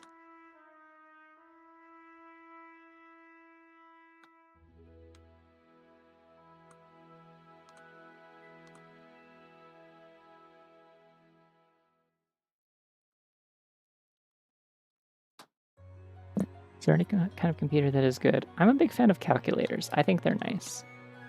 I love the way that they do math, so I don't have to. Kind of like the Nostalgia Critic or whatever, but like righteous.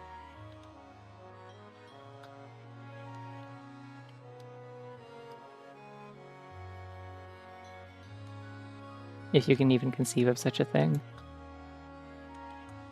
as a righteous Nostalgia Critic that does math.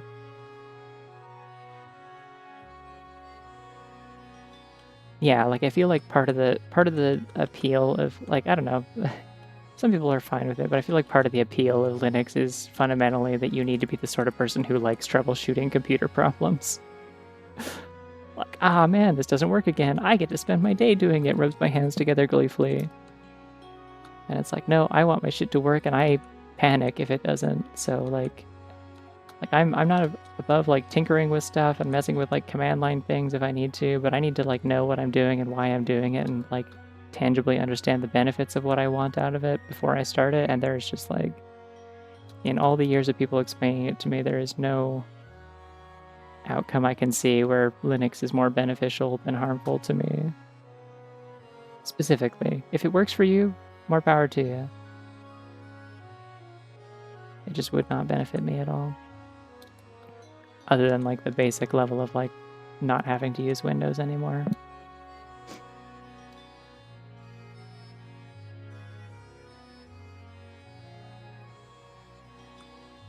I'm spending a lot more time lining this one. I didn't expect these to really be like polished, but this one's like lined on like kind of the same level as like how I usually do stuff for like drop piles, where I just kind of get carried away. This is what happens actually, is like I start with like sketchy stuff like this, and then like I will be like I'll start having an interesting conversation with people while I'm in a drop pile with friends or something, and like accidentally just start like polishing the hell out of a drawing. Just because it's like relaxing. Thank you. Hi, Ghost. This cactus is a bunny, and Linux Nostalgia Critic. Yeah, nope, yeah, you're caught up. This is also a bunny, by the way. These are all bunnies. Do you want to see the list of bunnies? These are them. Alright, I hope you enjoyed looking at that. I'm going back to this now.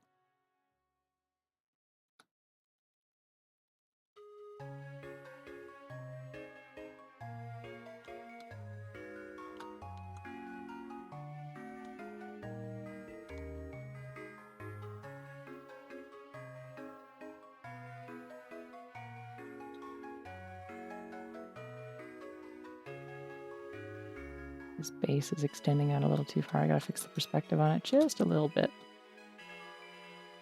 This brush is actually, I made this like semi-custom with the, like it's built off of one that I already had, but I semi-edited it for the purpose of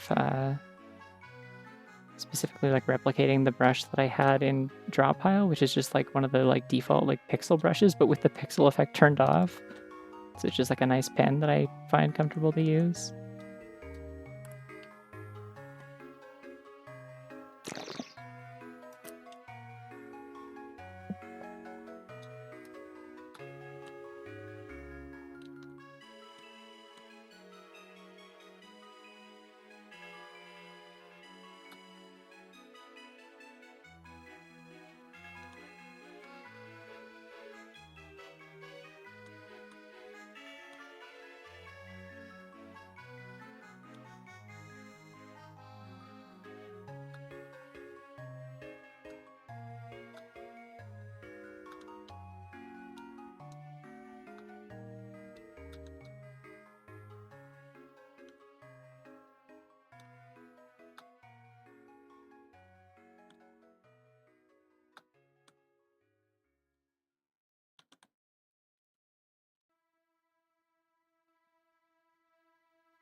Any details on this thing that I'm missing?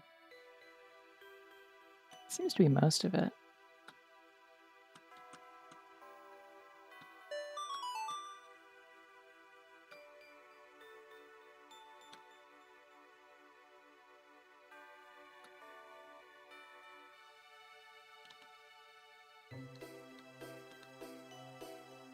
Howdy.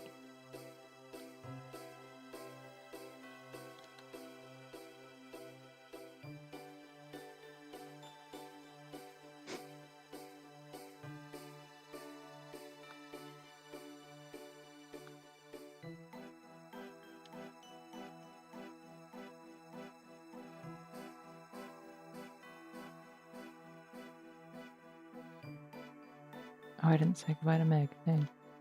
Oops. Well, I hope they have a nice night.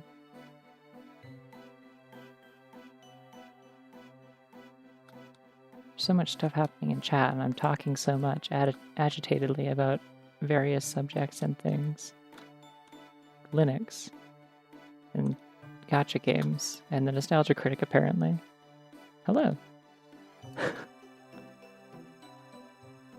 I'm so sorry, I'm out of Bunny Linux. There's only so much, there's only so much I know about Linux, and most of it is just like reasons why I have to politely tell people I don't really want to use it.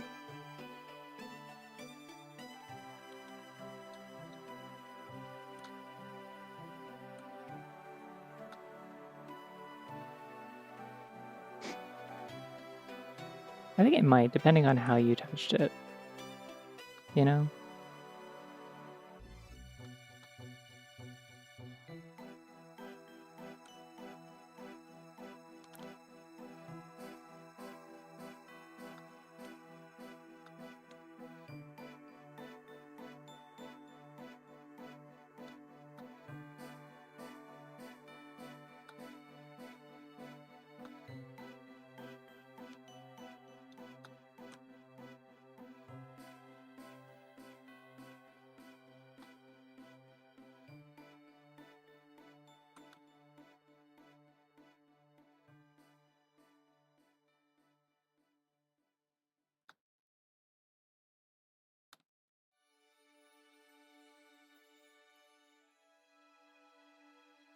That's all the thorns. I'm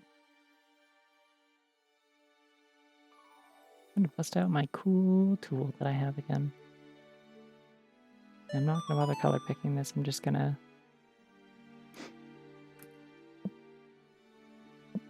Yeah, those words don't mean anything to me either, I'm sorry.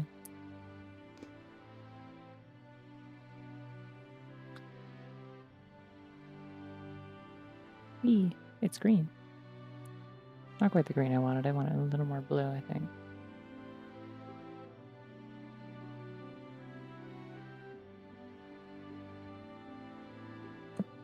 Maybe I just need it more desaturated is the issue.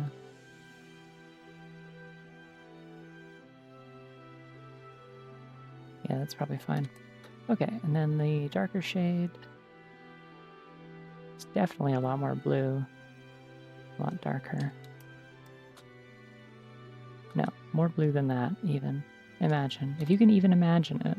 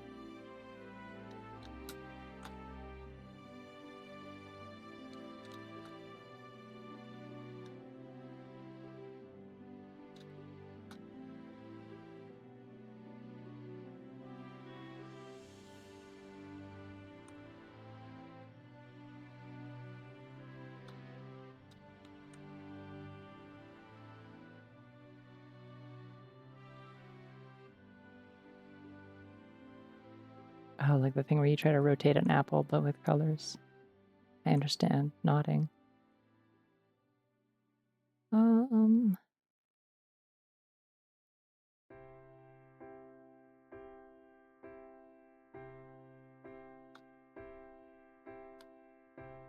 gonna switch pens to this one that's nicer for filling things in. It's just the regular G pen.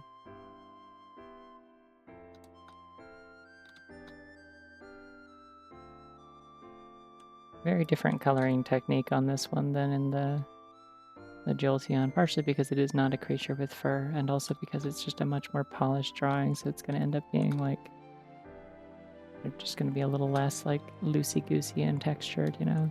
Like compared to this, like the lines are so sketchy, I kind of want to work around that style a little bit, but this one's like, that's a plant. It's a cartoon plant.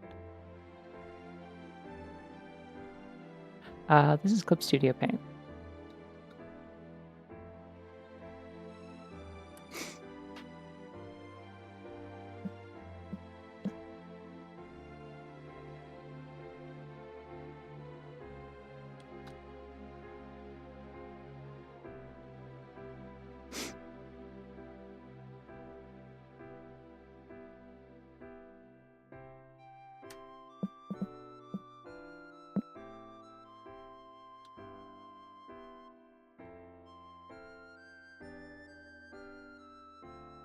I'm gonna do the thorns not quite like pure yellow. They're gonna be like kind of greenish a little bit.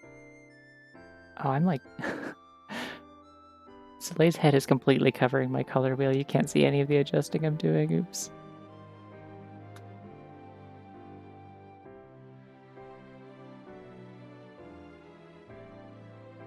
Well, the important thing is that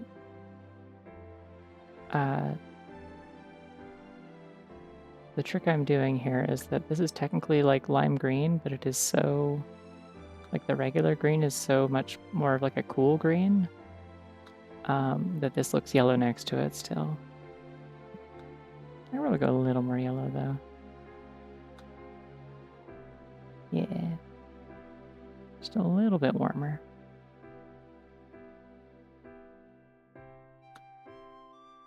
That's color theory for you. A lot of it is just being like, hey, wait, colors look different when they're next to other colors. And then just kind of like figuring out what to do with that over time by experimentation, honestly.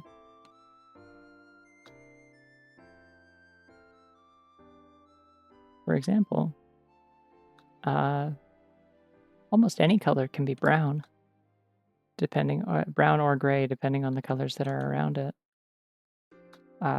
For years, I like barely actually colored anything brown. Everything was like some variation of purple, actually. Just a very desaturated purple. I would demonstrate this, but then I'd have to move Soleil out of the way of the color wheel, and she's so comfy there. Which must sound weird coming out of her face because her mouth moves when I talk, but you know what I mean.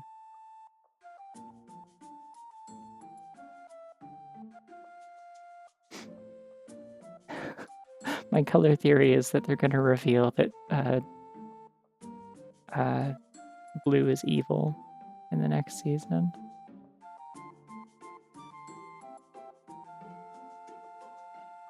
I don't think it does. No, I think you're good. I understand the impulse, though.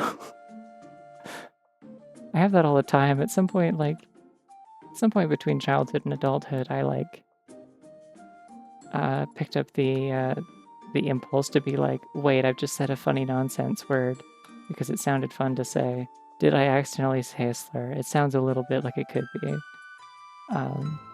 Which is probably a good impulse to have than not, I would say.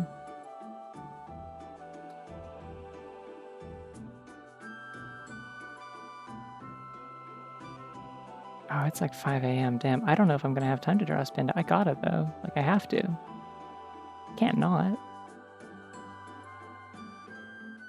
Making the flowers the same color as the top. This is a technique that, or this is a strat that comes up a lot in pixel art, but it is also just good for like character design and other art, is like if you can find an excuse to like reuse the same color multiple times in different parts of an image, especially in outfit design, I find it's helpful. It's often good to do that. But in pixel art, it's especially good because you're working with like palettes and stuff, so it helps it feel like coherent and not just like have way too many colors.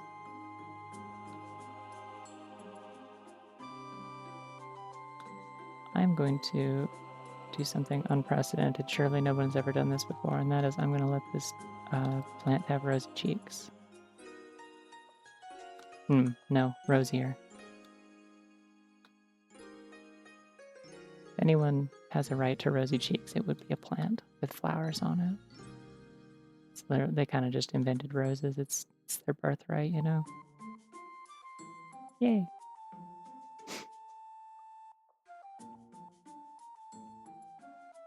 Oh yeah, well that's the thing about my art streams, right? Like I don't do them very often, but when they happen, it's like that is just kind of how this works, is it's like a barrage of topics where you keep wondering like how did we get here from there? What happened?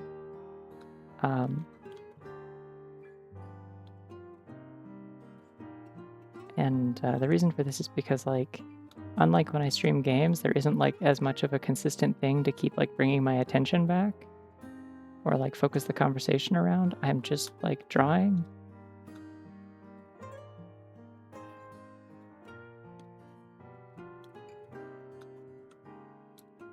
It's kind of an interesting phenomenon.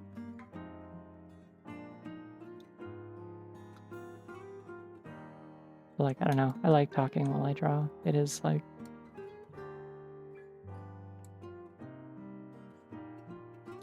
it is something my brain appreciates. I feel like it makes it a lot easier to just kind of get into a flow state and stuff if I like have the part of my brain that's thinking thoughts that require words.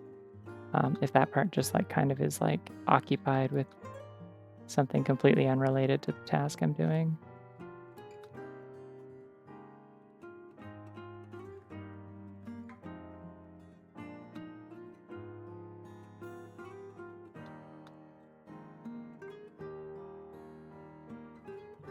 Oh wait, no, here's what I'm gonna do.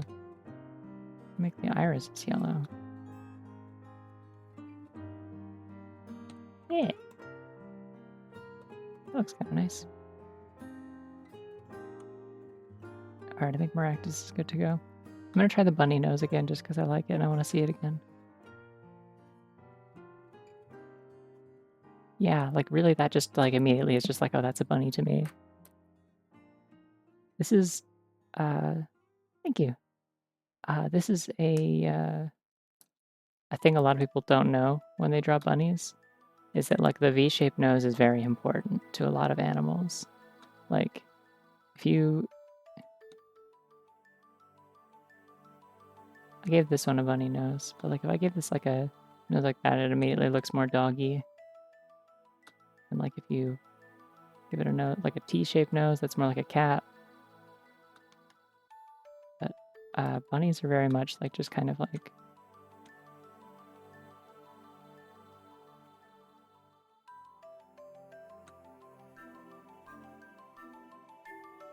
it's like kind of like a stick man without a head, you know? Like that's the mouth shape for them.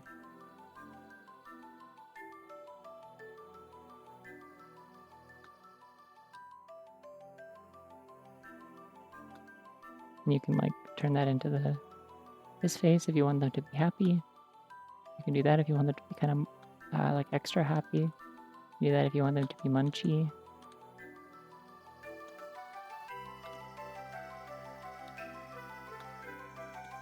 Eating a cookie.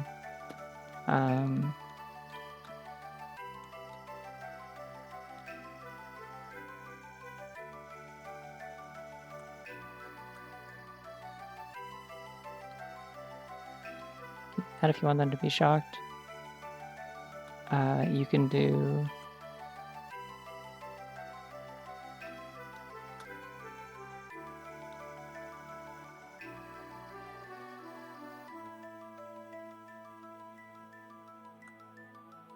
that if you want them to pog.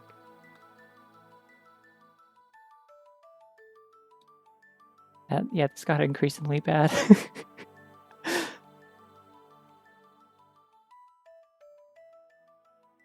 I mean, the nose shape is everything. Like, I've been like mulling over the possibility of like maybe if I go to the same FurryCon again next year that's like close by, it would be really accessible. I kind of want to do a panel. Like, I want to host a panel, and the panel is specifically like underappreciated animal features that you should pay attention to get good likenesses. Or like, I'd have a better title for it than that, but it's basically just like for example, like if you want to draw like a ferret. If you look at the face of a ferret, a lot of like artists, and especially furry artists, will just draw a fucking dog. And it's like, no, they have a very distinct face shape.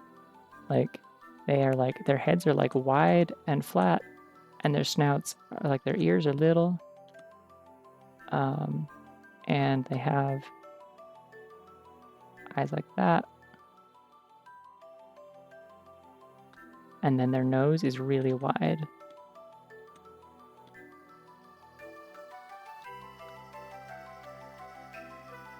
And they have like almost no upper lip. Like they're like this is a common trait between mustelids. Skunks kind of look like this too.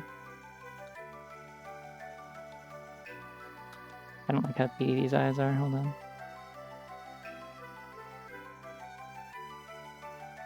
There you go. That's a ferret. And if you do... Congratulations, that's a skunk. Like, it just... Mustelids have, like, a consistent face shape between them that is just kind of like... It's just kind of like... that. Big nose. Mouth comes right out of it.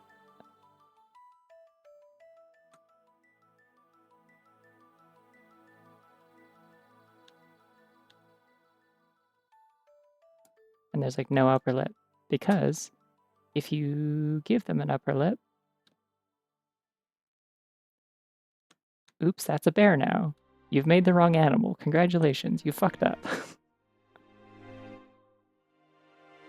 Or like, if you gave this thing a long upper lip.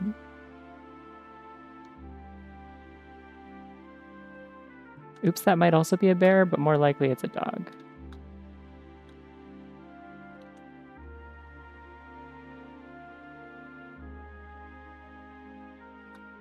Actually, a dog's probably more like this, because they have more like a snout. Whereas like, mustelid's gonna have like just like a pretty like sloped head, like it's kind of like shaped like this. Like it just kind of goes right down into the nose instead of like coming in.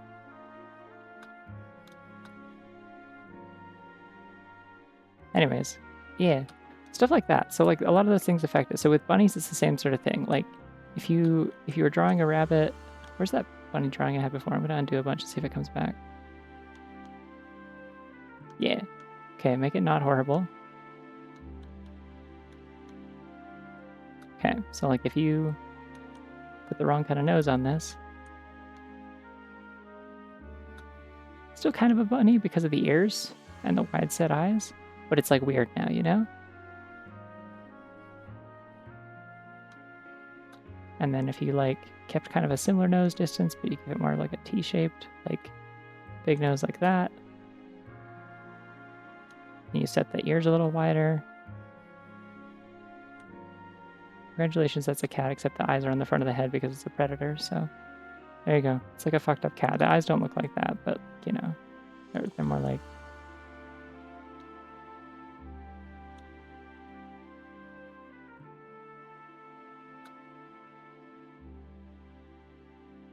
Yeah. But then, we go back to the bunny again. If I make this more of a snout, like I bring this in, and I give it a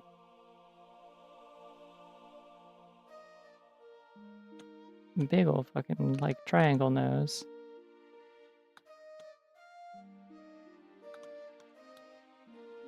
This is already kind of a dog.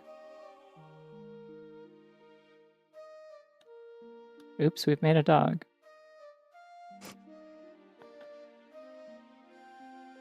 You understand? Anyways, I have drawn a kangaroo before, actually, fun fact. Let me go look up a kangaroo real quick. We've kind of deviated from the drawing Pokemon bunnies thing, but that's okay. So I did draw my Sona as a kangaroo once, and apparently I got it pretty spot on. Various Australian friends told me, except for I fucked up how the legs work, because kangaroos' legs do not work how you think they would. They like are just kind of sitting on the entire back of their like calf, essentially. Like their legs bend in very strange ways. But like their actual like faces are like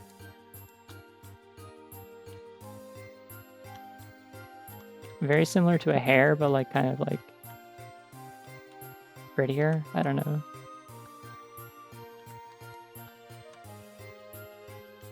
They have these like funny kind of like short bunny ears. They're kind of diamond shaped like that.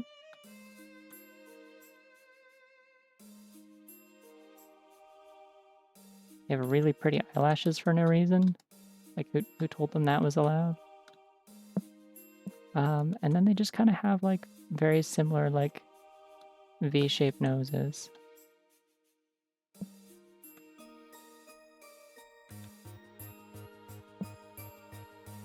And very small lower jaws. There we go. That's a kangaroo. Yeah.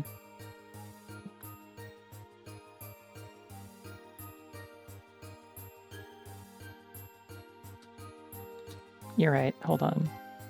I don't know how to draw muscles, so I'm going to just make some shit up, okay? All right, cool. Glad we're all on board with this.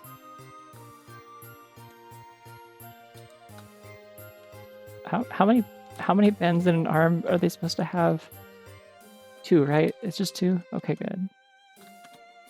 No, that's not the eraser. I want the eraser. Thank you. No, now I'm stuck on the eraser. My computer can't keep up with these games. I'm just gonna do 8-pack abs. Yeah, 10-pack. You know what? They're on sale.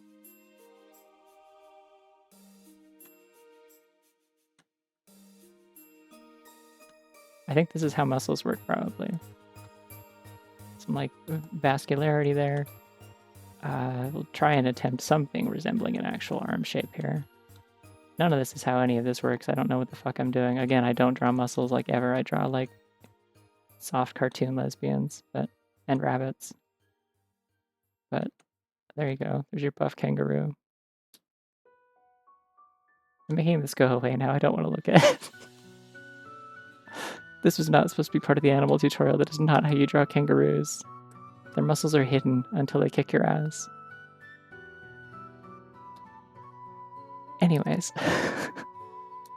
That's the second time I've tried to draw a muscular character as a joke this week. The other time was Wolverine. The upsetting thing is I think I did a better job with the kangaroo. Okay, I do actually, it is 5 a.m., but like I can stay up a little bit longer because I took a nap. I just need to be responsible so I'm not like waking up too late. But I need to draw a lop-eared spinda. That is my final task for this evening. I could also try and make alchemy a bunny, but like,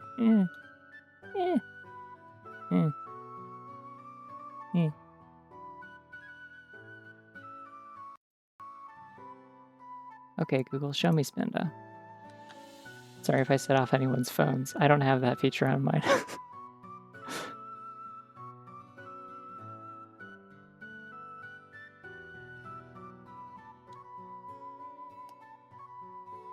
Mine's fine, yeah. It's only annoying when I need to like schedule something during the day or meet up with people, but I'm like pretty good at like knowing how to like flip things around and adjust them at this point. So hold on, actually I need to go look at my art of my stream art of Penny and Cherie so I can see how I did the patterns. Because that I do want to keep, but I'm down to change the shape.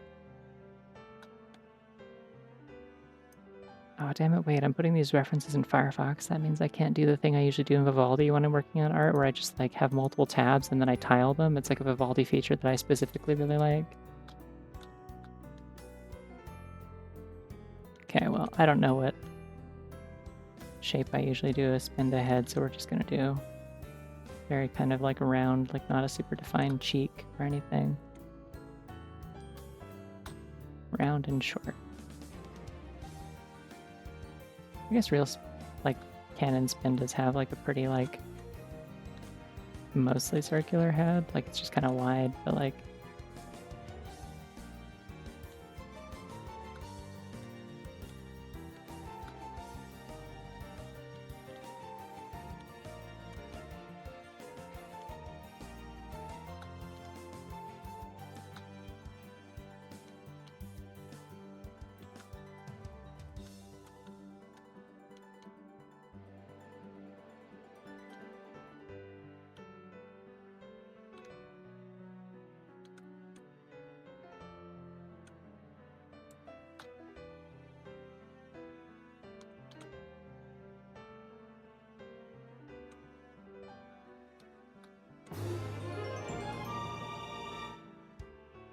Oh, howdy. Hi Taffy, good to see you outing. Bun wave. Thanks for the tier 1 sub, Bethiel. Yeah, getting more sunlight is nice. Definitely, like, important to try and get that when you can. Like, the thing is, I'm not, like, completely missing out on sunlight. I'm just, like, not awake in the morning is what it is. Like, I'm awake in the afternoon, evening, night, and then I sleep through the morning, basically, and then I wake up early afternoon. So, like, I'm still awake consistently early enough that I can like, you know, run errands and stuff like that, and I don't have to do too much adjusting to, like, do things like doctor's appointments and stuff, but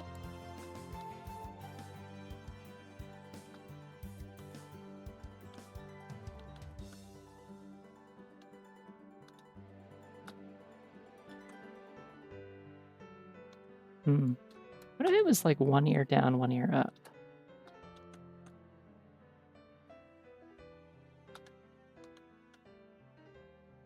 Ah, it's okay, I'm just gonna do.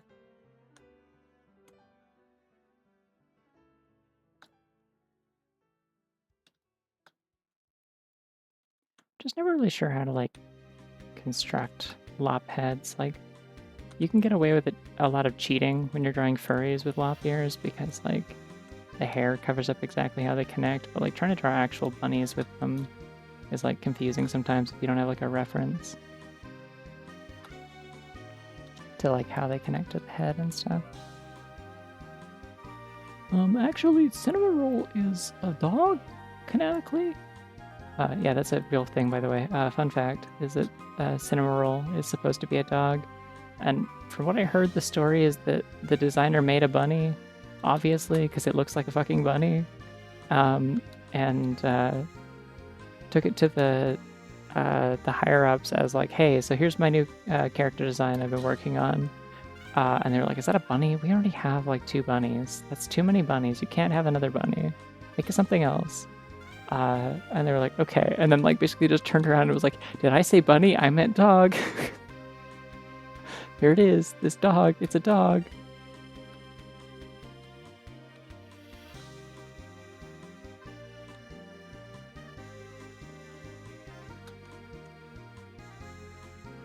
Oh, I think I know what's messing me up with this. It doesn't have a neck. And also its head is like way too even for a Spinda. It's gotta be like tipping a little bit.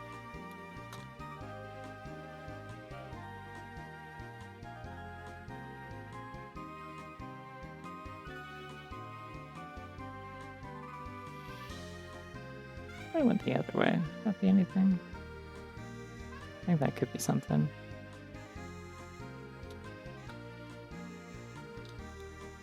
I was just thinking it needs to be like shorter and stockier, honestly.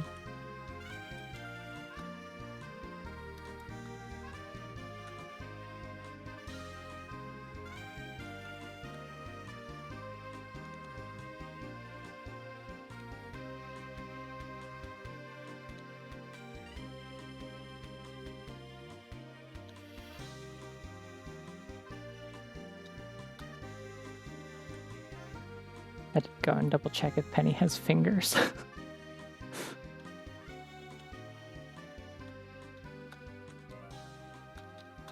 That arm is too long. I mean, it's supposed to be longer than her legs, but like...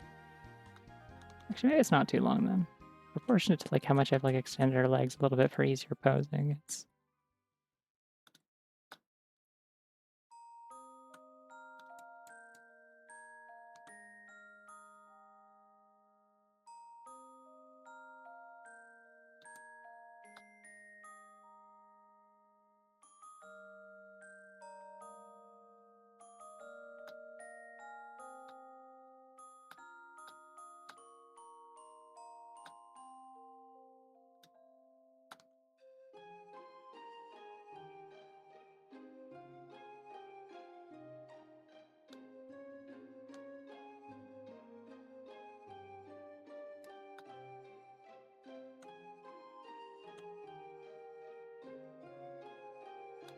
I gave her like a little like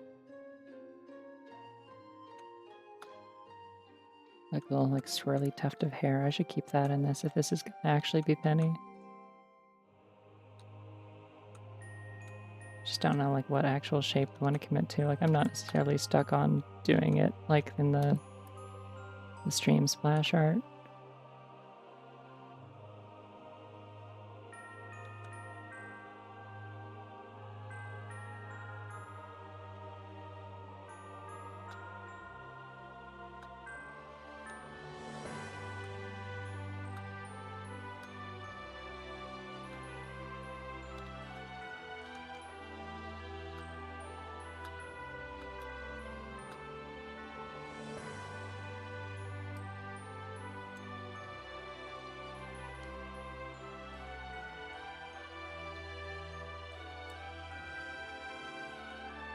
I think if I'm gonna have Penny's ears down, I need them. I need, like, I definitely got to give her more hair, I think, than this. It can't just be a thingy on top. I gotta like complete the silhouette. She's gotta have like an actual hairstyle. But I'll cross that bridge when I come to it. When I make like a more like anthro version that wears clothes. This one's just busting out a little two-step. It's nothing, as Penny is famously known to do.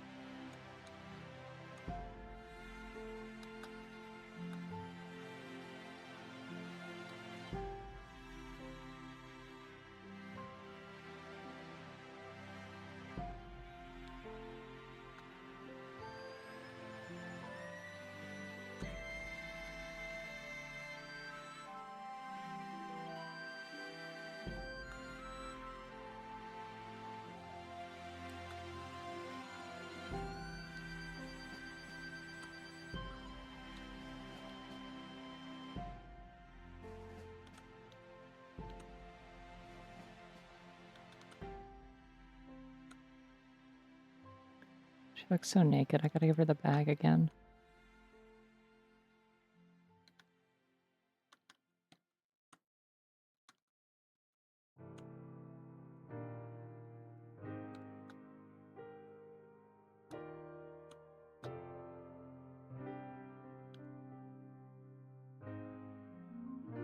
Spindles have like spirals on the backs of the ears too. Probably not canonically, but I'm gonna have them here. It's fine.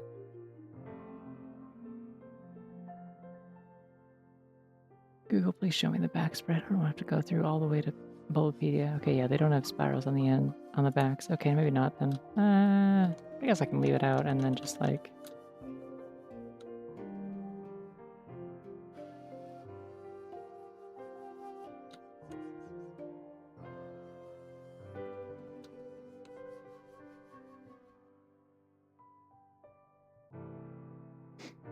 Here's a thought. I will flip the air around. Imagine.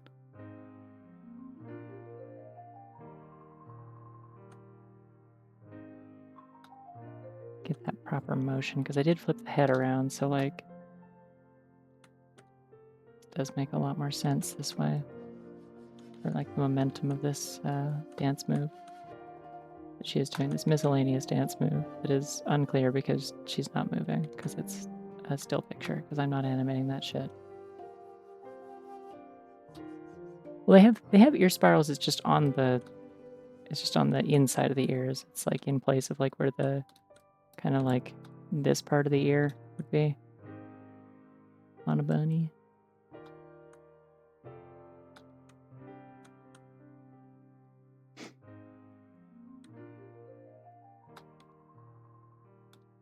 I mean, it's that, but it is also specifically doing a little two-step like it's nothing, or little like interpretive dances that she does to convey information at crucial moments. I kind of want to draw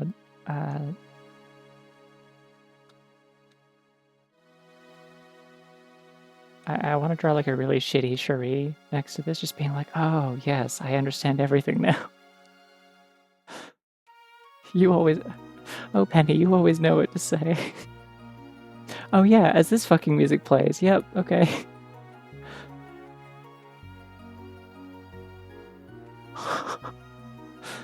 Great.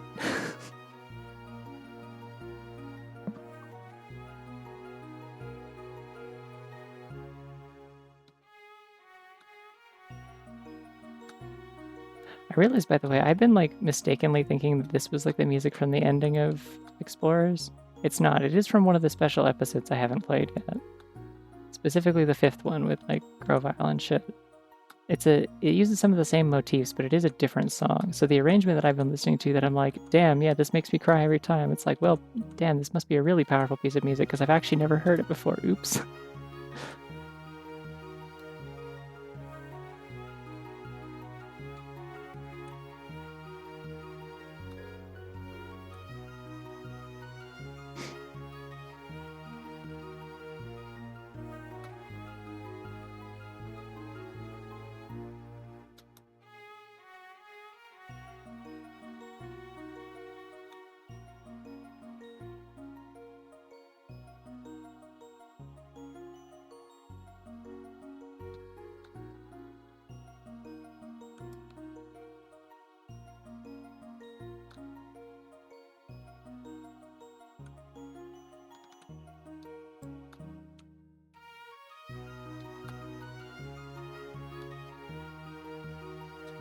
I need to move its arm out a little bit. It's just a little too close to the face, and it's like not quite a tangent, but it's close enough that it's bugging me. Like it's functionally a tangent for the purpose of like losing the depth and clarity of the pose. So I will fix it.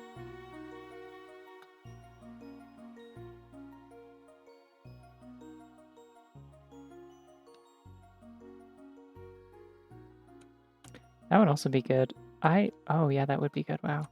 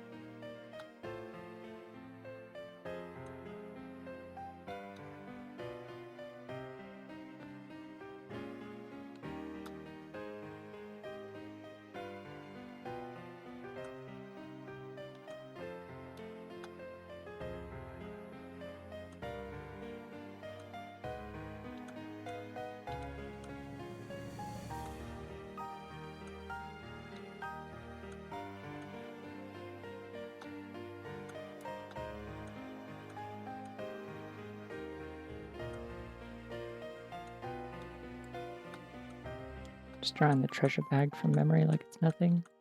Yeehaw.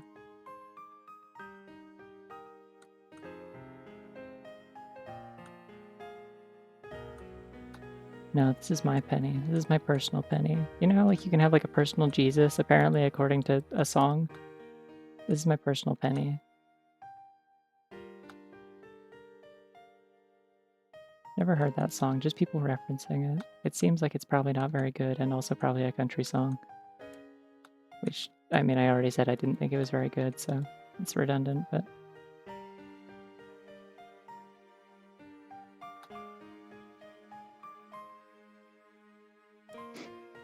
Okay, I need to throw on some quick color on her. I think the head is too big. I think that's what's bugging me here. Like, it's too big and there's no room for, like, even implying a neck.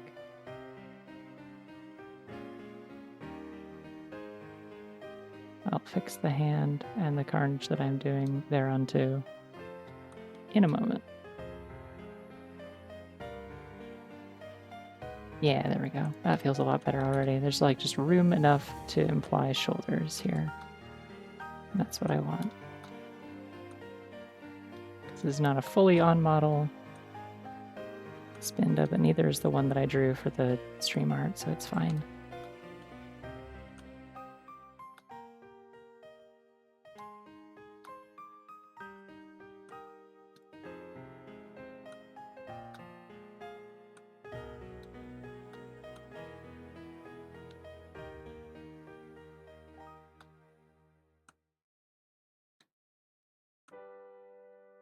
I'm realizing that because it's playing like the emotional Pokemon music, I believe the intent of this playlist is supposed to be that at the end of the 5-hour playlist it starts playing those. It said something about like at the end I put in a mini try not to cry challenge, and I'm like, ah shit, that means I've been doing this for 5 hours. Oopsie. Short stream, my ass. To be fair, I didn't expect the tier list to take 2 hours. I really thought that would go quicker, but there was a lot of deliberating to do, and also there are 1,000 Pokemon.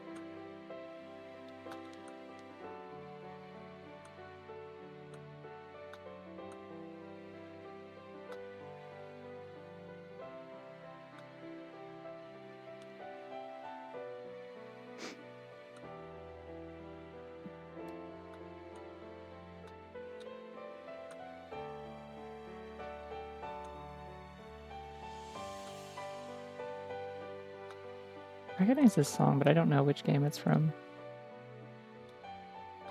I'm gonna guess Sun and Moon, but let's see. Or S. Oh, it's a arrangement of a black and white. Oops, sorry. Arrangement of a black and white song, though, apparently. There's one song left after this. I gotta hurry. I'm gonna move Penny down here one sec. I need room to draw her girlfriend. Ah! High Blast, help! I'm filled with joy. That I wasn't ready to process, so no.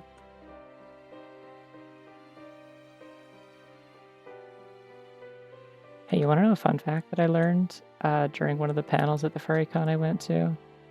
Apparently bunnies are the, I think, 14th most common persona for someone to have, so that's cool, in case you ever wondered.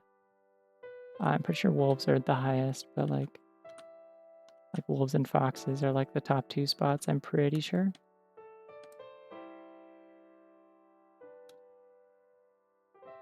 Which is not surprising, but I did think bunnies would be a little bit higher. I also thought dragons would be higher. I think dragons are in the top 5, but yeah.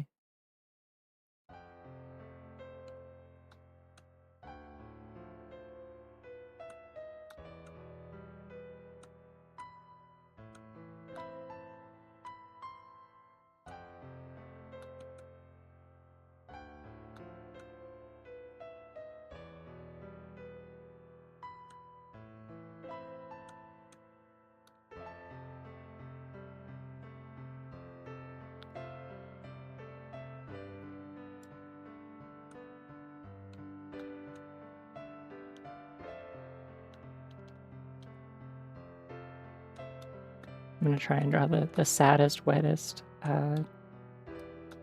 Sneasel imaginable right now.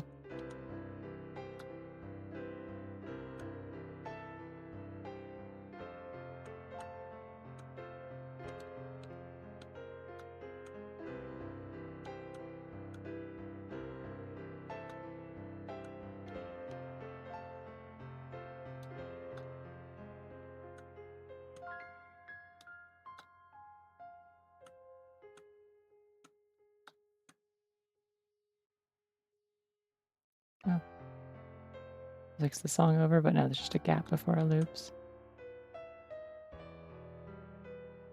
Here's what I'm actually going to do. I'm going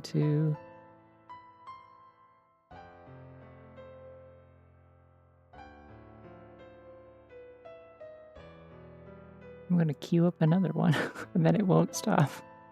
So I can have as much time as I need to draw funny lesbians.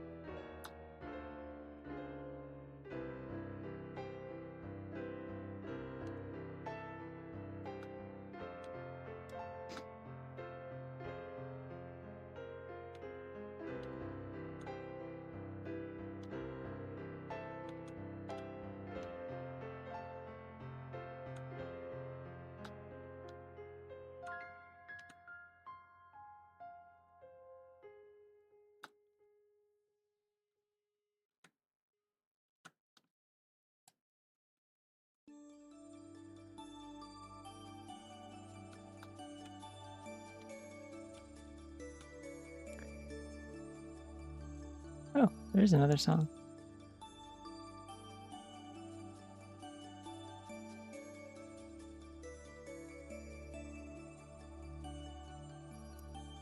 From Gates to Infinity, I guess.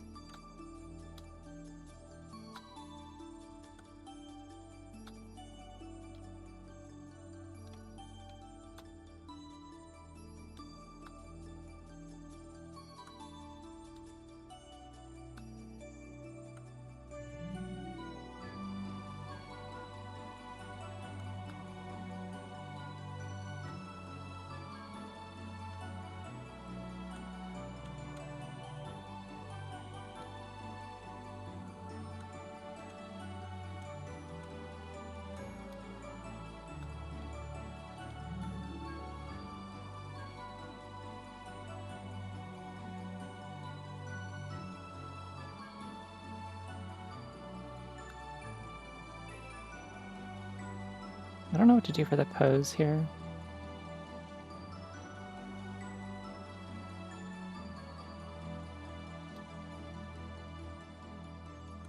Maybe just like sitting.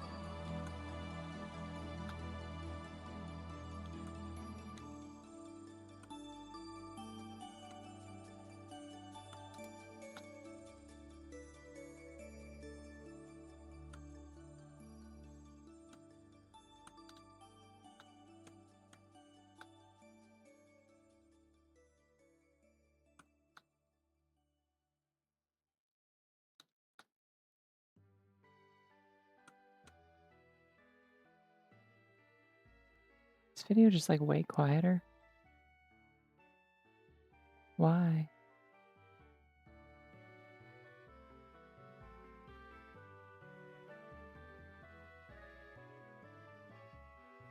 Like extremely quieter, like This is now at max volume. It was at like 25% for the last video. What the hell? Okay. Well, anyways. It's fine.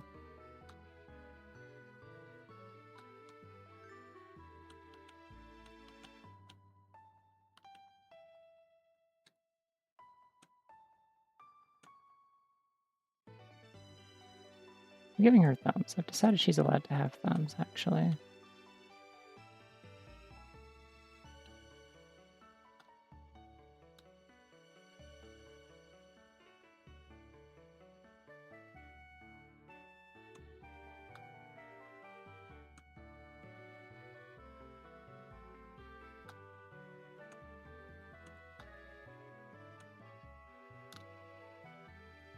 Yeah.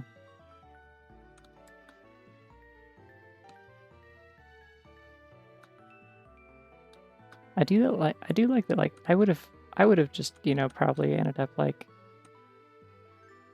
headcanoning my characters as trans regardless, just because I tend to do that. But like I think it's really funny that like I kind of accidentally ended up just like the game just did that for me for Cherie, just like government assigned her transgender. Because it apparently like it didn't indicate to me what the gender of the partner was, I don't think, or else it like didn't give me the option to pick a different one for Hisuian Sneasel, and so I just didn't notice. And then thank you.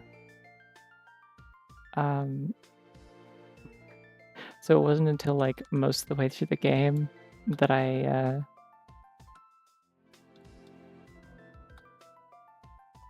realized that like technically, even though it never comes up because they don't like gender your characters, like they always go out of their way to just like say their names instead.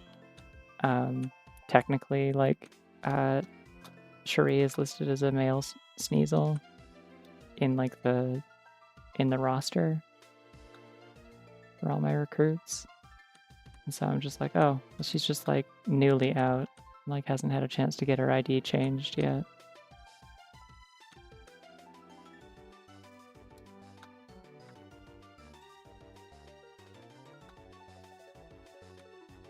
And then the other time that I realized it was when she got infatuated by a girl, Sylveon, in a dungeon. I'm like, yeah, you know what? I get it. I understand. You can be gay for Sylveon if you want.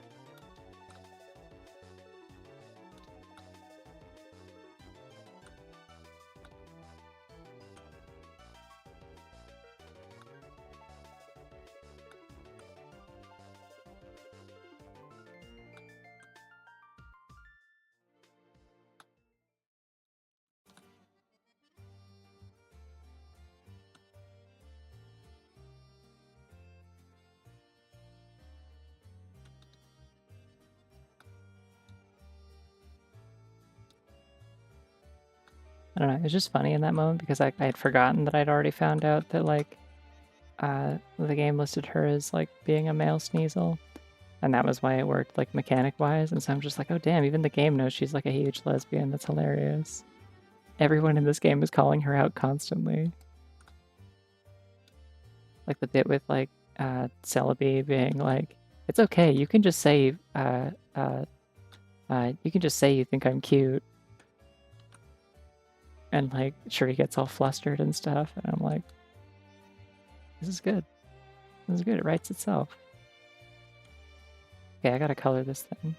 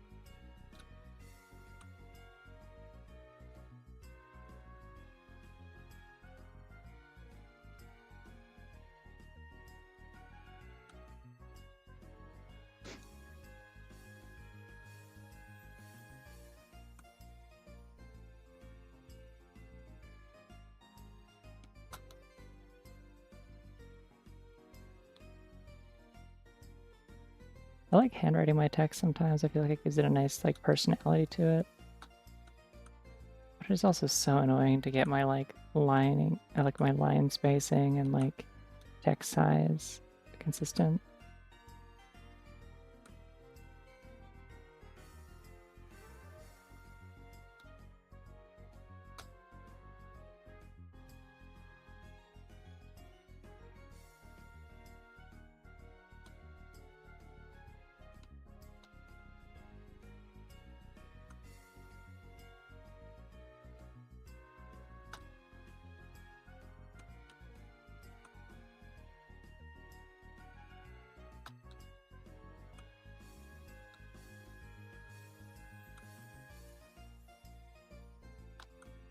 Hmm.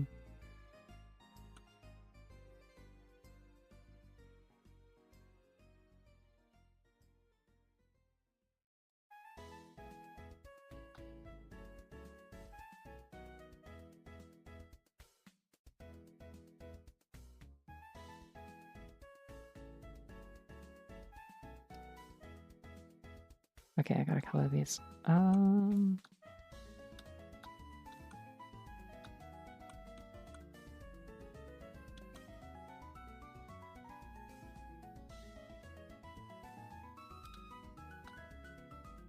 Luckily, I can actually just color pick these because I've drawn them before. Yippee! You are this color.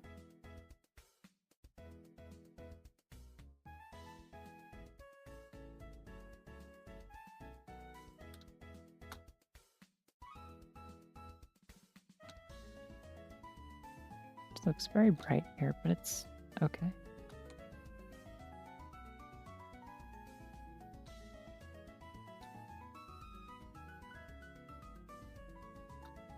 Oh, that's because it's like almost fully saturated. Again, you cannot see the color wheel because I have inconveniently placed it behind. So like, if I do more art streams in the future, I should really make like a better stream layout for this. There's like a lot of wasted space. Like you don't need to see my whole layer bar over there. I could very easily like crop this whole thing over to the right so that, and then put the text above her like the same way that I had for the tier list screen, which was built off of this anyway.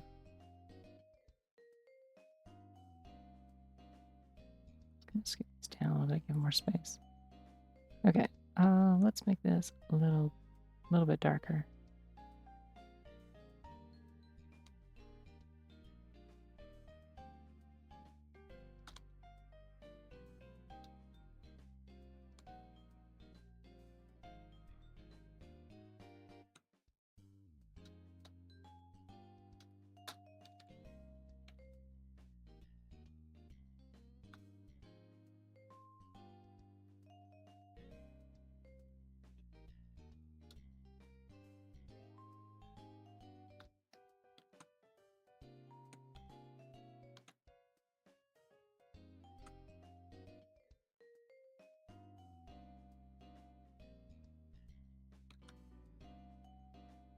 So one of the pattern variations that I'd had for Penny previously was just that her like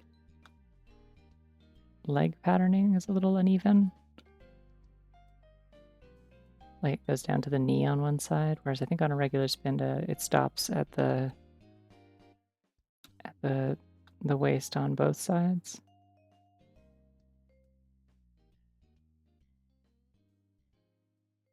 Or not at the waist, sorry, at the like the hip, I guess.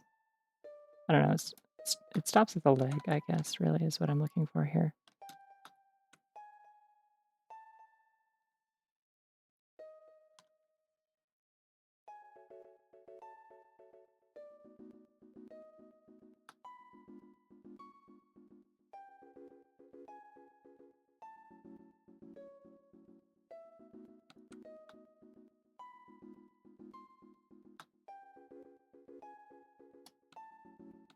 I don't want to try the fingerless gloves thing. It seems cool.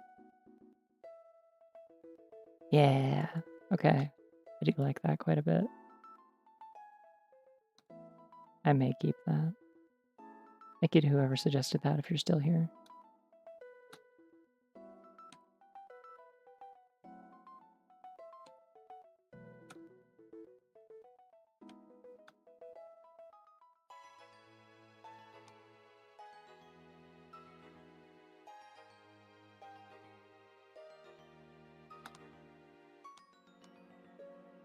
Technically, I'd be reversing the patterns that I had in the ears if I do it this way, but that's okay. They're like flipped down, so like it still kind of creates the same effect.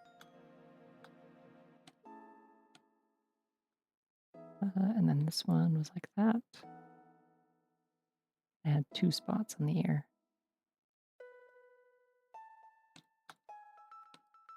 And then on her face, she has one that's like down on her cheek like this, and then the other one is like up over her eye, and it's a heart.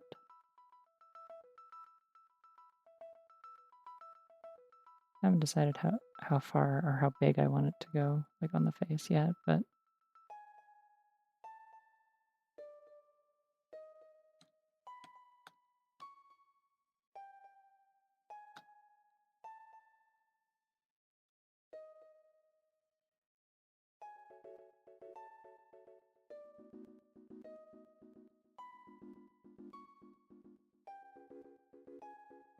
you haven't seen it up close, by the way. This is the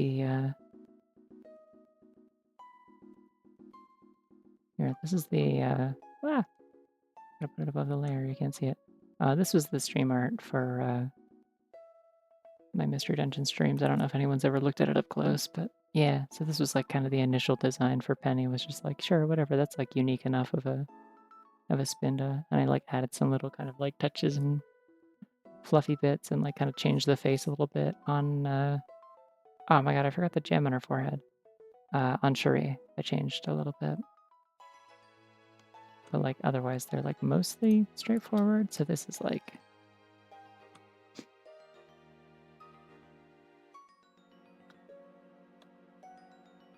an opportunity to mix it up a little bit, and then I will mix it up a little bit further at some point and give them clothes.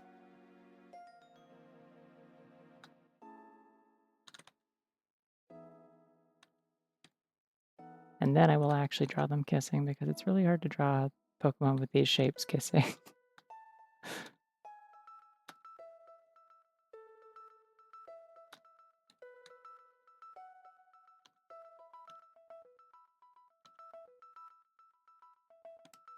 I'll give her a little streak in her hair, that's fun.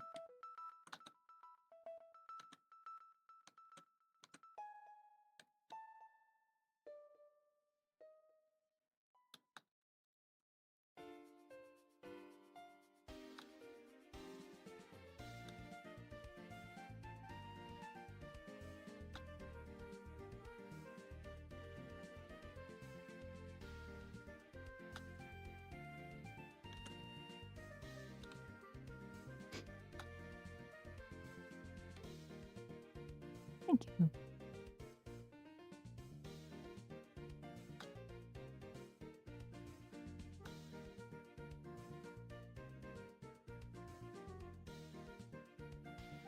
I feel like there should be another spot up here, but I'm like, I don't know, is that overkill? It's probably not, feels fine. Okay.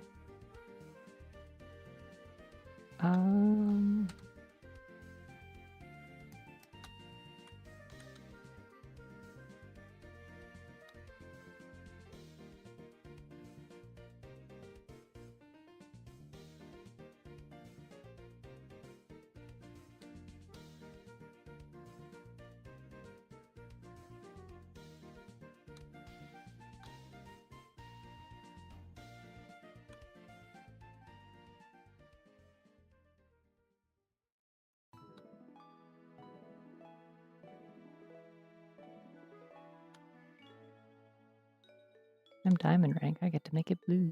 I don't remember what the rest of the diamond rank insignia looks like, but I like that.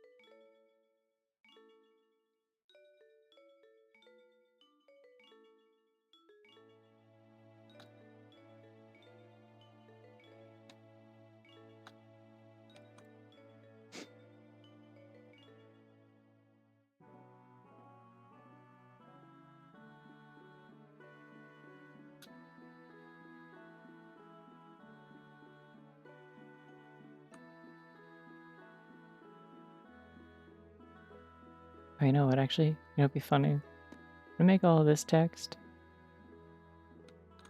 a lot smaller and keep sniffle really big. In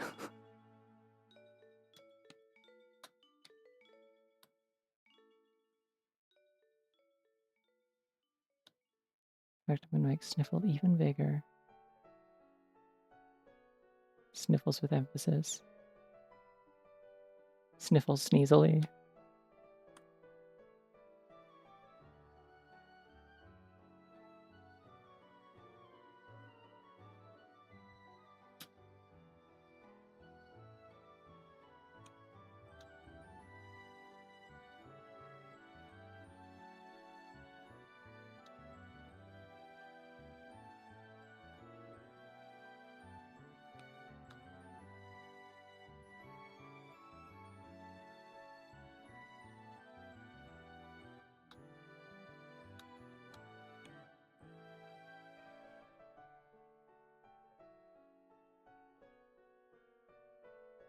Oh my god, I can't write words. What's happening? This isn't a hard word to spell.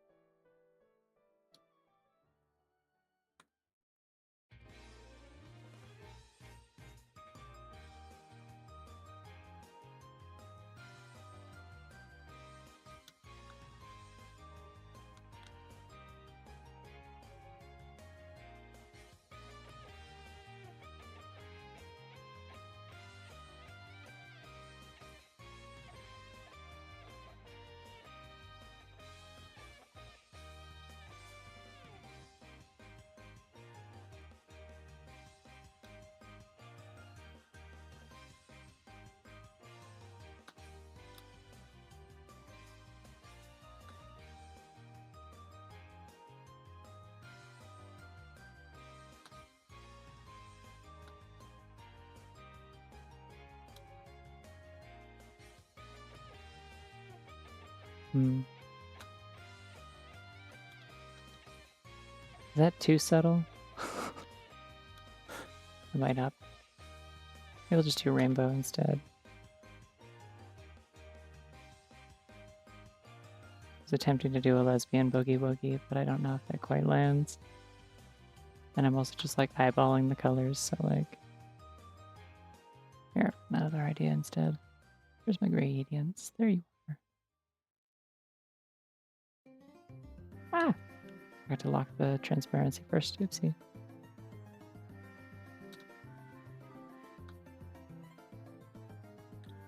Oh, no, that's too small of a rainbow. It's too big of a rainbow.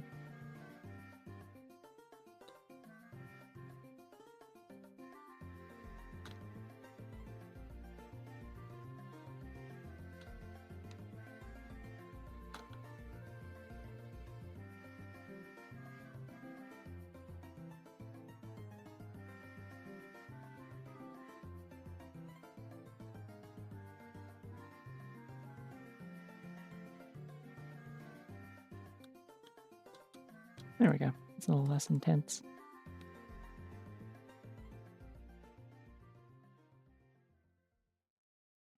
Alright, then we'll just color Cherie real quick. It is almost 6 a.m. Oh boy. I'm gonna have to have the restraint to just like immediately turn off my computer and go to bed when I finish this. This is fine. This is normally the time I'm like getting ready for bed. It's just like I have to resist the temptation to scroll anything. Or else I won't be in bed until like 10 a.m. and that's a problem.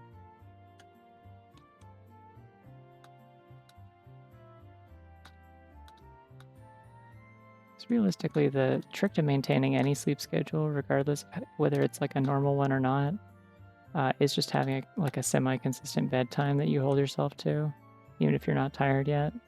Because otherwise your body will let you know when you're tired and you'll be like, ah, fuck, I can't do anything now.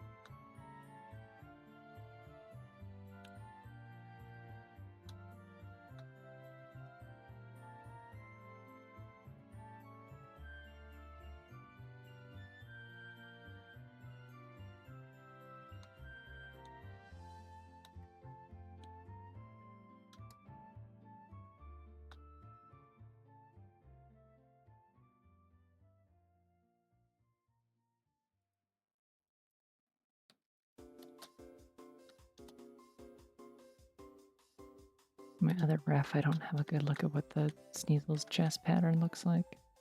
Apparently it's like this.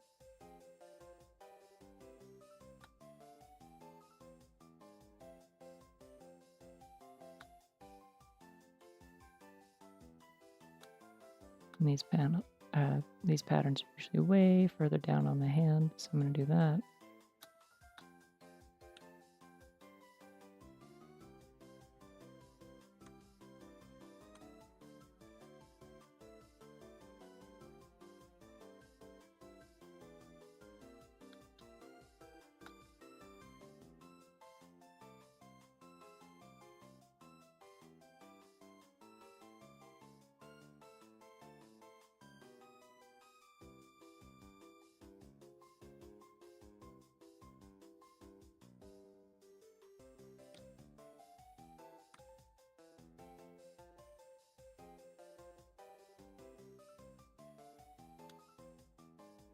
I'm just gonna leave that filled in for clarity's sake. It's not technically accurate, but who gives a shit? No one's going to be coming up to me on my silly Mystery Dungeon shitpost and being like, your colors are not quite in the right spots and the patterns are wrong. If they do, I'll fight them, 'cause I don't care. That's a weird thing to get upset about.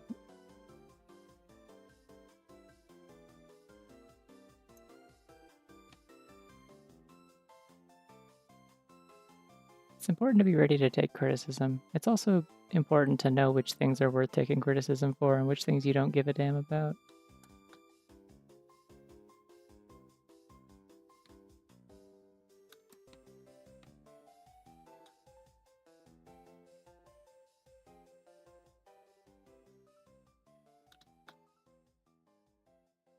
Like being able to take feedback and critique is like genuinely a extremely useful and crucial skill. If you want to grow as an artist, you need to be able to not only like take critique, but also like seek it out and know like what questions to ask. And then like take it to heart and try it even if it doesn't make sense to you, just because like the outside perspective is valuable. But also you need to know like when advice is coming from a source that is like not like relevant to you or is like just not something that you need to care about. You missed most of it. I'm just finishing up, but you are here for a little bit of it. I've drawn several bunnies. And also a Sneasel. The Sneasel's here too. She's this bunny's +1. Also shoutouts to like the clothing store theme from X and Y, which is what this is. Banger. Yeah, it's a hare. We decided that the Jolteon gets to be in the bunny list because I wasn't sure at first, and someone pointed out it's a hare, and I'm like, oh my god, it is. Yeah, this is the bunny tier list. At least the part of it that's relevant. Everything, the rest of the tier list is just a category for everything that isn't a bunny, like isn't justifiably a bunny at all. Pikachu's here. Hi, Pikachu. I really like this Pikachu face. It just brings me joy.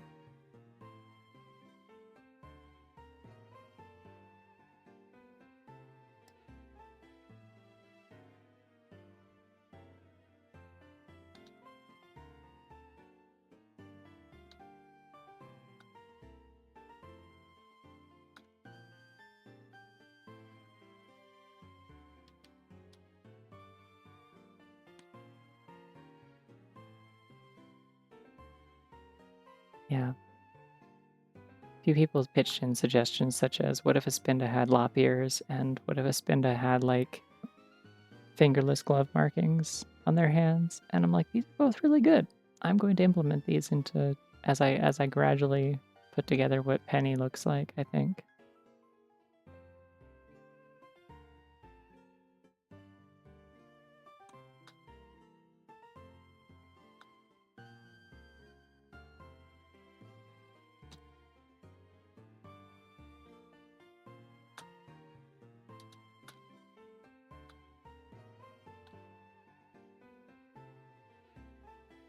Yeah, her very good punches, and the many of them that she does.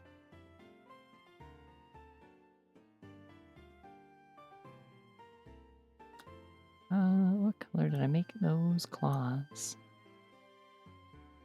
Because they're not white, they're like, yeah, that's kind of like off-white color. Here's the question, do we think... Oh wait, no, there is actually a picture of Hisuian Sneasel, okay. With it, it's like walking, so you can see the bottoms of his feet. I'm gonna say, do we think Sneasel has paw beans? The answer is apparently no, but that's okay. I can live with this.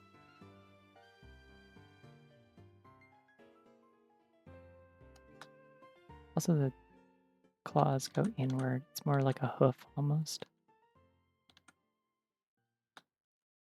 Which is fine by me. I will change that because I like that better, honestly, and it seems a lot easier to draw if I'm being honest.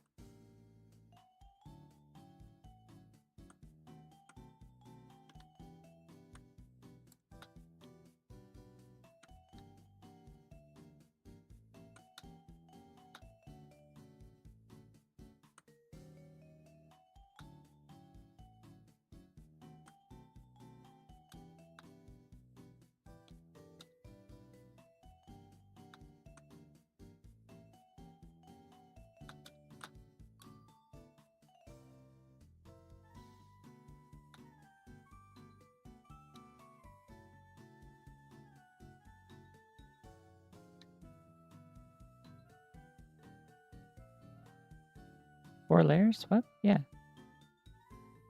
I have one for line art, one for color, and one for the grass underneath the Jolteon because I didn't want to do it on the color layer because I wanted it underneath. I don't know. I usually only need 2 layers if I'm not like shading anything.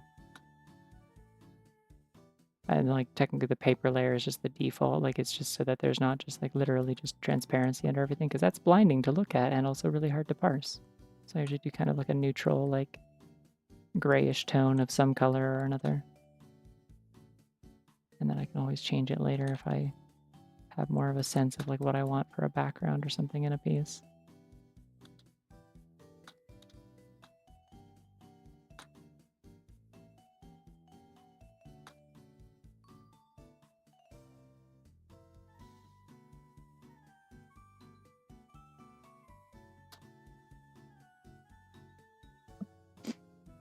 Oh, neat. I didn't know about that last one. I did know about the first 2. That's cool. I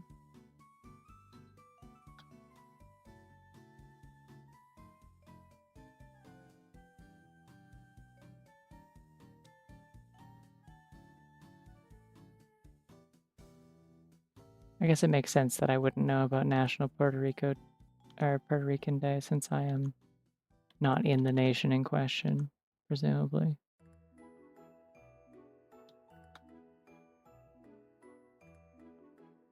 So if it's not an international holiday, then I wouldn't have heard about it most of the time.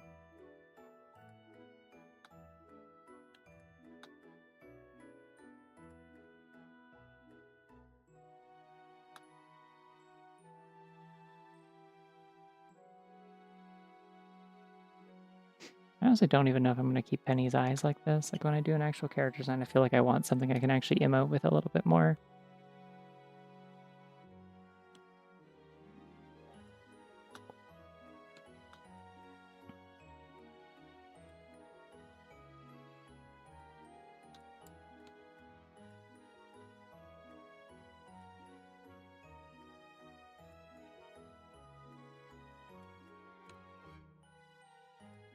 I'm going to use my grass layer again. In fact, I'm just going to actually steal some of these colors.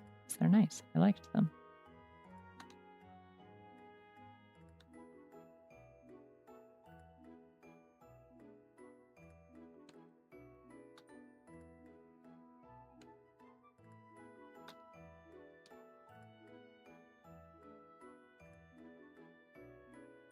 Yeah, I was kind of thinking like, no, I'm not going to change it for this. This is fine for what I need for here, but like, in the future, I mean, because I want to do like anthro designs for them, right? I'm thinking maybe like I might just do like they're like more like actual eyes, but the pupils and irises are always spirals. So she can actually like, you know, be wide-eyed or squint and things like that, but like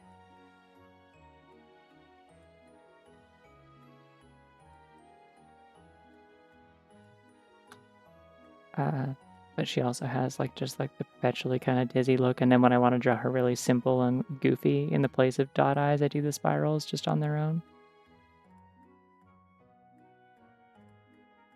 A doll or plush adjacent tier list. Probably, I don't know that I would do it, but like I'm sure someone could.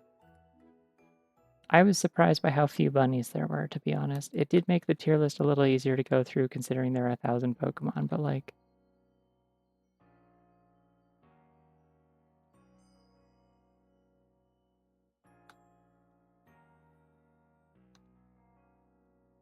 I think there were only like 32 that I definitively was like, yeah, these seem like either bunnies or in some way bunny inspired or bunny hybrids or whatever. So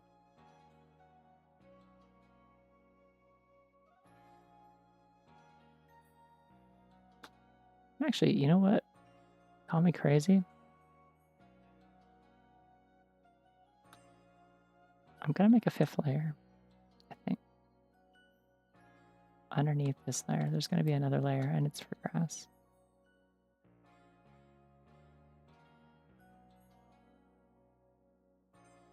Or sorry, it's for dirt, I mean.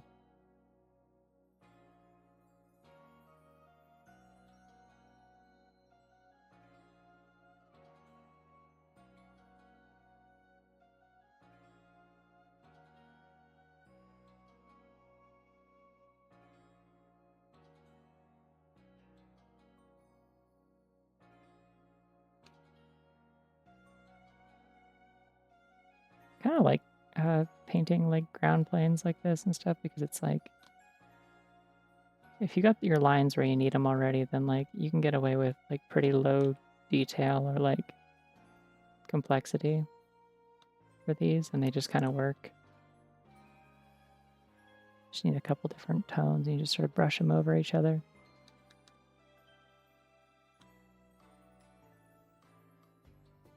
Different hues, different values, and you just sort of like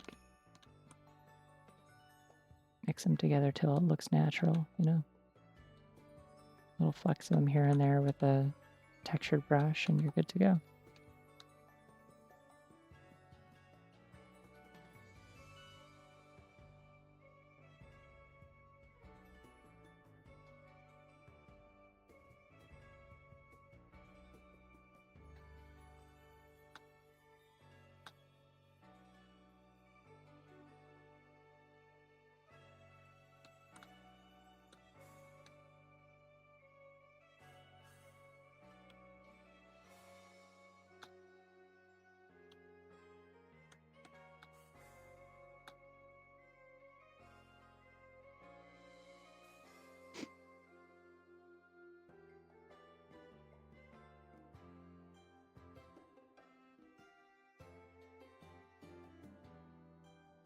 Colors on this bag feel like they're really like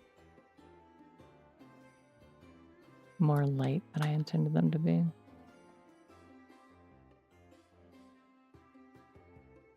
Just gonna adjust this a little bit.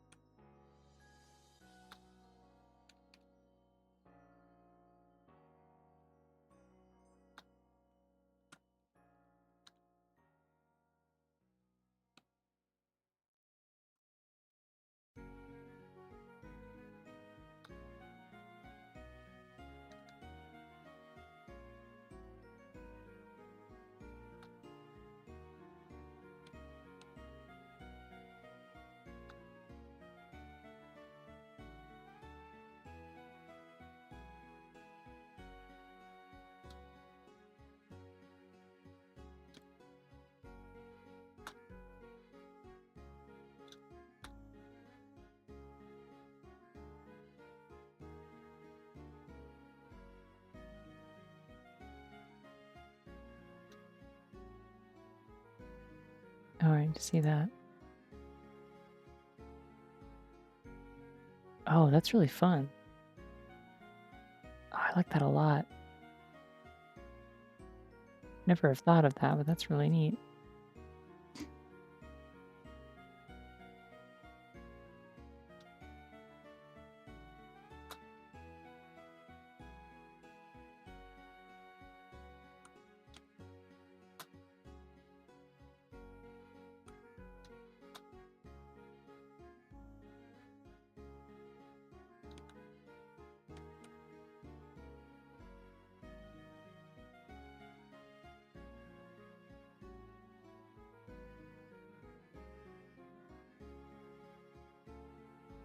I have a funnier way to phrase this. Hold on.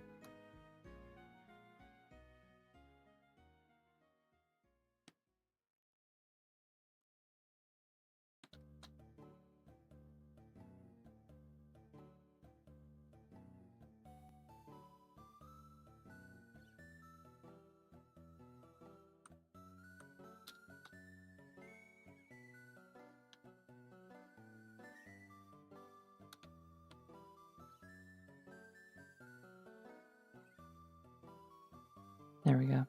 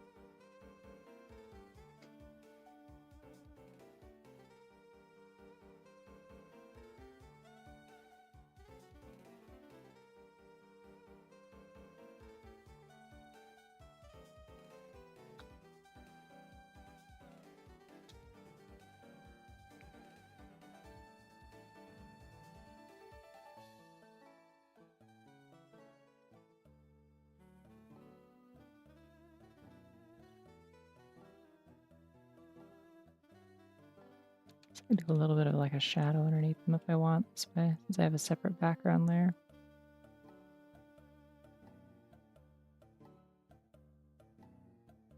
Yeah, very cool.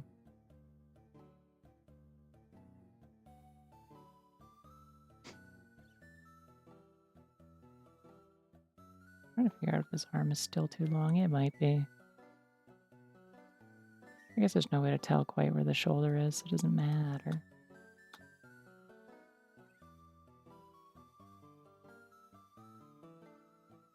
Make that line thinner. I think it'll imply that the shoulder's further out.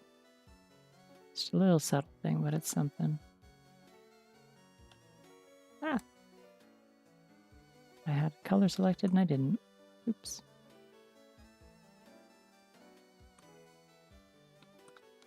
I think I've mentioned this before, but I hope it's like at least mildly entertaining to find out that the noises I make when I like fall off of something in a video game or mess up a trick or get attacked by an enemy are like the same noises that I also make when I like very minorly make a mistake or misinput something in an art program.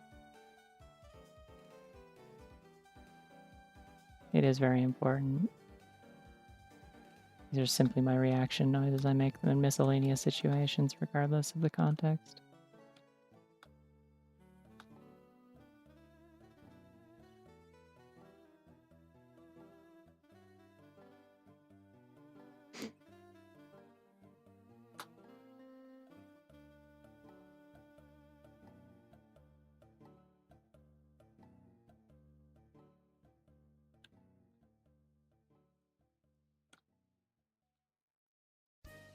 All right.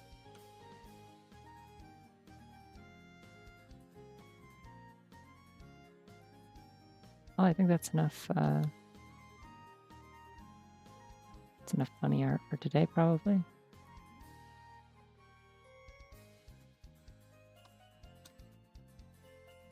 Just gonna move all these into a position where I can crop them a little bit easier.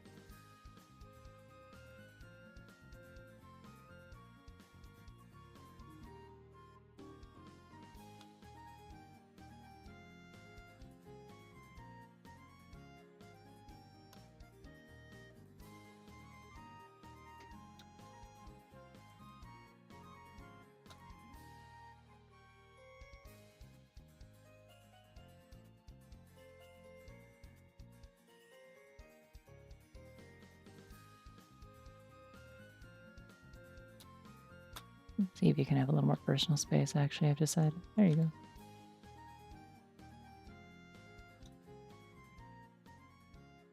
Same with Jolteon, actually. There you go.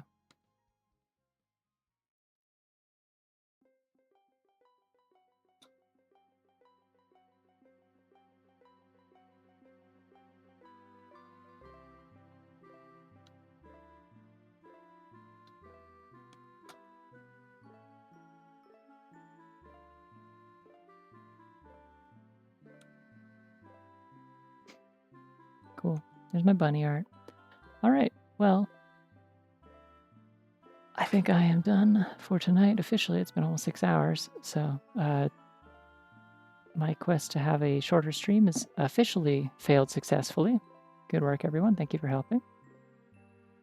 Genuinely, this has been fun. I've had a chill time. I didn't think I'd want to do an art stream tonight because I'm like, oh man, I've been drawing way too much this week and also trying to beat difficult bosses in a video game occasionally, and my hands hurt. But like, I'm feeling completely fine right now. So I guess this is just like the right kind of chill drawing that is not high pressure on my hands, which is to say, probably just like inking a lot. But are you short on bunny money for the purpose of bunny? Don't worry, watch this. I have infinite. There's a bunny that's going to bed, like me. Yeah, I'm gonna bounce. I think I'm just gonna commit to not starting haste till next weekend. Because then I can just, instead of having to make assets for that tomorrow, I can play some more Deltarune finally.